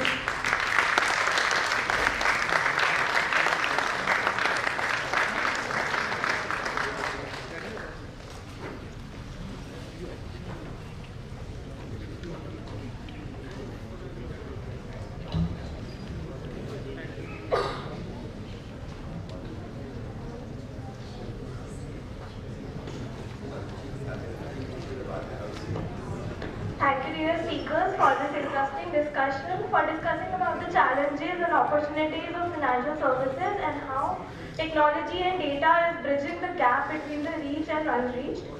Now I would like to call upon stage Shreyas sir and Amit Kumar sir for felicitating our dear speakers, the panel.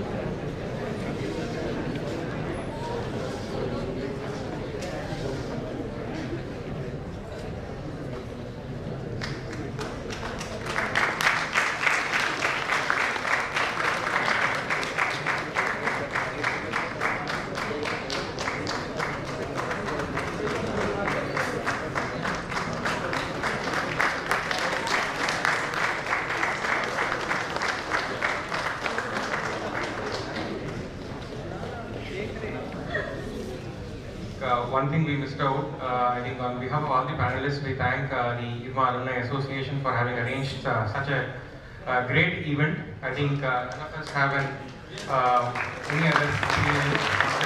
I think it's a great. I think it's a great celebrating event. So many CEOs across so many sectors, and it is actually Dr. Kurien's life coming through on stage today. Special mention to Richie for all the hard work and pushing all of us to come here.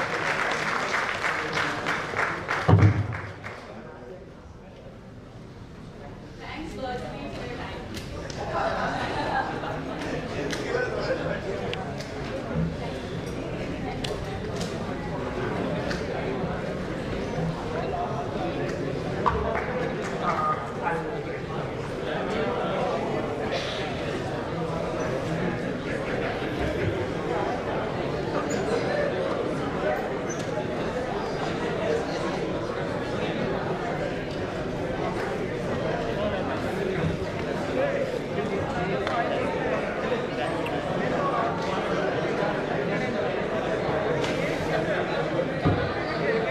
We'll resume shortly after 15 minutes of tea break.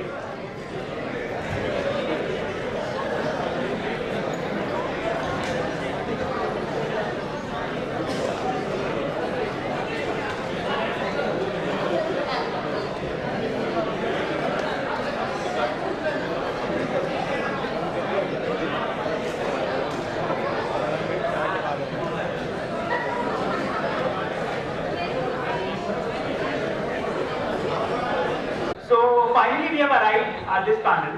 I had a couple of salutations prepared for it. But today, after listening to the eminent panelists, something that is striking me hard and sending me to a sense of rebellion, that how do we actually bridge the gap between India and the working Bharat?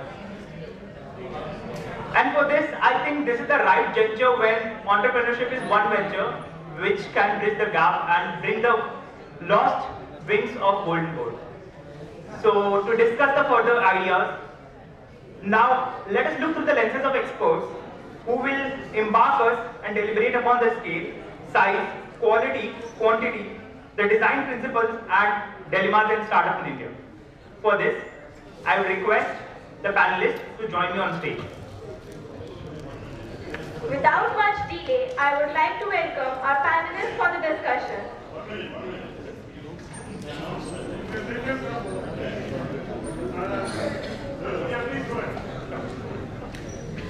Vijay Patakuchi sir, Chairman Vedanta, Sanjay Verma sir, Founder Sunwar, Kumar Ranjan sir, CEO, Toyo Technology, Hemant Kaur sir, MD, Sri Vinayak, MD Professor, Anand Kumar sir, CEO, Life Circle Private Limited, Prasanna Rao ma'am, CEO, IRMA Collateral, Subrata Mondal sir,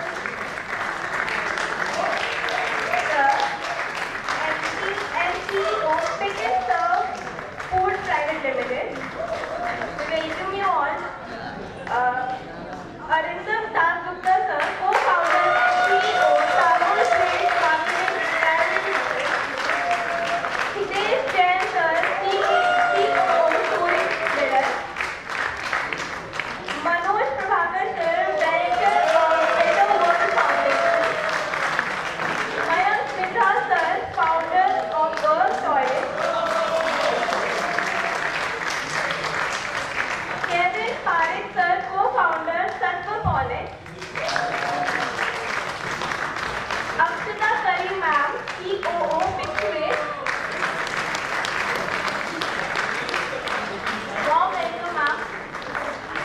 Nivedita Rai ma'am, Director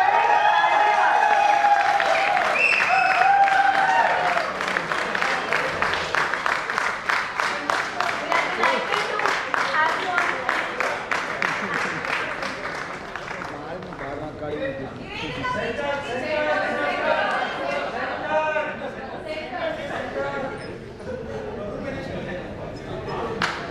Alright, thank you everybody. I would request our moderator for the panel the very first generation entrepreneur, Mr. Varun Ratan Singh, the founder and director of Development Logic, to be on the stage. Welcome once again. His business provides internet connectivity in remote mountains, and the other offers IT services and customer globally, providing employment opportunities to the youth in Himachal, and that's a particular way when we serve in the mountains. Coming from a beautiful city known as Dharamshala, he is now focused on building one of the most significant tech innovation ecosystem out of the mountains. Besides this, he serves as a board member at IIT Mandi Incubation Center. Welcome once again, and welcome to you, sir, as well. Thank you. Good evening, everyone. So I think we should keep the light mode of conversation since morning. And between us, all the panel members, we discussed that instead of following the format which we've had since morning, where each one was being asked an individual question, I think here everybody has a story to share. So we would like to keep a very open-ended conversation here. And then, if time permits, we would let the audience also ask some questions. But quickly, I will just do a quick introduction here, so that that sets the tone. So Dr. Vijay, he's from PRN3. He's currently based in Hyderabad. He's been in the business for about 35 years. Sanjay Vermaji, he's PRN11. He's based in Mumbai.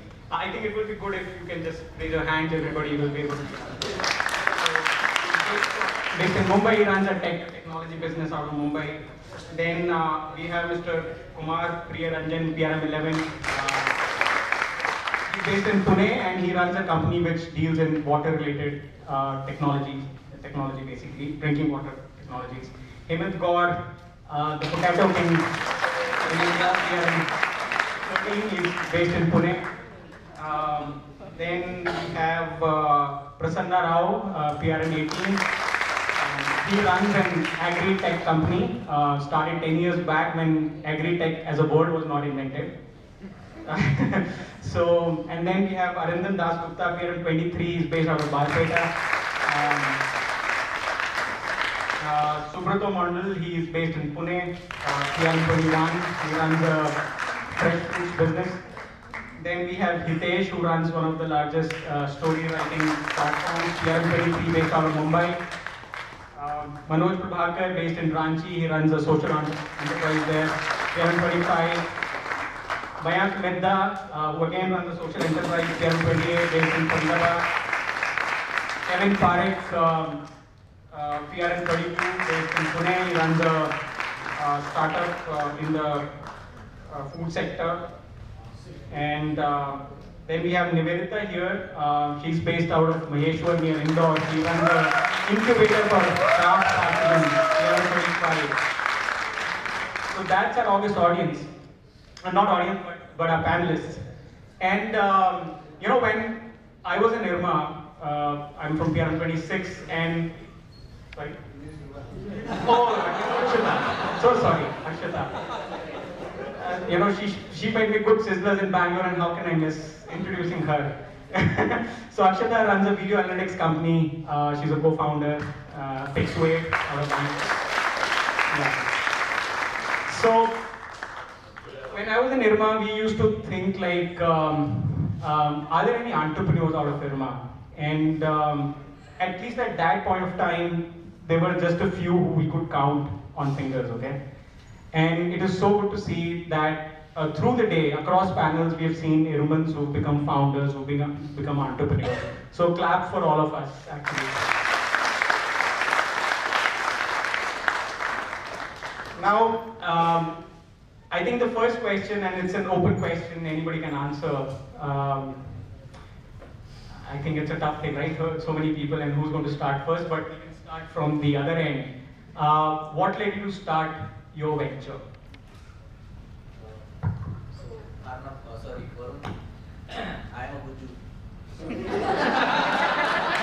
Alright. One word answer.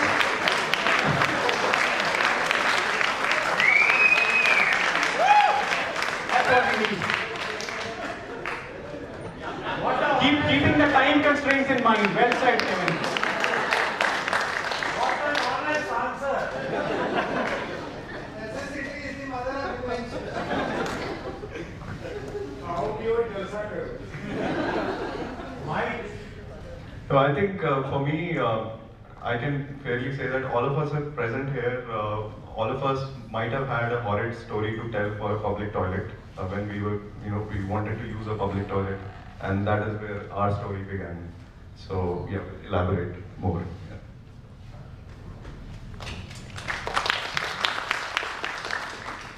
For me, it was like during the IRMA education, I had the opportunity to span right from Western India to Eastern India, the villages.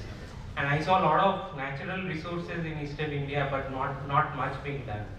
And also at the same time, the Amul model has struck us all. How do we integrate commerce and development?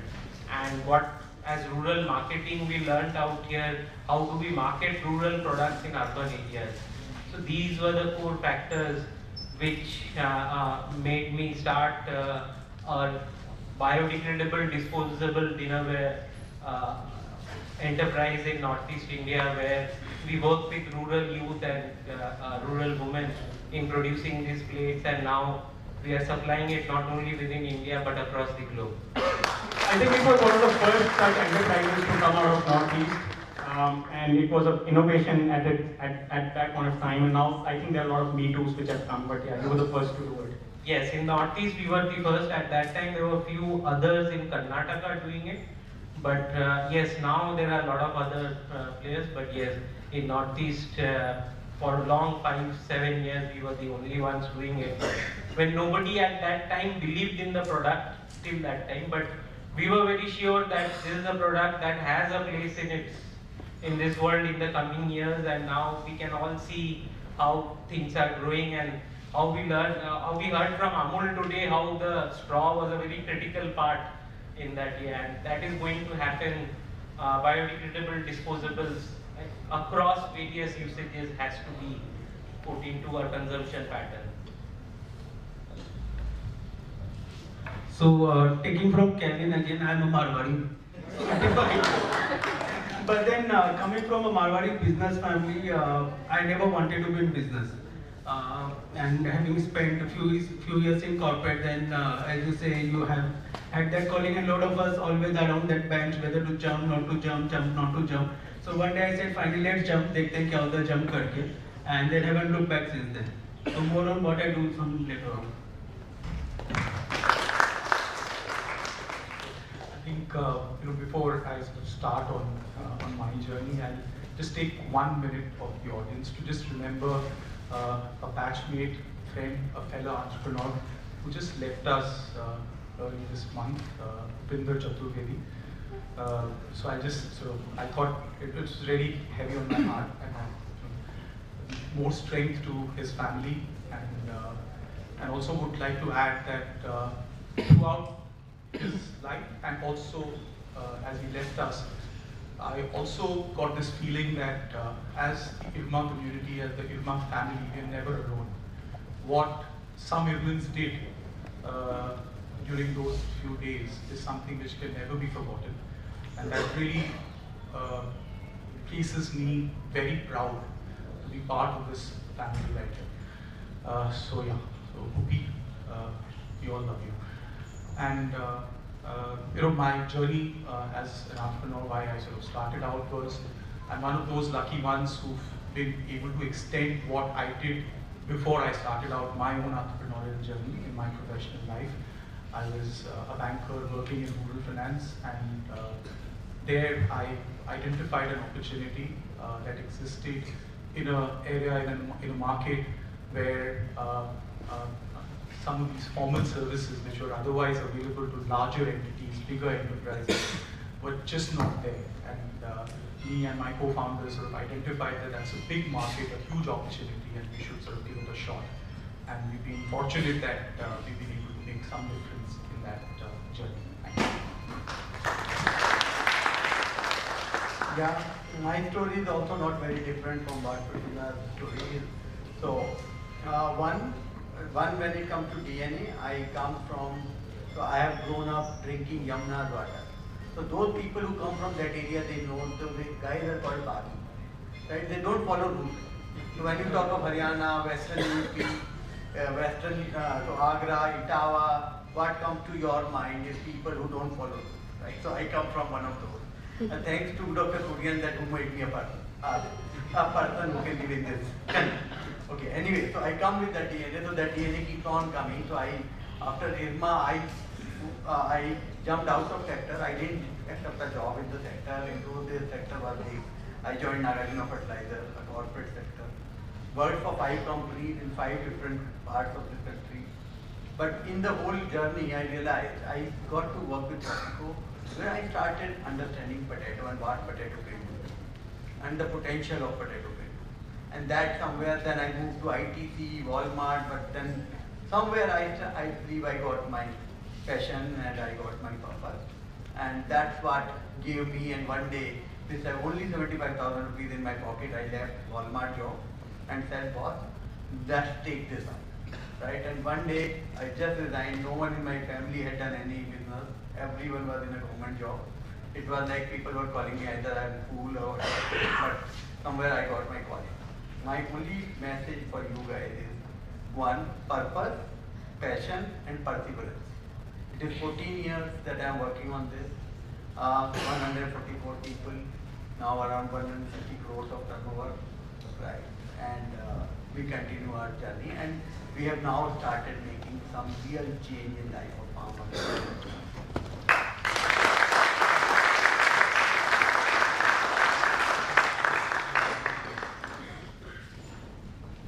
Quite an interesting story. I think anybody who has studied in IRMA know there is some virus or bacteria in this place actually, and that always make you think that we can make a difference, right? And that is what entrepreneurship is all about. And that bug was already there with me, and is there with everybody. I can make out, and anybody after 5 years or 10 years will be an entrepreneur, right? Because कुछ है अलग सा bug है. After working for a lot of multinational operations, that bug became vibrant actually. That was, this is not the way we can do. Let us do some purpose, something for the society, and that's where in 2013 we formed company for water. And we thought that water is one thing which everybody needs it. For a good market, we can do something good, and that's how it has started, and that's where we are. Thank you.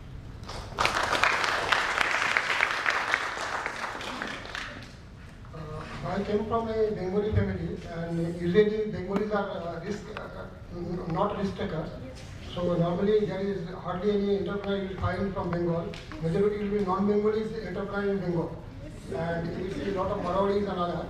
So I thought that let's try as a Bengali to enter into the entrepreneurship. That's how I entered, because I worked throughout my career in senior position in different companies, and then understood that yes, this is not my kind of job. I wanted to do something new, and I see that on Kurien's path, that on fresh fruits and vegetables, it's totally an unorganized sector. So opportunities are immense. Means anything you touch will be gold. And on that basis, I actually entered into 3 years rigorously on banana value chain, and created several brands and become prominent player in this particular market, and sold over a lot of containers, particularly to Middle East market and Southeast Asian countries. My journey actually is a lot of success and lot of failures, and still I'm working hard to make my path clear. Thank you.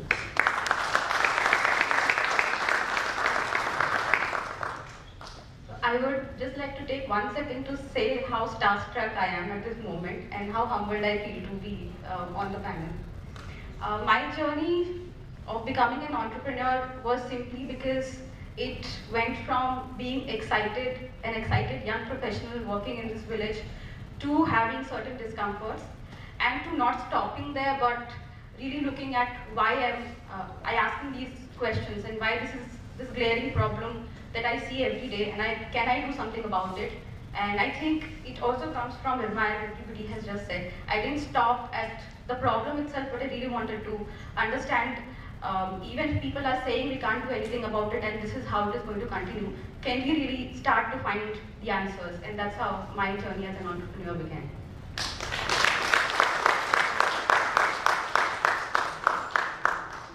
You have doubts about why you are here. I have no doubts. Richie put me in the panel because we sponsored lunch. Otherwise, I wouldn't have been here.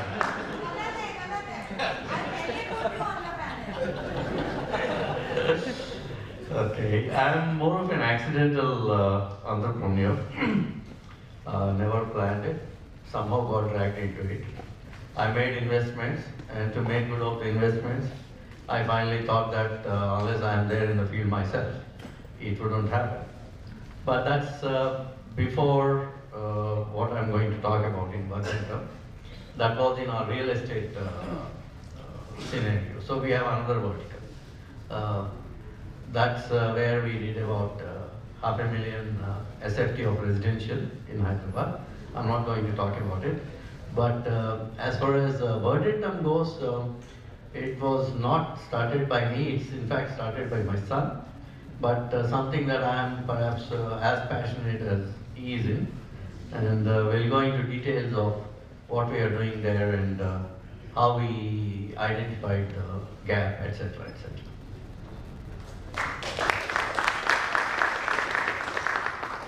Hi. I never wanted to be an entrepreneur. I wanted to work in large companies, and so around 3-4 companies I worked in. 2-3 of them are very large companies, large in the sense that number of people are 3,000 plus. And I worked for around 10 years. And in all these 10 years, one thing I found common to all these large organizations is the lack of understanding of technology by the senior management, and how the IT department was making a fool of the senior management.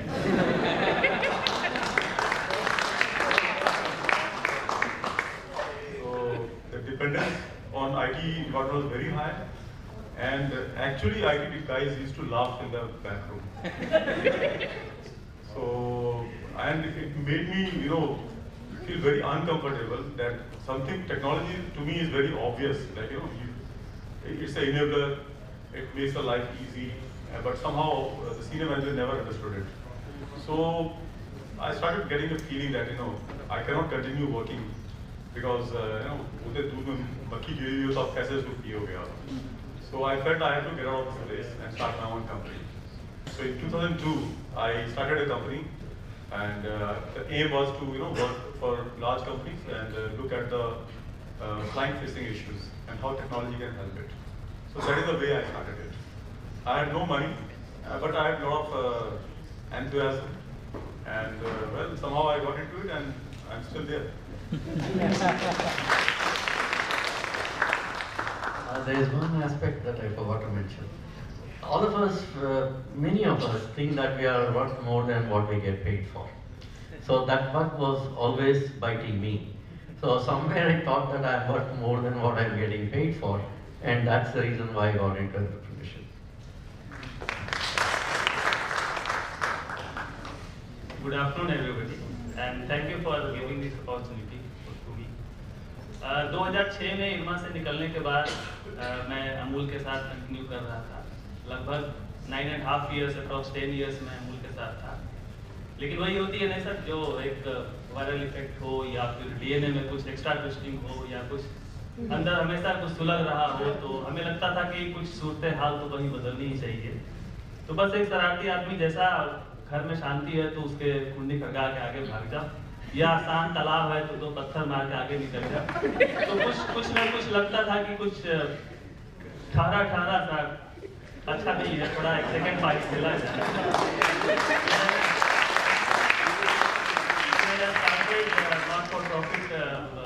Section 8 company better work foundation, हमने ROC को apply किया. Actually 5 नाम देने होते हैं, जो startup start करेंगे उनको मालूम होगा. 5 नाम देने होते हैं, उसमें से एक वो चुन के भेजते हैं कि ये आपके लिए अप्रूव्ड है, अवेलेबल है. हमें ये नाम चाहिए था, हमने 4 नाम वही दिए जो ऑलरेडी रजिस्टर्ड थे. उनके पास कोई फाइल नहीं था.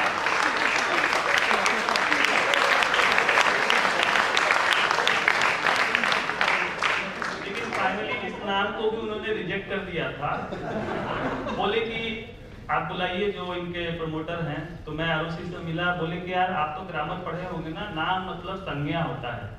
ये बेटर नहीं चलेगा, ये एडजेक्टिव एडवर्ब नहीं चलेगा। आप संज्ञा लेके आओ, वस्तु, व्यक्ति, स्थान, नाम लेके आओ। फाइनली पवन सर, हमने उनको बटर मिल्क एक कार्टून में लस्सी दिया और हमें ये नाम adjective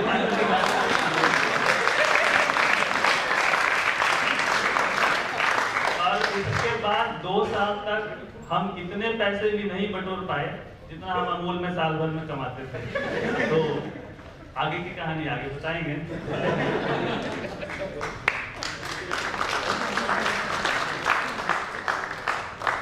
I think this is the true entrepreneurship lessons, the perseverance, passion. After that, there is a madness factor, which is the first thing that is you will find in our stories. So for me, during IRMA itself, being a part of startup was a plan. And that's where I interned, and next 3 jobs were all related to startups or working with very small teams, only to find my idea. But then I had ended up marrying an entrepreneur himself, so the passion part was passed on to me, and I had to be a part because he started first, so I had to join forces, and today we are building that company, and hopefully I'll make enough money or use the tech that we are building to my own rural startup. A rural-related startup in future. So, I know a lot of you are doing a lot of innovations, either product innovations or process innovations as well. So, what kind of challenges have you faced bringing those innovations to the market?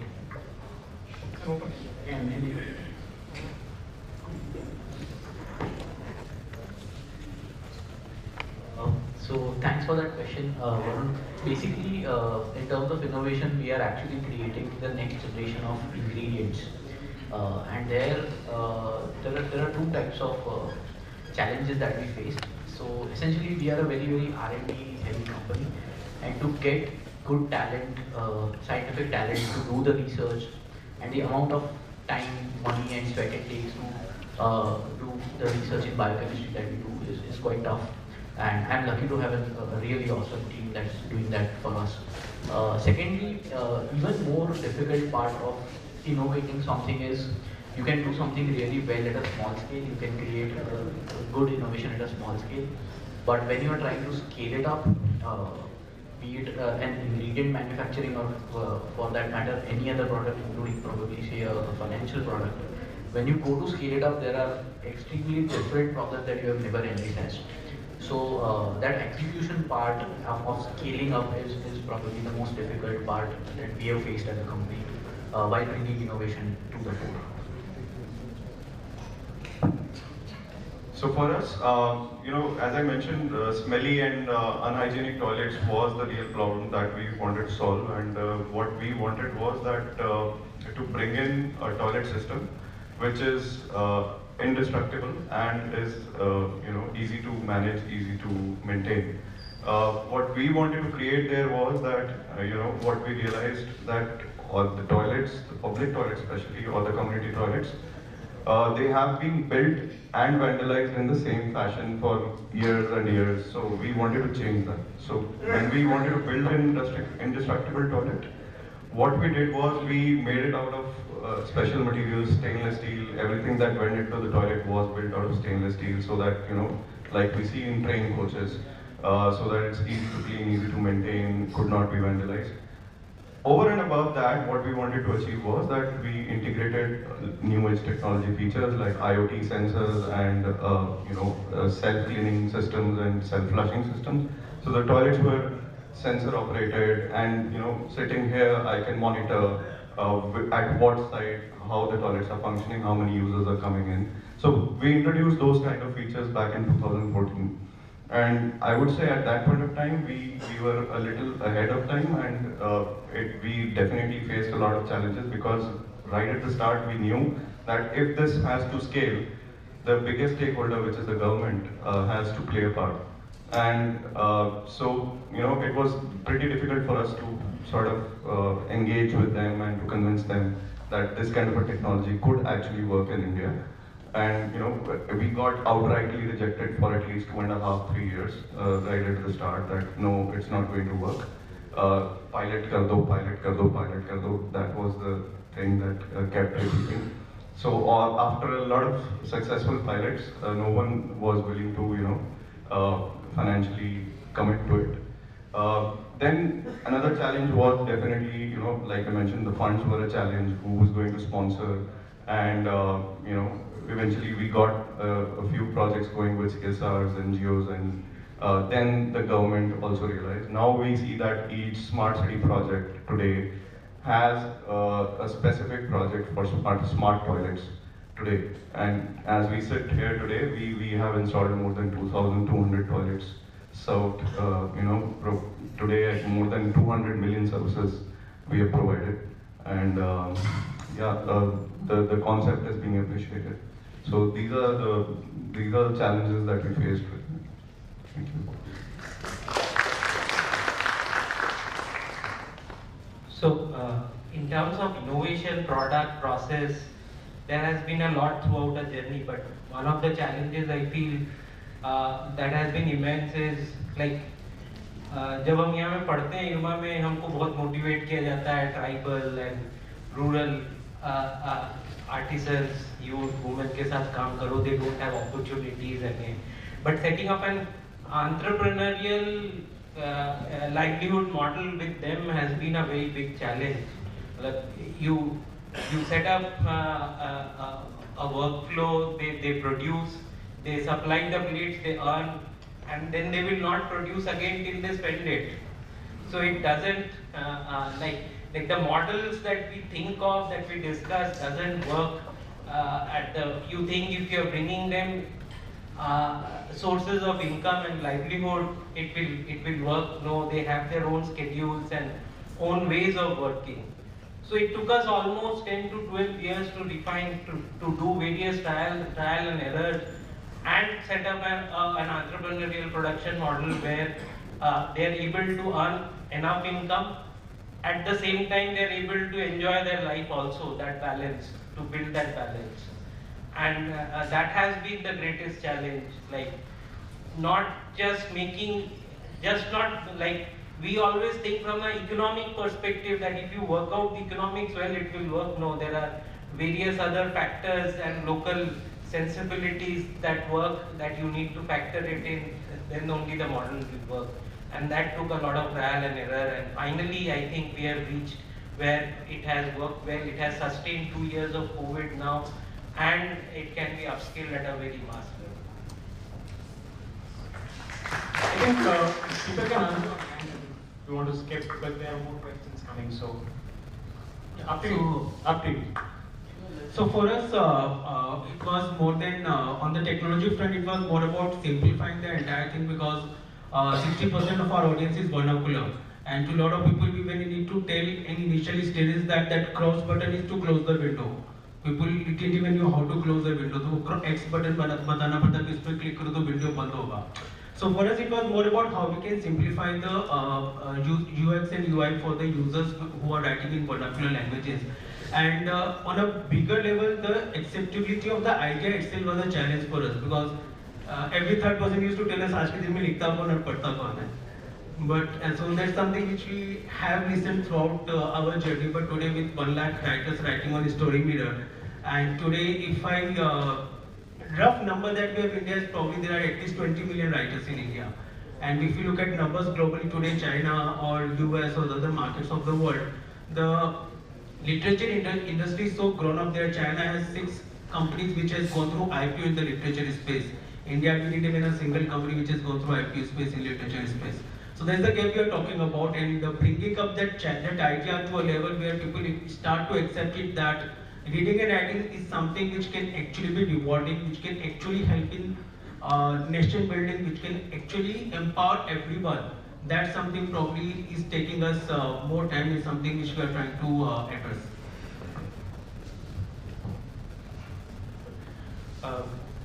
I think the greatest challenge for us was that when we talk about innovations, we sometimes spot them independently, saying this is a great sort of technology in innovation or in intervention. The challenge in the rural space has been for us to try and embed an innovation in the current reality of your customer segment. So when we talk about, say, a mobile app and say, it can do great things, But the moment you talk about smallholder farmers there, it's an innovation great, but it doesn't fit into the reality of your segment that you're working in. So how do you make sure that you are able to build innovations which are embedded in the reality of your own working? And the other thing was the journey where we interacted with partners, we interacted with a lot of other entities whose hearts bled for small farmers, but nobody took any action. So that journey of saying that you go to a bank, go to the MD of a bank, he would always, or he or she would always be willing to come out and say we want to do great things for the smaller segments. But when it came to the local branch manager, he would never do it. So how do you make sure that you traverse that journey to say that whatever is there in our hearts actually translates into action for all the stakeholders that are involved in our working? I think for us, those have been two challenges as we traversed our journey. So in our case, since we were trying to transform a very large commodity, so to give you a number, we eat as a country 1,25,000 tons of potato every day. Right. So that's the kind of commodity that we said we transform, for which we needed technology at every level. We needed variety. So instead of trying to discover own variety, what we said is okay, source it. So what we went out to Europe, we went out and partnered with one of the largest company in Netherlands, which is the largest in potato seed market. And we created a joint venture.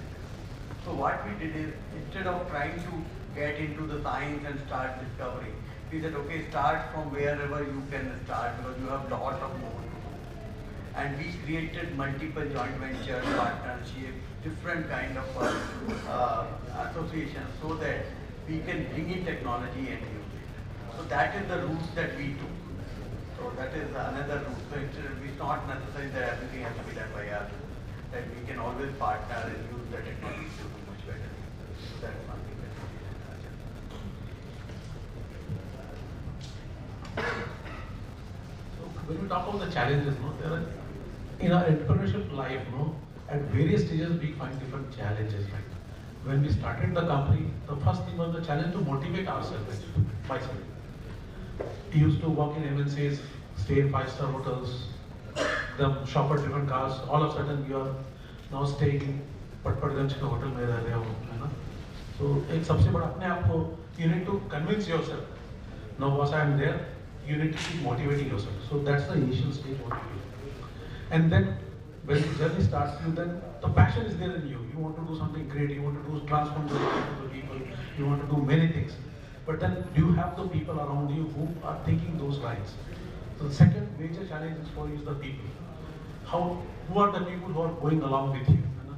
Is your employee equally motivated? Because he is looking at on day one, on first day of the month, he should get SMS salary credited, that's all right. Passion is with you, but for him, how do you get into that? So that's another challenge what we face. And then obviously when we are into water segment, one of the latest challenge was, because Modi said that we will do Ghar Ghar Jal Yojana karenge. So my partner said, what will we do now? Because we are into water treatment business. Government is giving water at every household. So what will happen to our business? Then I said, if government is doing that business, so that means we should get into that business. Because for drinking water, what people require is quality of water. It's not the availability of water which is a requirement, right? So I said, we are providing quality water. We are differentiating ourselves. So let the government give water. We'll purify that water, give water to the people actually. What we thought would be a challenge can become an opportunity actually. So how you look at your journey, right? So there will find many more challenges in the life that I think it will keep growing around. So that's how we have been going around. So we'll wait for another challenge now. Over to you, man. So I entered into banana value chain, just like Hemant sir entered into potato value chain. So what I understood that I studied the entire value chain initially to understand the depth of the supply chain issues, where I can add value as an entrepreneur. And I found that the major problem was actually in the pack house. In traditionally, the pack house are actually a cost center and also kills your time, money and efforts because it delay everything. So what I innovated actually a mobile pack house. So what you do, banana directly packed ready-made into a carton box at the field itself in the same day within no time and directly goes into container. That's the value innovation I did, and I was competed even the largest banana exporter from India and make a dent into that business. So any IRMAs actually wanted to enter into entrepreneurship, I will suggest choose any product just like I chose or Hemant sir chose, and you can be an entrepreneur within no time. Only you have to study the value chain and you have to come out with some kind of innovation and add value, and you can become an entrepreneur.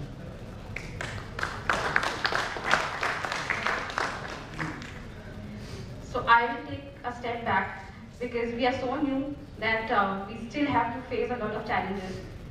I had 3 observations when I started working with women. So I was working in a space where we provided a workspace, and women from the community, they came together and they started working at 10, they worked up till 6.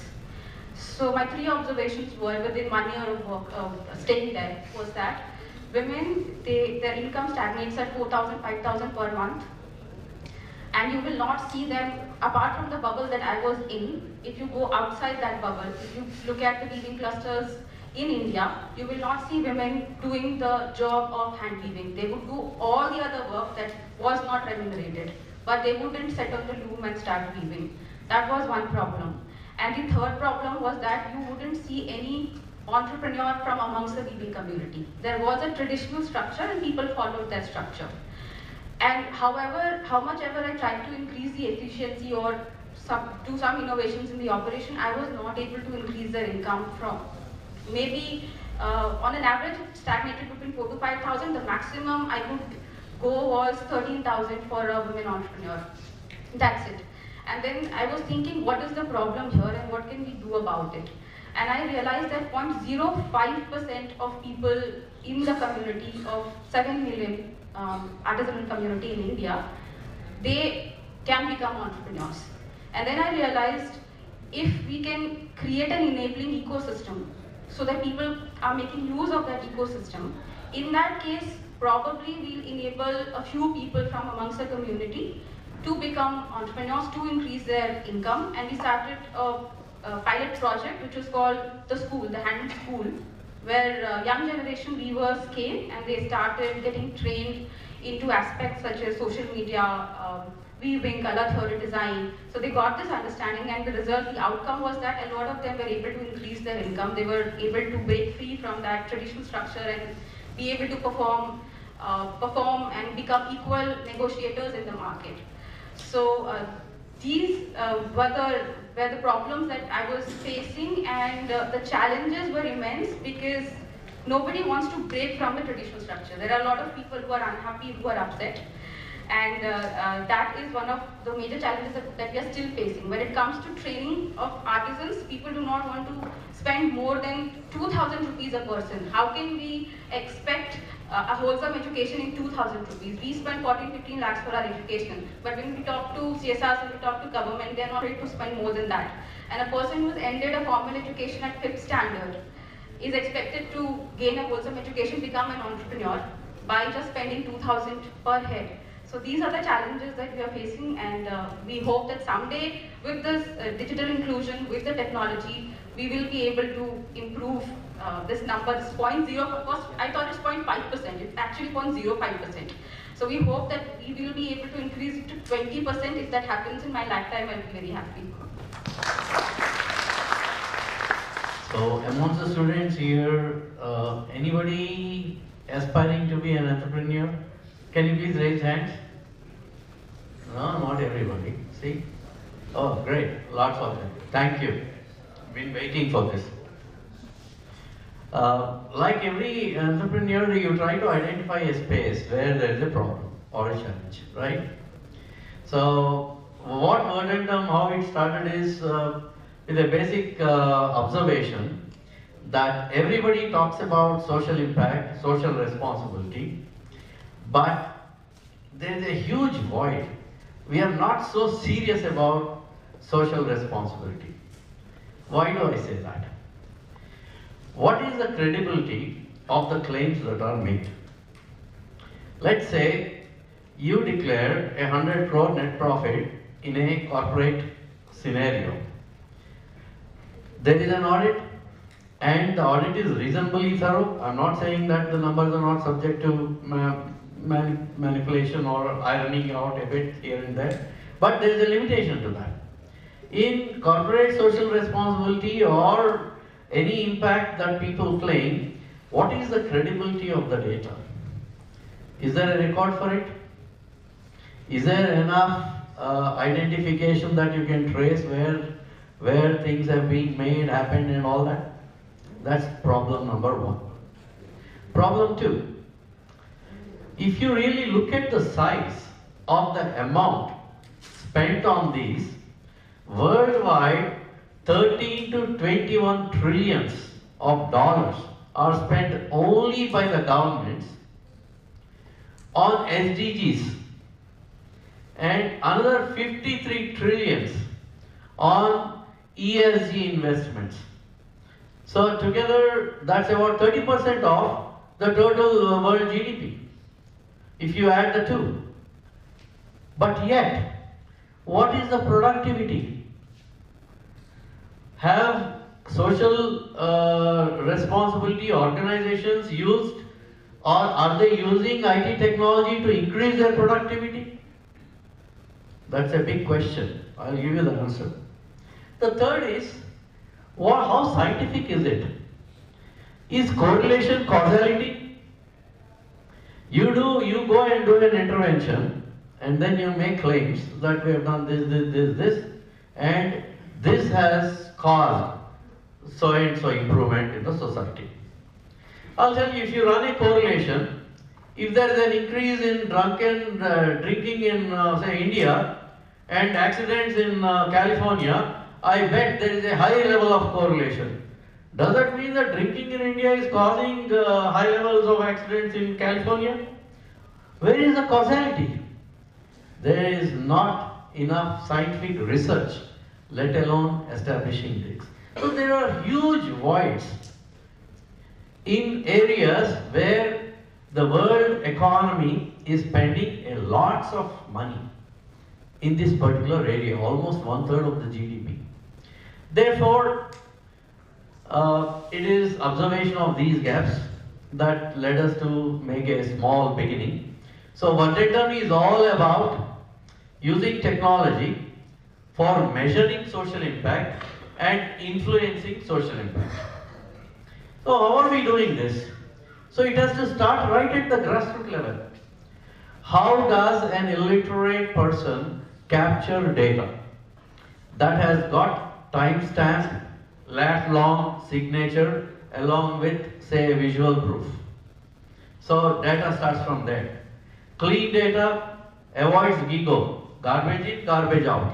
So no garbage in. So start with data collection. And then once your data, within data, then again you have got intervention data and task related data. Which is task related data is about organizing the projects that improve the performance of the projects. One layer about that are those donors. Their requirements are different. They want to see how budgets are being performed, what is the impact that actually is getting created, how much is going towards admin costs, etc., etc. And a level above that are impact investors.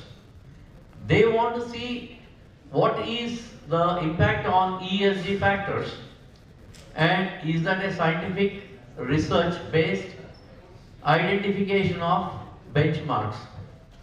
So when you take all these aspects into consideration, it is almost I'm done.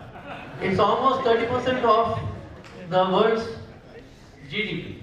So coming back to challenges, all our challenges stem from the fact that in spite of this gaping void, there is no market adaptation. People are hesitant to buy the technology.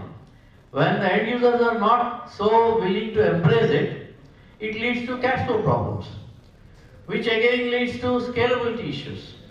So the challenges are, just because you identified a problem doesn't mean that it takes care of everything.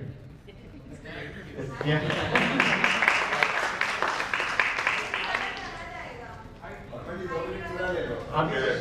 will be very brief. He asked about the challenges. I will answer it in a very different way. The biggest challenge, I started in 2002 when the term startup was not there. The entire startup ecosystem was non-existent. Anybody starting a business was already self-employed, but he has started a new business. There's nothing called entrepreneur. These words were not used at the time. So my perception about this journey of entrepreneurship is slightly different from somebody like him who has started now, when there's a good supportive ecosystem. So irrespective of that thing, one thing I'd like to tell to all the budding entrepreneurs is the life of an entrepreneur is a very lonely life.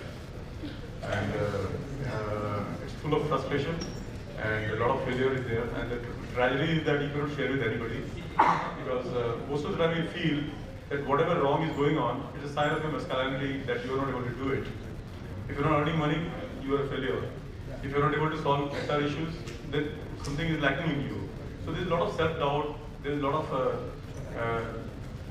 this loneliness issue is a big issue. So like, now I'm around 20 plus in this company, and what I learned is that there are 2-3 things I missed out, which I should have done. Now, in today's generation, people maybe it's not the thing. First thing is that technology entrepreneur tends to sit in front of the computer all the time. Social networking is not there. We don't interact with people. So that is why the loneliness issue comes. My recommendation to all the budding entrepreneurs is that to find out mentors. It's very important to find mentors. Mentors means somebody whom you can talk to, somebody who can guide you something. Because it makes you avoid a lot of mistakes that you will do. It will take up a lot of your time. It is very, very important. If I have to start the whole thing again, the first thing, maybe 6 months or 1 year, I will spend on finding a good mentor. It's very, very important. From that perspective, I will say to the IRMA Alumni Association that they should create a panel of mentors who should be available readily to the budding entrepreneurs.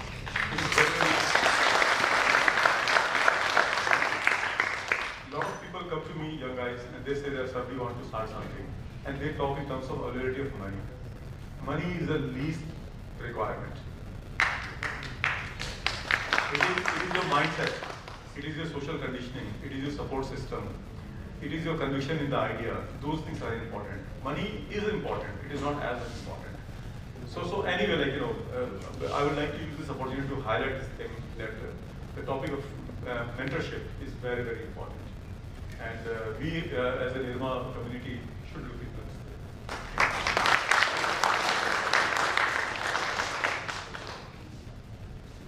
मैं फिर अपनी बात वहीं से start करूंगा जहाँ पे मैं रुका था। सर बता रहे थे कि जो चैलेंजेस है, फ्रस्ट्रेशन है, वो कैसे डील करते हैं। उतनी ही चैलेंजेस अंदर भी होती है। बाहर से ज़्यादा बड़ी चैलेंजेस इनसाइड होती है और आप किसी को बता नहीं सकते हैं। आप जिसे बताएंगे हो सकता है मोमेंट आफ्टर वो आप पे हंसेगा, किसी को शेयर करेगा। तो फिर वही मिडनाइट में कपिल शर्मा शो देख के गुजरती है। कभी राजू श्रीवास्तव, कभी कविताएं लिखने लगते हैं। तो लेकिन अच्छे मन से आप लगे रहें तो कहीं न कहीं से कुछ न कुछ होगा जो कि आपके ऑब्जेक्टिव के साथ चलेगा। मैं एक बड़ा, अब जैसे भी आप इसको लेना चाहें, मेरा चेंजेस शुरू हुआ एक भगवान की चोरी से।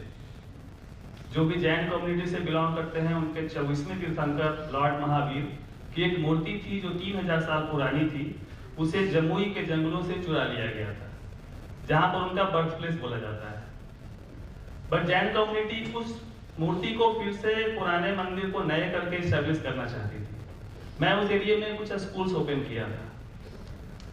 तो मुंबई से कुछ बड़े जैन बिजनेसमैन आए जिनको वहां पे लोकल सपोर्ट चाहिए था। तो वहां पे हमारी मुलाकात हुई मिस्टर निमेश भाई कंपनी से, जो फाउंडिंग चेयरमैन जेम फाइनेंशियल के रहे हैं। उनका अपना स्पिरिचुअल एजेंडा था, उनका अपना फैमिली एजेंडा था, हमारा अपना डेवलपमेंटल प्रोफेशनल एजेंडा था। मैंने देखा कि ये दोनों को अगर हम मैच करते हैं तो हमारा गाड़ी चल निकलेगी, उनका भी काम होगा। We got 1.5 crore first year का CSR प्रोजेक्ट उन्होंने दिया, जो उस मंदिर के पेरिफेरी में 24 गांवों में उनकी इच्छा थी कि ये चले। All sorts of project, livelihood का, entertainment related, health and nutrition related. लेकिन वो रेड कॉरिडोर में अपनी टीम को भेजने से पहले आपको भी थोड़ा रिस्क लेना पड़ेगा, आपको भी वहाँ कुछ रातें गुजारनी पड़ेगी, तभी आपके बच्चे वहाँ पे जाके काम करेंगे। तो हमने ऑफिस किया आउटस्कर्ट ऑफ द विलेज, बगल से रास्ता गुजरता है, बंदूकें गुजरती है 12 बजे रात में, 1 बजे रात में, नींद नहीं आती है। एक तो दूसरा ऑब्जेक्टिव है कि संस्थान को बचाना है, खड़ा करना है, दूसरा है खुद को भी सर्वाइव कराना है। तो रात में जो सियारों का झुंड का एक टाइमिंग होता है, यहाँ IRMA में देखने को मिलता है 9 बजे 10 बजे, वो पौने 12 बजे अपना लास्ट शो खत्म करके अपने जंगलों में जाते हैं। नींद नहीं आ रही है, सुबह अजान होने तक नींद नहीं आ रही है। अगले मॉर्निंग हमें किसी गांव से कॉल आता है कि आपको उस गांव में बुलाया गया है। मुझे नहीं पता है मुझे क्यों बुलाया गया है, लेकिन लोगों को पता था कि ये फार्मास्यूटिकल इंडस्ट्री में काम किए, इनको कुछ दवा दारू का पता है। वहाँ पे 3 बुजुर्ग बीमार थे, उन्हें ट्रीटमेंट की जरूरत थी, थोड़े पैसे की जरूरत थी, बट उसके फैमिली मेंबर उनको छोड़ दिए थे, खटिया पे वो पड़े हुए थे। लास्ट 2 से 3 दिन उनके पास बचा होगा। जब हमने पल्स देखा, आईबॉल देखा, बाकी चीजें जो हमने देखी, ये हमारे एथिक्स में नहीं था कि हम उनको मेडिसिन प्रिस्क्राइब करें या कुछ भी करें, लेकिन उनकी जान बचाने के लिए हमने 3-4 हजार रुपए खर्च करके उनको हमने दवाई ला के दिया, वो सर्वाइव किए। इस तरीके से हम गांव में पेनिट्रेट हुए। गंभीरा कोऑपरेटिव के मॉडल को थोड़ा सा समझते हुए हमने वहाँ पे भी एक कम्युनिटी ऑर्चर्ड लगाया, कम्युनिटी लैंड का कुछ प्रोग्राम किया। फिर हमने देखा कि वहाँ पे माइका पिकर्स जो अबरक की खदानें हैं, झारखंड के 2 जिलों में कोडरमा, गिरिडीह, बिहार के 2 जिलों में जमुई और नवादा, वहां पर माइका पिकर्स लार्ज नंबर्स में काम करते हैं। माइका इलीगल माइनिंग होती है। माइका के यूजर बड़े ब्रांड हैं, गार्नियर हैं, लॉरियल हैं, वर्ल्ड के पूरे बिगेस्ट ब्रांड हैं। माइका के यूजर जो कभी इलेक्ट्रॉनिक और स्पेस इंडस्ट्री हुआ करती थी, आज उसके user cosmetic and paint industry है। जो ग्लो हमारे चेहरे पे दिखता है, सॉरी, वो माइका चमकता है, मेटेलिक पेंट पे माइका है। वहां से हमने ऑब्जर्व किया कि माइका में पॉलिसी इशू है। ये जमीन पे चप्पलें घिसने और तोड़ने से बहुत ज्यादा बदलाव नहीं आएगा। समस्या समझ में आती है जमीन पे काम करने से, लेकिन जब तक आप पॉलिसी में वहां पर अमेंडमेंट नहीं करेंगे, आप लार्जर इम्पैक्ट नहीं ला सकते हैं। Then with the help of government, Jharkhand government, we designed pro people mica policy. Now with the help of the same policy, more than 1 lakh mica workers, including 15,000 children, they are getting benefited. एक minimum wage मिल रहा है और भी जो उनकी सुविधाएं होनी चाहिए। फिर हमने धीरे धीरे ऑर्गेनाइजेशन को कंसल्टेंसी स्पेस में ले जाना शुरू किया, थोड़े जो कनेक्शंस बने थे। तो ये चैलेंजेस होते हैं, बस हम ये कहना चाहते हैं कि हमें अपॉर्चुनिटी को सेंस करना आना चाहिए और फ्रस्ट्रेशन को डील करना आना चाहिए। ये सारी लर्निंग काम आती है। अभी सुबह मैं सुन रहा था कि कोई फ्रेमवर्क काम नहीं आता है, कुछ लर्निंग काम नहीं आती है, वही फ्रेमवर्क काम आता है, बस उसके एरो को थोड़ा सा डायरेक्शन कहीं चेंज करना पड़ता है।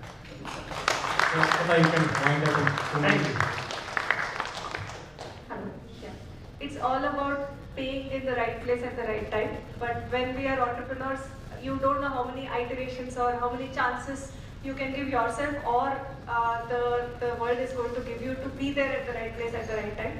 But you have to stick around until that time comes, and then you can hit it big. So that's the journey of building a company or an entrepreneurship. And all of them have given their own insights about it. More insights we can always share offline through the night.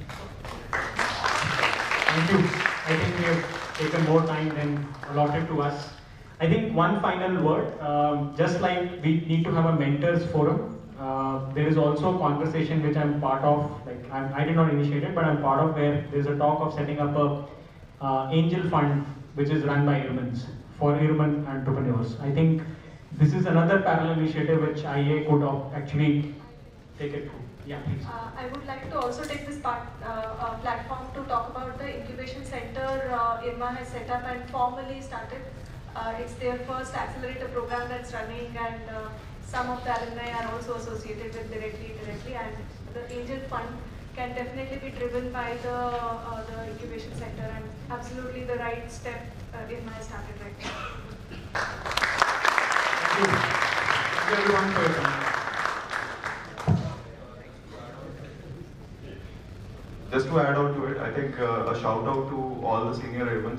Airmen have done pretty well at all the positions. I think it's time now, good time to start and having having an angel investment fund from the senior airmen contributing and support the ideas that are coming in from the IRMA entrepreneurs.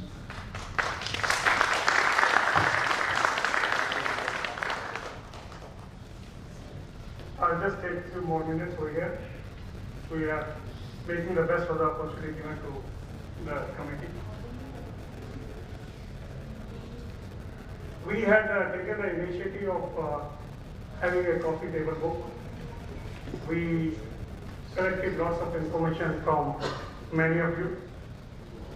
But because of the paucity of the time and the way the things were happening, we have not been in position to complete the same, which we committed in the morning that we will be doing so on. But after going through the whole day deliberation, what I feel, we must collect many more stories from. So we welcome all the people who would like to share their stories. Please share with us. I'm sure we may change the format, but we are sure that we are going to publish that in the coming time. That will be better. We are trying. Okay, our deadline is 31st December. This committee will be debating the office. It may happen with the same committee or it may come, but I feel like during the whole day deliberations, and many people who have not shared their stories, we will request them to share the stories. We would like to do that. Justice to everyone. Thank you very much. Thank you everyone. Yeah. We will be certainly requiring the stories to be shared with us ASAP. Because last time as well, when it was about to be printed, people were still sending the stories. It was becoming very, very difficult to manage. And we request the way we have managed the time cosmic today, we request your support for managing that time. Thank you very much.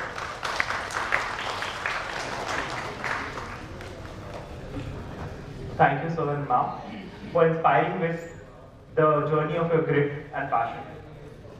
I believe today the 3 T's, time, trust and technology is just right to brew the magic. Thank you once again. Shreyanshu, इसी बात पे कुछ याद आया है? इरशाद। गौर फरमाइएगा, अर्ज किया है, इस बेफिक्र दुनिया को खुल के जी लेते हैं, सब काम छोड़िए, पहले थोड़ी चाय पी लेते हैं। Before we break for the mighty, I request the CP Mohan and Mr. Hitesh Sharma sir to felicitate our guests.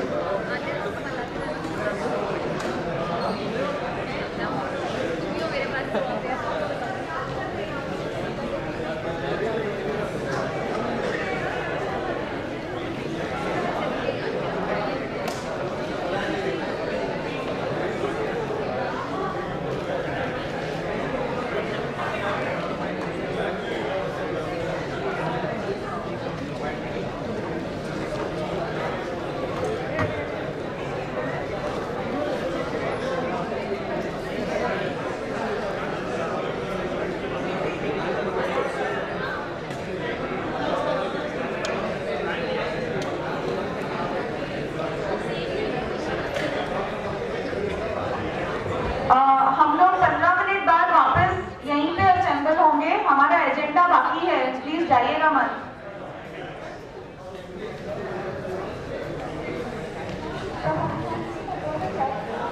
There is a Q&A panel. Let us assemble back in 15 minutes, please. Sharp at 6:05.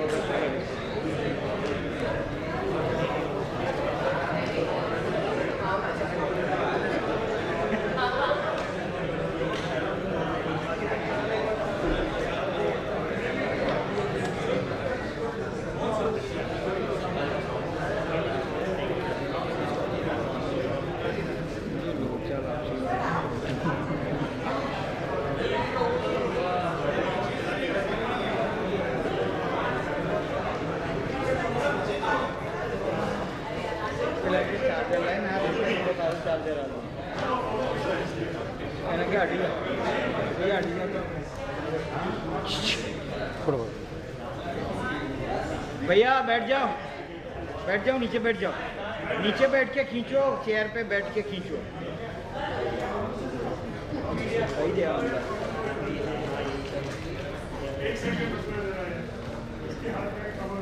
Tally કરીને બધાનું face બતાવી દે, ધીમે રહીને ઉપર લખ્યા ઉપર હજુ તો ટેલી ધીમે રહીને ફેરવી દો, ધીમે રહીને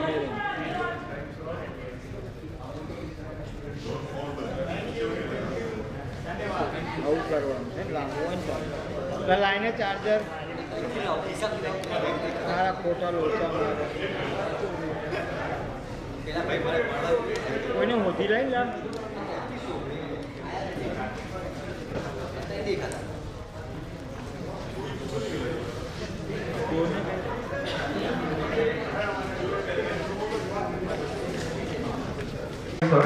Artistry, Varun Singh.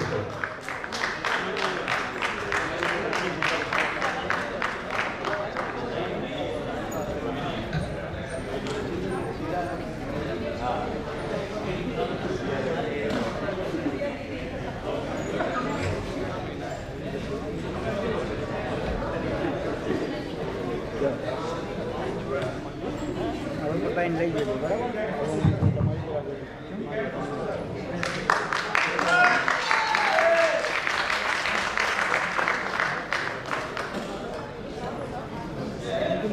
Good evening, folks.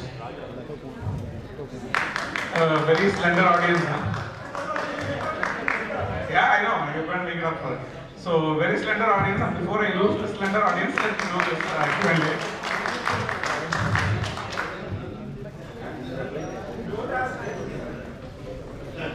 Okay. So, first of all, right, one of the things that I wanted to highlight is I'm a skeptic, right? And वो भी है. So I'm a skeptic, and I never imagined that we could pull off an event like this. And I'm absolutely amazed that we could actually do such a wonderful job. Thank you. But I trusted our IRMA students. So my first round of applause is to the IRMA students here who did a fabulous job, absolutely fabulous job in organizing the group. You know, all the EC members, we were sitting in our places, giving instructions and telling people what to do and so on. And these people did a stellar job, fantastic job. Kudos.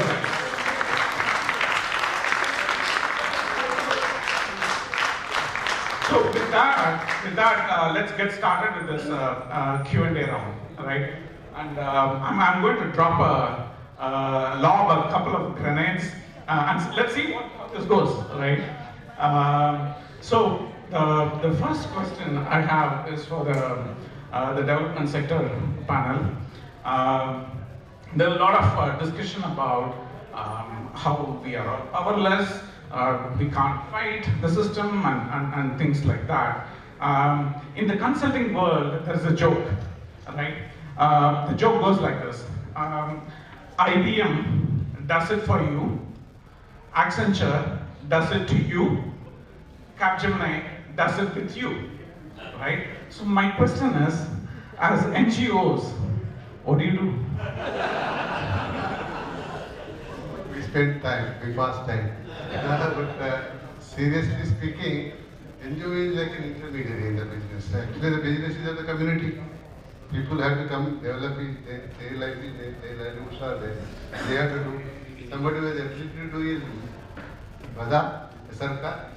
They should do policies, they should entitle them, they should give them rights. Constitution is there, parliaments are there, etc. Budgets are there.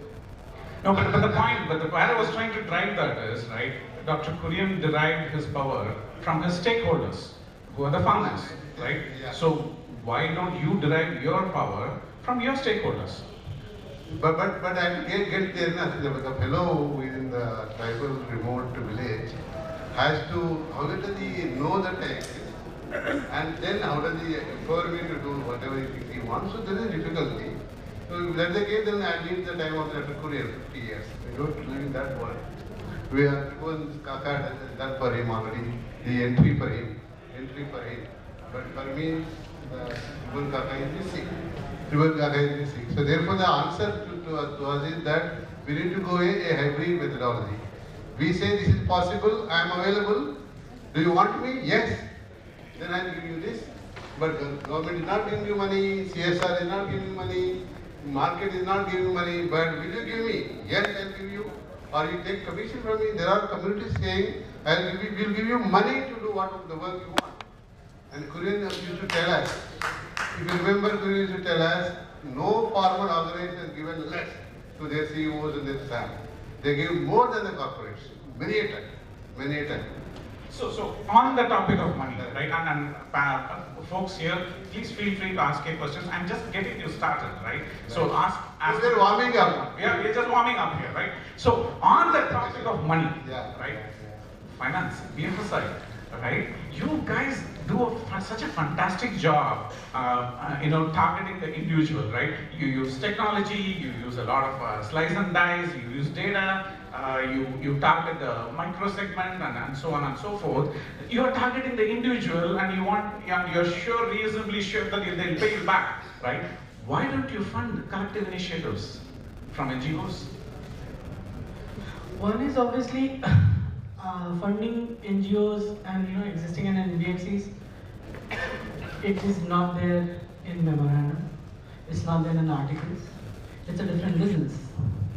And what I understand is, if you're funding communities, it will be like the earlier panel spoke.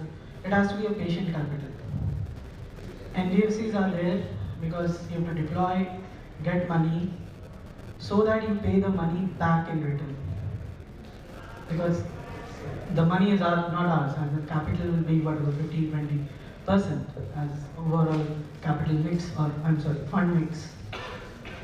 The rest 80% would be debt, and that debt is very costly obviously for smaller NBFCs. And like I have done a bit of a journey with say like microfinance or whatever the journey I've seen with Yes Bank itself in its heydays. The funding goes down as you keep on growing larger, and if you're deploying the money in community, the money coming back, the cycle is larger, then you have a larger time frame to grow big, and the cost of fund will take that much more to come down. So that is one. So first is obviously it's not there in the memorandum. Second is the cost and the time doesn't allow. And the third is who will understand, because here in a financial thing, you're giving money either to buy or to create. I mean, either they will go ahead and create a house or buy a buffalo or a cattle. Typically, I'm talking the financial inclusion aspect, not the corporate funding. So, in community, what will they do? I mean, how tangible is that? At times, okay, I'll educate 100 kids, then what? Okay, you're achieving your goals. Fantastic. Teaching 100 kids, taking them all the 3 hours through class 5 to class 8. I think you'll do wonderful work, right? You'll change the entire village, and the result you will see in their income levels 10 years down the line. Okay, I'm not, coming from IRMA and working in the rural space, this is what I understand. Correct me if I'm wrong. But then how do you measure this? So it's all about those measurements that we get stuck around because of how it is structured. So let me ask you another question, right? So would you give a loan to buy a smartphone? There are fintechs, there are entities which are doing that, yes. And what is the premise behind that? Premise that it's a consumption and the money will come back. Obviously, you'll check your CIBIL and all, but it's consumption and the money will come back. But is it not an asset? It is an asset in its in the consumer hand because they're using it for a service. Yeah. Any other questions? Anybody wants to ask questions? No, just a couple of questions. See, either it is the duty of the government to fund the communities. Don't they have a budget? Don't they have a duty? And we have to tap it. It's our fundamental issue. Why community has to pay for every damn thing? Sarkar is taking a lot of things from us, they have to pay. That's one. That's the reason NRL 3 lakh crores, and the budget we budgeted. The government is giving. Natural farming is asking 3 lakh crores. And we are expecting the government to fund that. Similarly, market makes money. They fix the artificial RP, MRP, and they make money, and why are they not giving us the money back? If they make 1% of the turnover by chance, not 2% CSR or profits. If they give 1% turnover, it's a very different game altogether. They bloody hell have to give that money to us because they're making money out of us. Correct. So in that sense, is your role a facilitator between the government and the communities to make sure that the money that is allocated for programs reach these? So how do you fund yourself? Therefore, we fund for the services we give. So the government can give us the money, and the bazaar can give us the money, and the philanthropists who made money by some reason, they may be feeling guilty, they may be feeling service motto, there may be 100 reasons why they give money, but they're giving us money. And I'm telling you, we made 5,000 crores last 5 years from this world, both government and bazaar. They're able to give us. They feel important that they have to give the money. They feel they are unhappy about it otherwise. Any questions? Use what I've done to track where you are spending. Any other questions? That is a debate between us. Guys, Laivana, ask some questions. I can't just keep lobbing the grenades.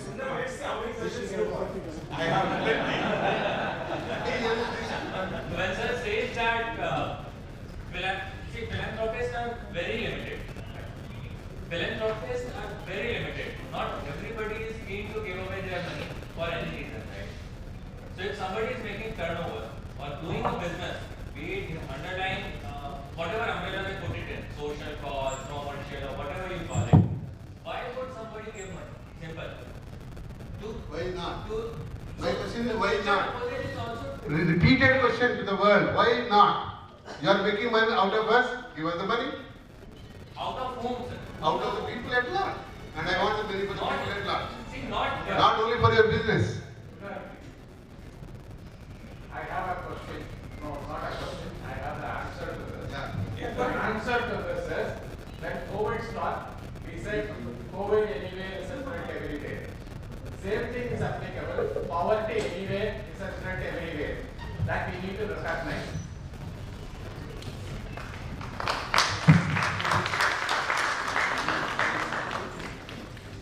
Yes, hello. Yeah. Hello, good evening all of you. My name is Shailendra. I am a faculty here. And it has been an enriching experience today participating in this conclave, listening to all the senior IRMAs, right? As what Dr. Kurien had sort of visualized, his dream was to produce some 100 Kuriens, right? So if one Kurien could do something, so maybe 100 Kuriens or many more could do many more things. That was his kind of vision. So I was trying to sort of relate that to today's kind of a conclave. That so there were senior ones who had worked and come here and sharing their experiences and telling that the whole IRMA kind of agenda or the purpose was meaningful and remains relevant. And because there are challenges in the society, and an education of this kind, a vehicle of this kind, in the kind of socio-economic milieu that we have is relevant. That is what was coming out from the whole debate, from whatever all of you were sharing. And I appreciate that. I appreciate also the IRMA for organizing this. For me also, this was also in some way getting some kind of a first-hand kind of insight, because these days I'm also working on the theme of rural management, right? Of course, we are in rural management is our, in some sense, the major kind of, Your question, sir? Yeah, question. Right. So there is this institution, IRMA, right, which has this purpose, and which all of you have gone through, and you think that this is relevant, right? How should this institution, this vehicle should move ahead? If there are challenges are there, so of course it's not necessary that that question should emerge, answer should emerge now, but I being here and having listened and also been working on that, I want to pose this question to all the IRMAs, right? If the purpose is relevant, if your education has been relevant, so therefore what do we do with this institution? How do we take this forward? Absolutely. As a social, Dr. Kurien started it as a social enterprise. We were discussing today in the evening the whole issue of social enterprise, etc. This was one such experiment, but for various reasons we have moved away from that, right? We charge 15 lakh to our students and still expect that they won't participate in ventures where they can make difference. There's a huge contradiction. So I want that along with discussing all the key and crucial issues of development and such things being discussed, this whole project of IRMA also being discussed and reflected by IAA. That is my request. So, absolutely. I close here. Thank you all. And I compliment the way you Absolutely. That was spot on. That was spot on. I completely agree with that. Every one of us here owe our success in some way, shape or form to our education here at IRMA. There's no question about that. What is the way forward is something for all of us to ponder. Maybe the answers will emerge through various initiatives. It may not be one single answer, but it will emerge through various initiatives. Take your point. Thank you. Actually, I have a follow-up question. Yeah, I'm here. You want me to stand? Yes, please. He is not sick.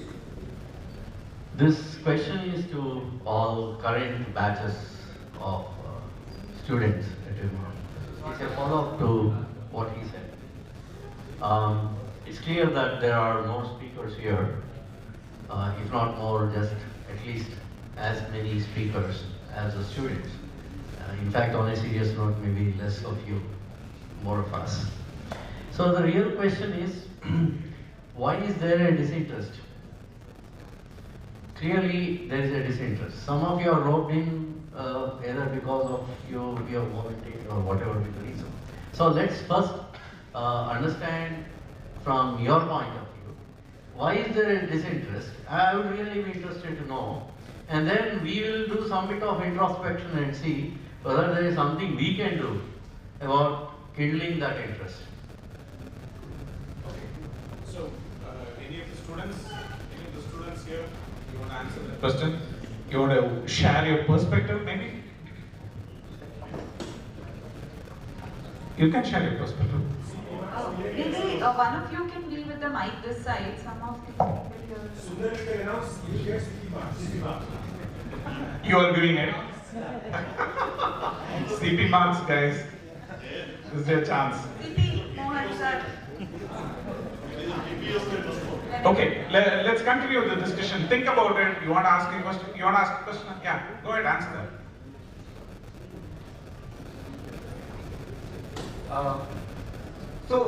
Like IRMA is distinct in itself, so we cannot compare it with any other B school. And when we take admission into this, we always keep this thing in our mind. So many of us come here with a different purpose. In this 2-year journey, apart from learning so many concepts, the philosophy, the idea behind the institution, and how to keep the rural India into the focus. One thing also that bothers us, majority of us, is the financial part. We all take loan, and that loan is such that it becomes nearly impossible if we go into a particular kind of sector. And that discourages to majority of us who were maybe very much driven before joining this college. And in the 2-year period when they bring to the reality that they have to now go to face the challenges, especially this financial thing that bothers the most. I absolutely yes. I think there is a fundamental mindset in the expectation within the development world that if you are coming to work for development, you have to compromise. My question is why?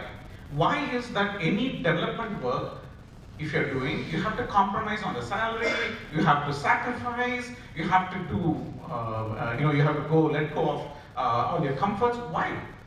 Why can't development work be treated as much as any other like corporate work, except that you go and work with a lot of passion in a particular area? I think it is how the culture has been built, the halo around all of this development work to say that, no, if you're in development work, no, I won't do this. I should be very humble, modest, I shouldn't aspire for money. I think we should break those shackles and we should make development work as much as a corporate work and bring that kind of money and yeah, it is. You have to do it. Why not? Why not? I'm saying if somebody sitting in UNDP or UN or any of those aid agencies can make plenty of money trying to do development work, why can't humans? Why should not humans? Sundar, can I add on to what you're saying? See, we have all the industry leaders here, and I have seen various interview panels. They try to negotiate with the candidate as much as they can for 2,000-3,000 rupees. They want good candidates, best candidates, but they negotiate down, put their hands down their throats and bring out that number that they are looking for. Why can't you look at giving good salaries and getting good people and get your work done? So if you're looking at any sector, why only development sector? I'm talking about my sector also. I have seen that we want to do some good work and we are looking at people, but then we want them in 15,000 rupees. How are we looking at overcoming this barrier?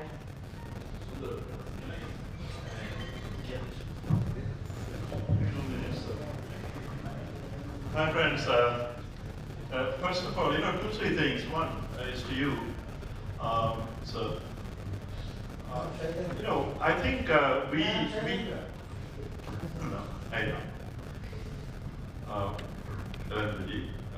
it's not that I don't know the name. I'm just.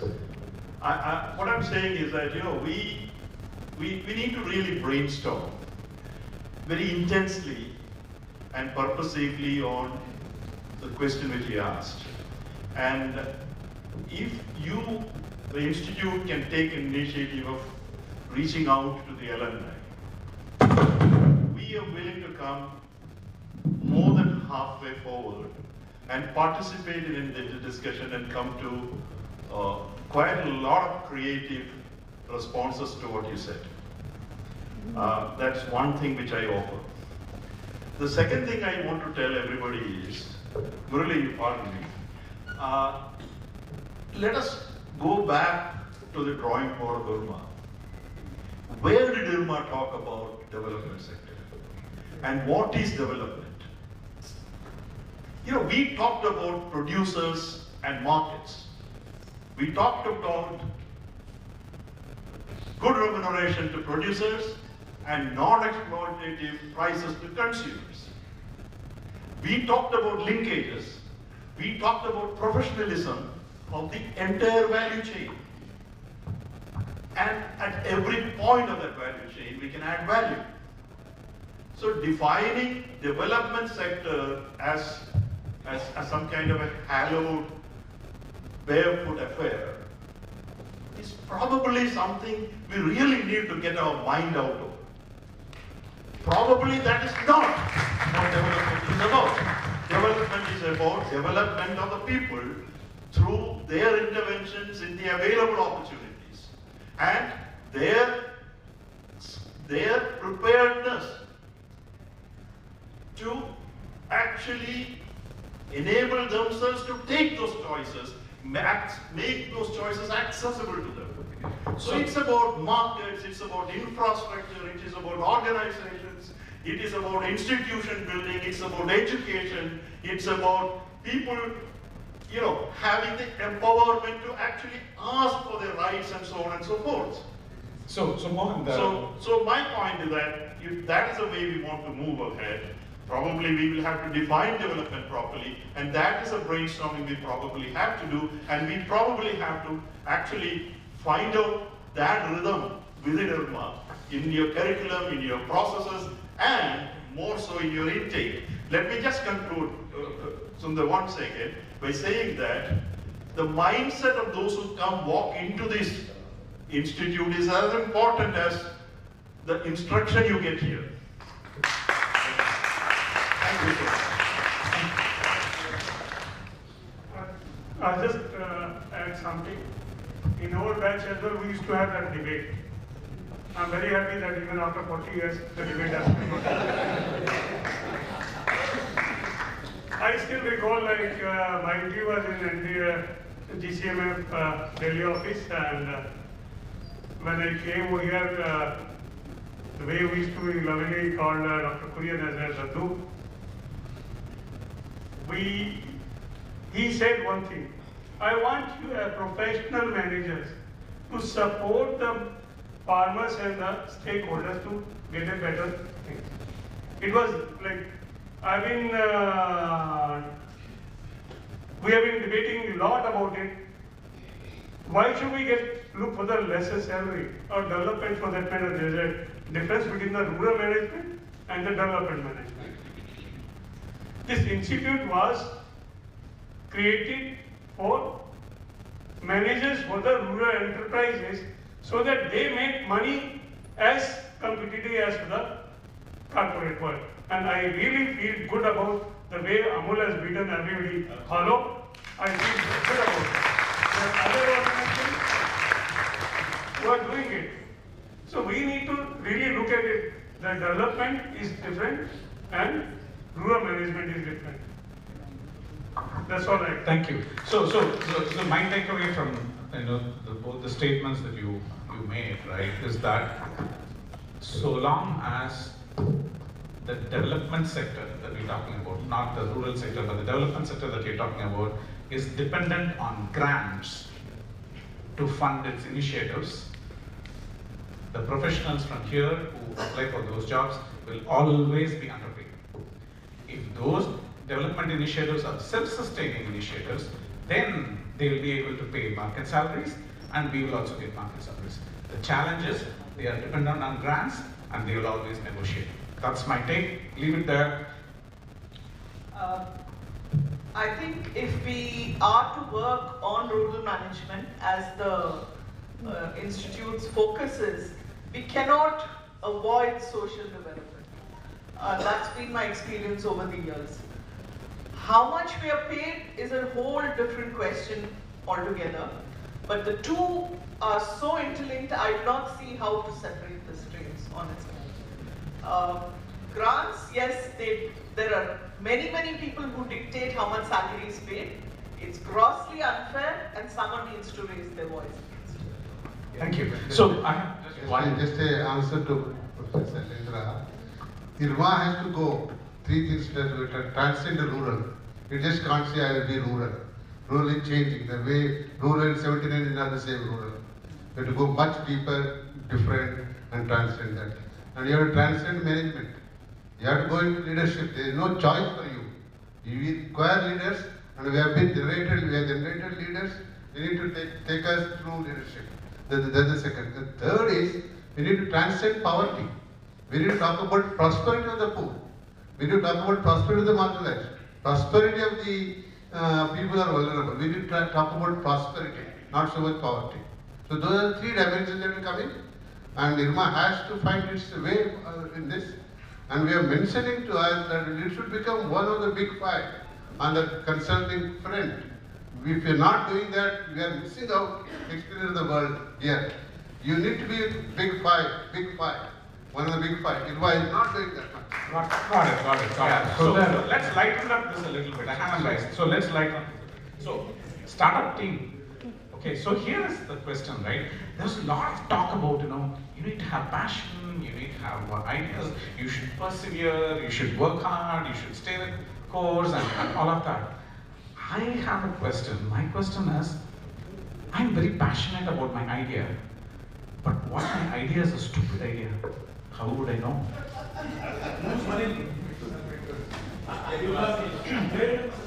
Well, yeah, I think people have answered that, but first of all, thanks. I got a flavor of GBM sitting here. So I think IRMA visit fulfilled. So I go back with pleasant memories again. And I guess a lot of placement-related conversations again, you can see like 40 years back, it was the same conversation still continuing here.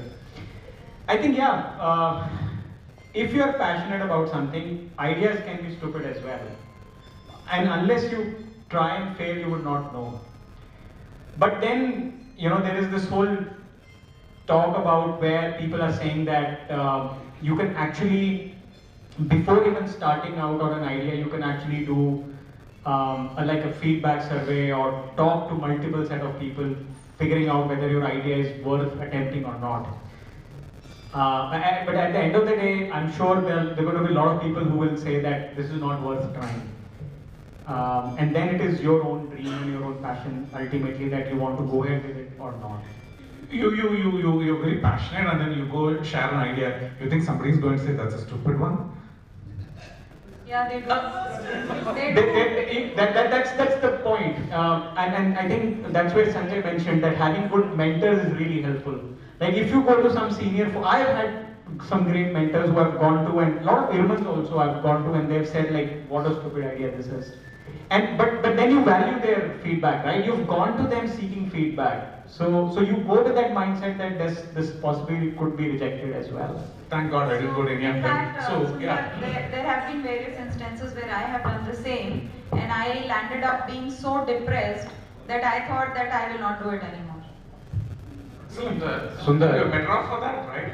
Aren't you? Yeah, and then maybe you need to also look at an MVP, because you can't keep spending money on various things. Just do a minimum viable product and figure out if it's working. After that, you decide. Cool. Yeah, over there. Yeah. So I did share my idea, and somebody told me that it was a stupid idea, and I really want to thank him. That is Hemant sir. I don't know if he's here, but so I want to publicly acknowledge.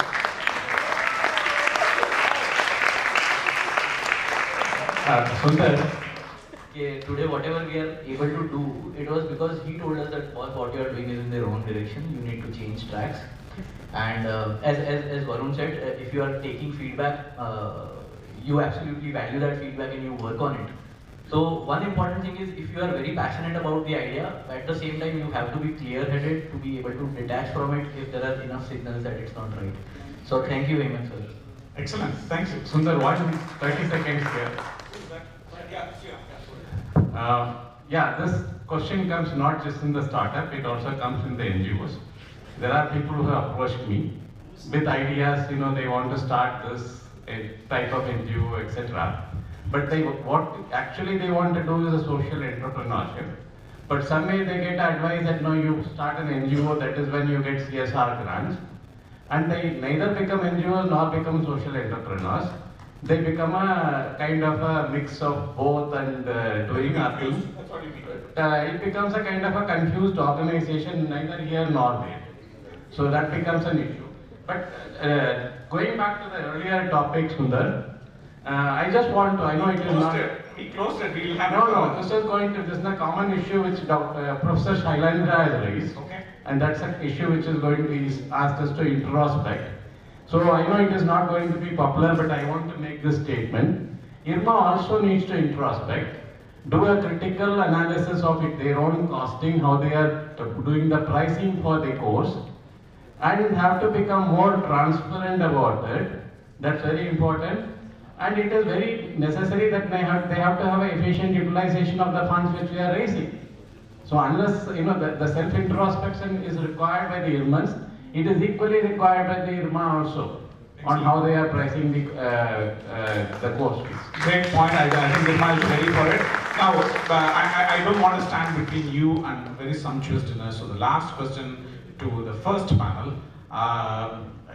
None of you are asking questions, so I'm asking. So, one last point. Wasn't Steve Jobs told his idea is stupid? Wasn't Steve Jobs told that his idea was stupid? And he persisted, huh? And he persisted. Oh my God, yeah, that's inspiration for me. Thank you. So sir, I want to have an example from the sector. When I wanted to join my after 89, I wanted to tell somebody told me, I don't think it will be fit here. And I said, they clean it, and they clear. Yeah, go ahead, yeah. On this idea being stupid or not, see, in my view, even having a mentor cannot help you till you know what is this idea for. See, whenever we, and this is my personal opinion, whenever we get an idea, at the back of our mind we see a problem, okay, this can be done. Why we pursue an idea, why we pursue a job or anything, is to make livelihood, right? And it should have an impact. As long as that idea is scalable enough, that at least this idea can feed you, that idea is good, it's not stupid. गोलगप्पे बनाने वाला भी गोलगप्पे बेच के अपना घर चला। I console myself saying I'm ahead of the market, so let the market catch up. So that's fine. Okay. Excuse me once. So I'll give a little perspective out. I've spent around 30 years in the capital markets. I've done fundraisers, I've worked with startups, I've looked at everything that is there in the industry. And I sympathize with the entrepreneurs that were sitting out here. All of them were lonely. Every single one of them was lonely. The community sitting here has done nothing for any of them. And when I sit with entrepreneurs from competitive institutes, the kind of support system that they have built for the rest of the entrepreneurs is amazing. Irrespective of the kind of quality of idea that is there, I have noticed that they stand up, they support him, they open doors, they end up making sure that the idea becomes successful, they'll navigate. If you're going wrong, they are available. And this is not mentorship. This is also making sure that you get it inside the system. IRMA has not managed to end up doing that for the last 30 years plus. And neither have IRMAs, I suppose. So that's feedback to you, Mohan. Take it a point. How do we create that ecosystem? How do you create that, the facilitation, right, to help entrepreneurs go forward and so on. Okay, so the question to you, right, and Jen, watch out. So here's the question, right? Yeah, are you trying to take badla for what I did to him? No, not at all. He's my friend. Yeah, but okay. So the question is, the topic was around supply chain. The topic was around disruption in supply chain. The topic had a context around pandemic and the war in Ukraine, right? I didn't see any of that being discussed in any detail in that conversation. So my question is outsourcing, offshoring threatened? Is there a relook in how that is going to be done? Are there strategies that people have to relook to anticipate and manage a multipolar world where things are very uncertain? So how do you manage your supply chains in that kind of a context? I didn't get an answer. Any thoughts? Yeah, I think let people answer. Hey, that's very nice. So that's why I pointed the giant. Come on. I think there are two things here. So supply chains in manufacturing and supply chains in services sector is what Yes. So if you're talking of the context of manufacturing, I'll let somebody else answer. Manufacturing का मैं बताऊंगी, ऐसा नहीं कि मेरे पास answer Yeah, नहीं है। I want to see what manufacturing people are saying. Manufacturing expert है इधर, but so though I'm into finance, here, I'm sorry. So though my contextually here was for rural part of the business which I look at, but there is a manufacturing business also, and we are literally facing.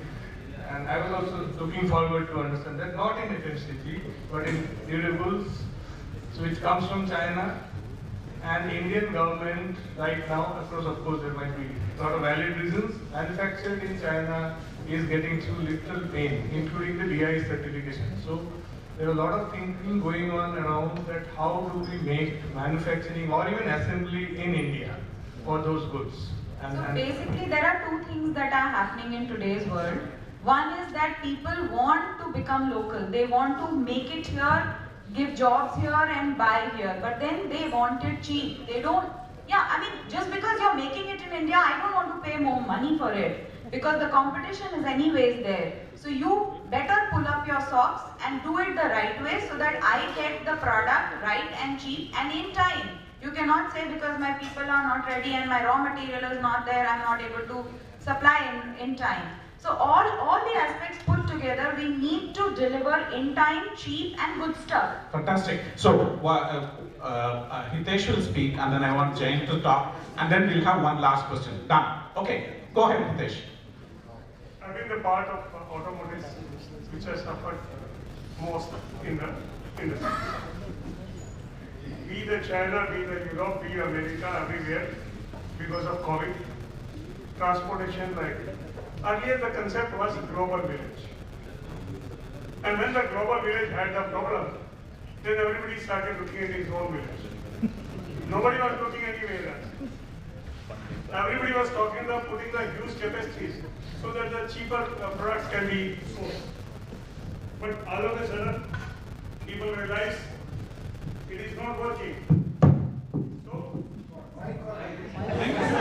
Mike is working. The system was not working. So then we have to keep on hearing about the local made China plus one policy, China plus two policy, Europe plus one policy. I still recall a company like BSF feeding almost all over the world the global automotive industry. It was shut down for 4 days. Everybody was doing tremors. We have paid from $500 per container freight. It was the normal. We paid 7,000 tons per container. $7,000 per container. For the chemicals, Hitesh, I think we get the problem. Asking how are you going to address it? So naturally, like the rebalancing is taking place now, and is taking at a very, very fast pace. All thanks to the IT revolution. The cycles of the development are coming down drastically. The car development which was taking place in 32 months, now it takes in 18 months. The seed products, which we make, we used to ask always the 13 months earlier. Now we are supposed to deliver 8-9 months. We do all the simulation on computers. Only the final one products go through the 4 months time and we do the homologation and certify it. So the things are changing. People are going to make the best out of the, when the problem is there, this tendency is there, how do we overcome it? This has been a true test for the humanity, how we have changed it. We all of us started working on the Zoom. Nobody realized that we always thought going to the office is very important. Everybody delivered without going to office. So you're saying the solution is evolving? Yes. Okay. Jan. I will just throw another line. So we are into making food processing machinery. Earlier our competition was from China, which was on the we are into food processing machinery also. So all the potato processing machinery is what we do. We were facing competition from China, which was doing cheap machines. A lot of people used to go there, anyone was to buy cheap in China. And anyone who was to buy very good machine was going to Europe. And we were finding ourselves left out because we were not able to compete on those ends. Suddenly, what has happened is no one wants to go to China because one, they are not alive. They are afraid whether they will get anything or not. Europe has become their few God. Right. So suddenly what we found that lot of our partners are coming back and saying, can you produce? Lot of our customers from Southeast Asia, from even Central America are coming to us. So the shift is happening, is what you're saying, right? The shift is already happening. Opportunity. It's not a difficulty, it's an opportunity. Okay, excellent. Very nice. Jen. Sundar, the time is 7:50. You guys will go away tomorrow. I have to stay in Anand. You don't want to tell your strategy. That's your problem. Okay, I grant you that. Last question. Okay. Let's close it. So I just, this is a disclaimer because otherwise my life will be difficult tomorrow. Okay, Manish is already giving dirty looks and all that. The point here is, see, opportunity, it has become actually we converted a crisis into opportunity. I can only tell the whole story. I worked every day from office, not a single day work from home, sir. But we worked harder, we worked smarter, and the entire team, right from Village Cooperative Society to the distributors and retailers in the market, worked very, very hard and sincerely to see that the supply chain was intact, and we sold the product and also made global supply chain point of view. It converted as an opportunity for India because all the importing countries in the neighborhood were buying all the way from US, Australia, New Zealand, Europe because of high cost of shipping and all. They realized India is a good source for dairy products, and India exported record quantities of dairy products. And so that's, more people tried Indian products. I'm not just Amul, and that is what the benefit we are going to get in future.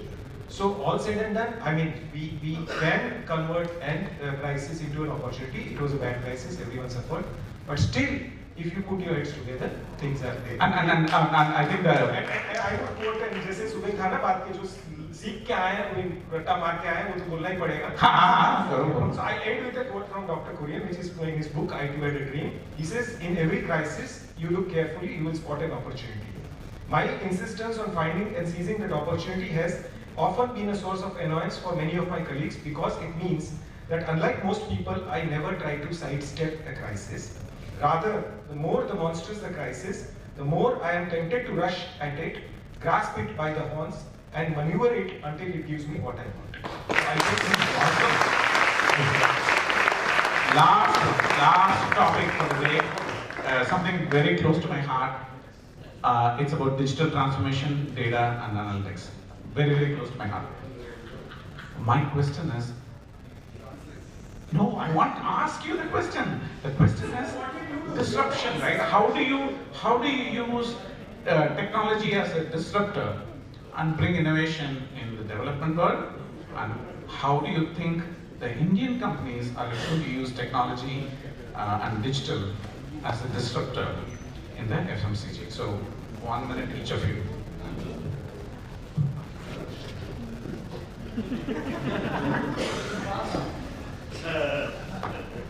Well, I think at least on the digital transformation side, it is heartening to see that there are a lot more product companies coming out of India now, which was not the case earlier. And increasingly, there are businesses which are also adopting IT systems from these SaaS-based companies. Zoho is a very good example. Like, a lot of people talk about Zoho, but then there are many similar stories in every sector. Like, you talk of a restaurant, there's a restaurant management system. You talk of an AC services, they have a system. You talk of mobile repair units, they have a system. So there are very small niche things which are percolating right down to the smallest segments of the economy also, which is a good thing happening. So while the big companies obviously have the budgets, but even the smallest players can now utilize IT to more efficiently manage their business actually. I have just 2 points. One is the extension, knowledge transfer, all that has changed thanks to COVID, but digital disruption has really put on a new outlook, where we are able to talk about changed ways of knowledge transfer, knowledge traceability, value chain traceability, all that has changed for us. We may get a new ways of doing it, may not be totally digital, but may not be conservative LA system, but a hybrid system is emerging. I think that's the big thing that is happening for us. Do you want me to answer? Sorry. Oh, I would like to take it back. Yeah.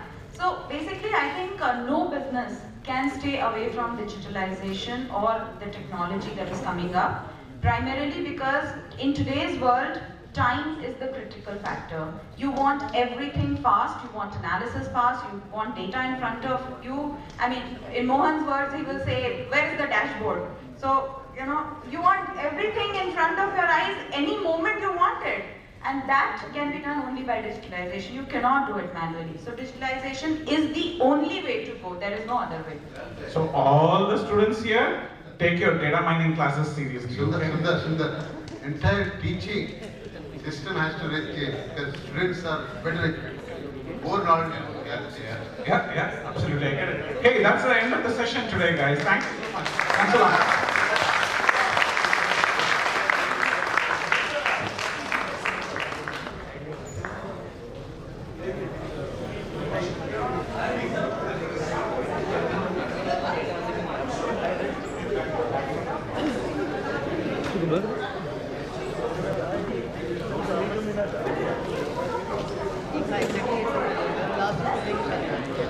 Please wait, please don't go, we are just doing the vote of thanks. 2 minutes, I'll not take too much time. Photographer, where is the photographer? Sorry, no? There? Okay. Sunil? Yes, Modi? These guys have worked full night. They've not slept for I don't know how many days. Ankit Subrano. Priyanshu. Priya Ben. Priyanshu. Harry. Priya Ben.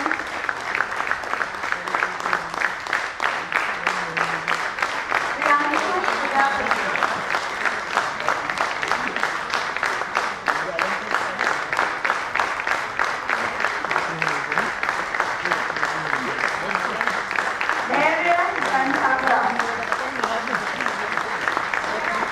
There are many more. We have 80 volunteers who have been working with us day and night.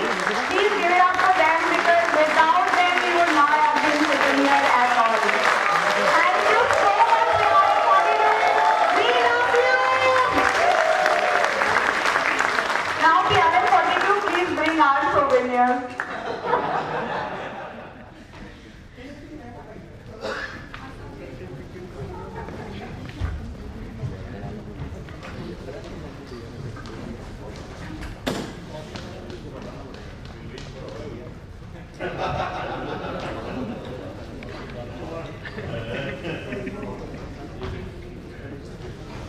We are waiting for our group.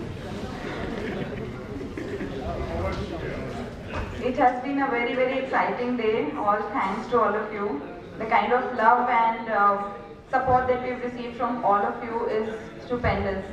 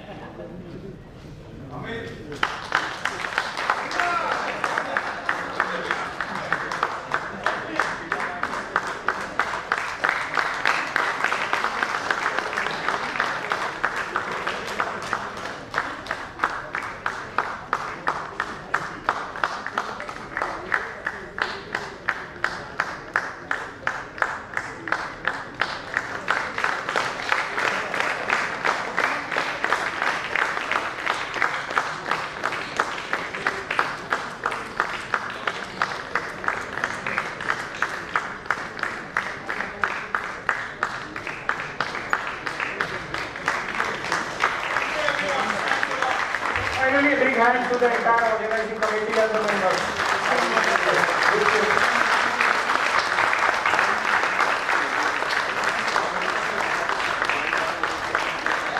And with this, let me call the conclave to a close.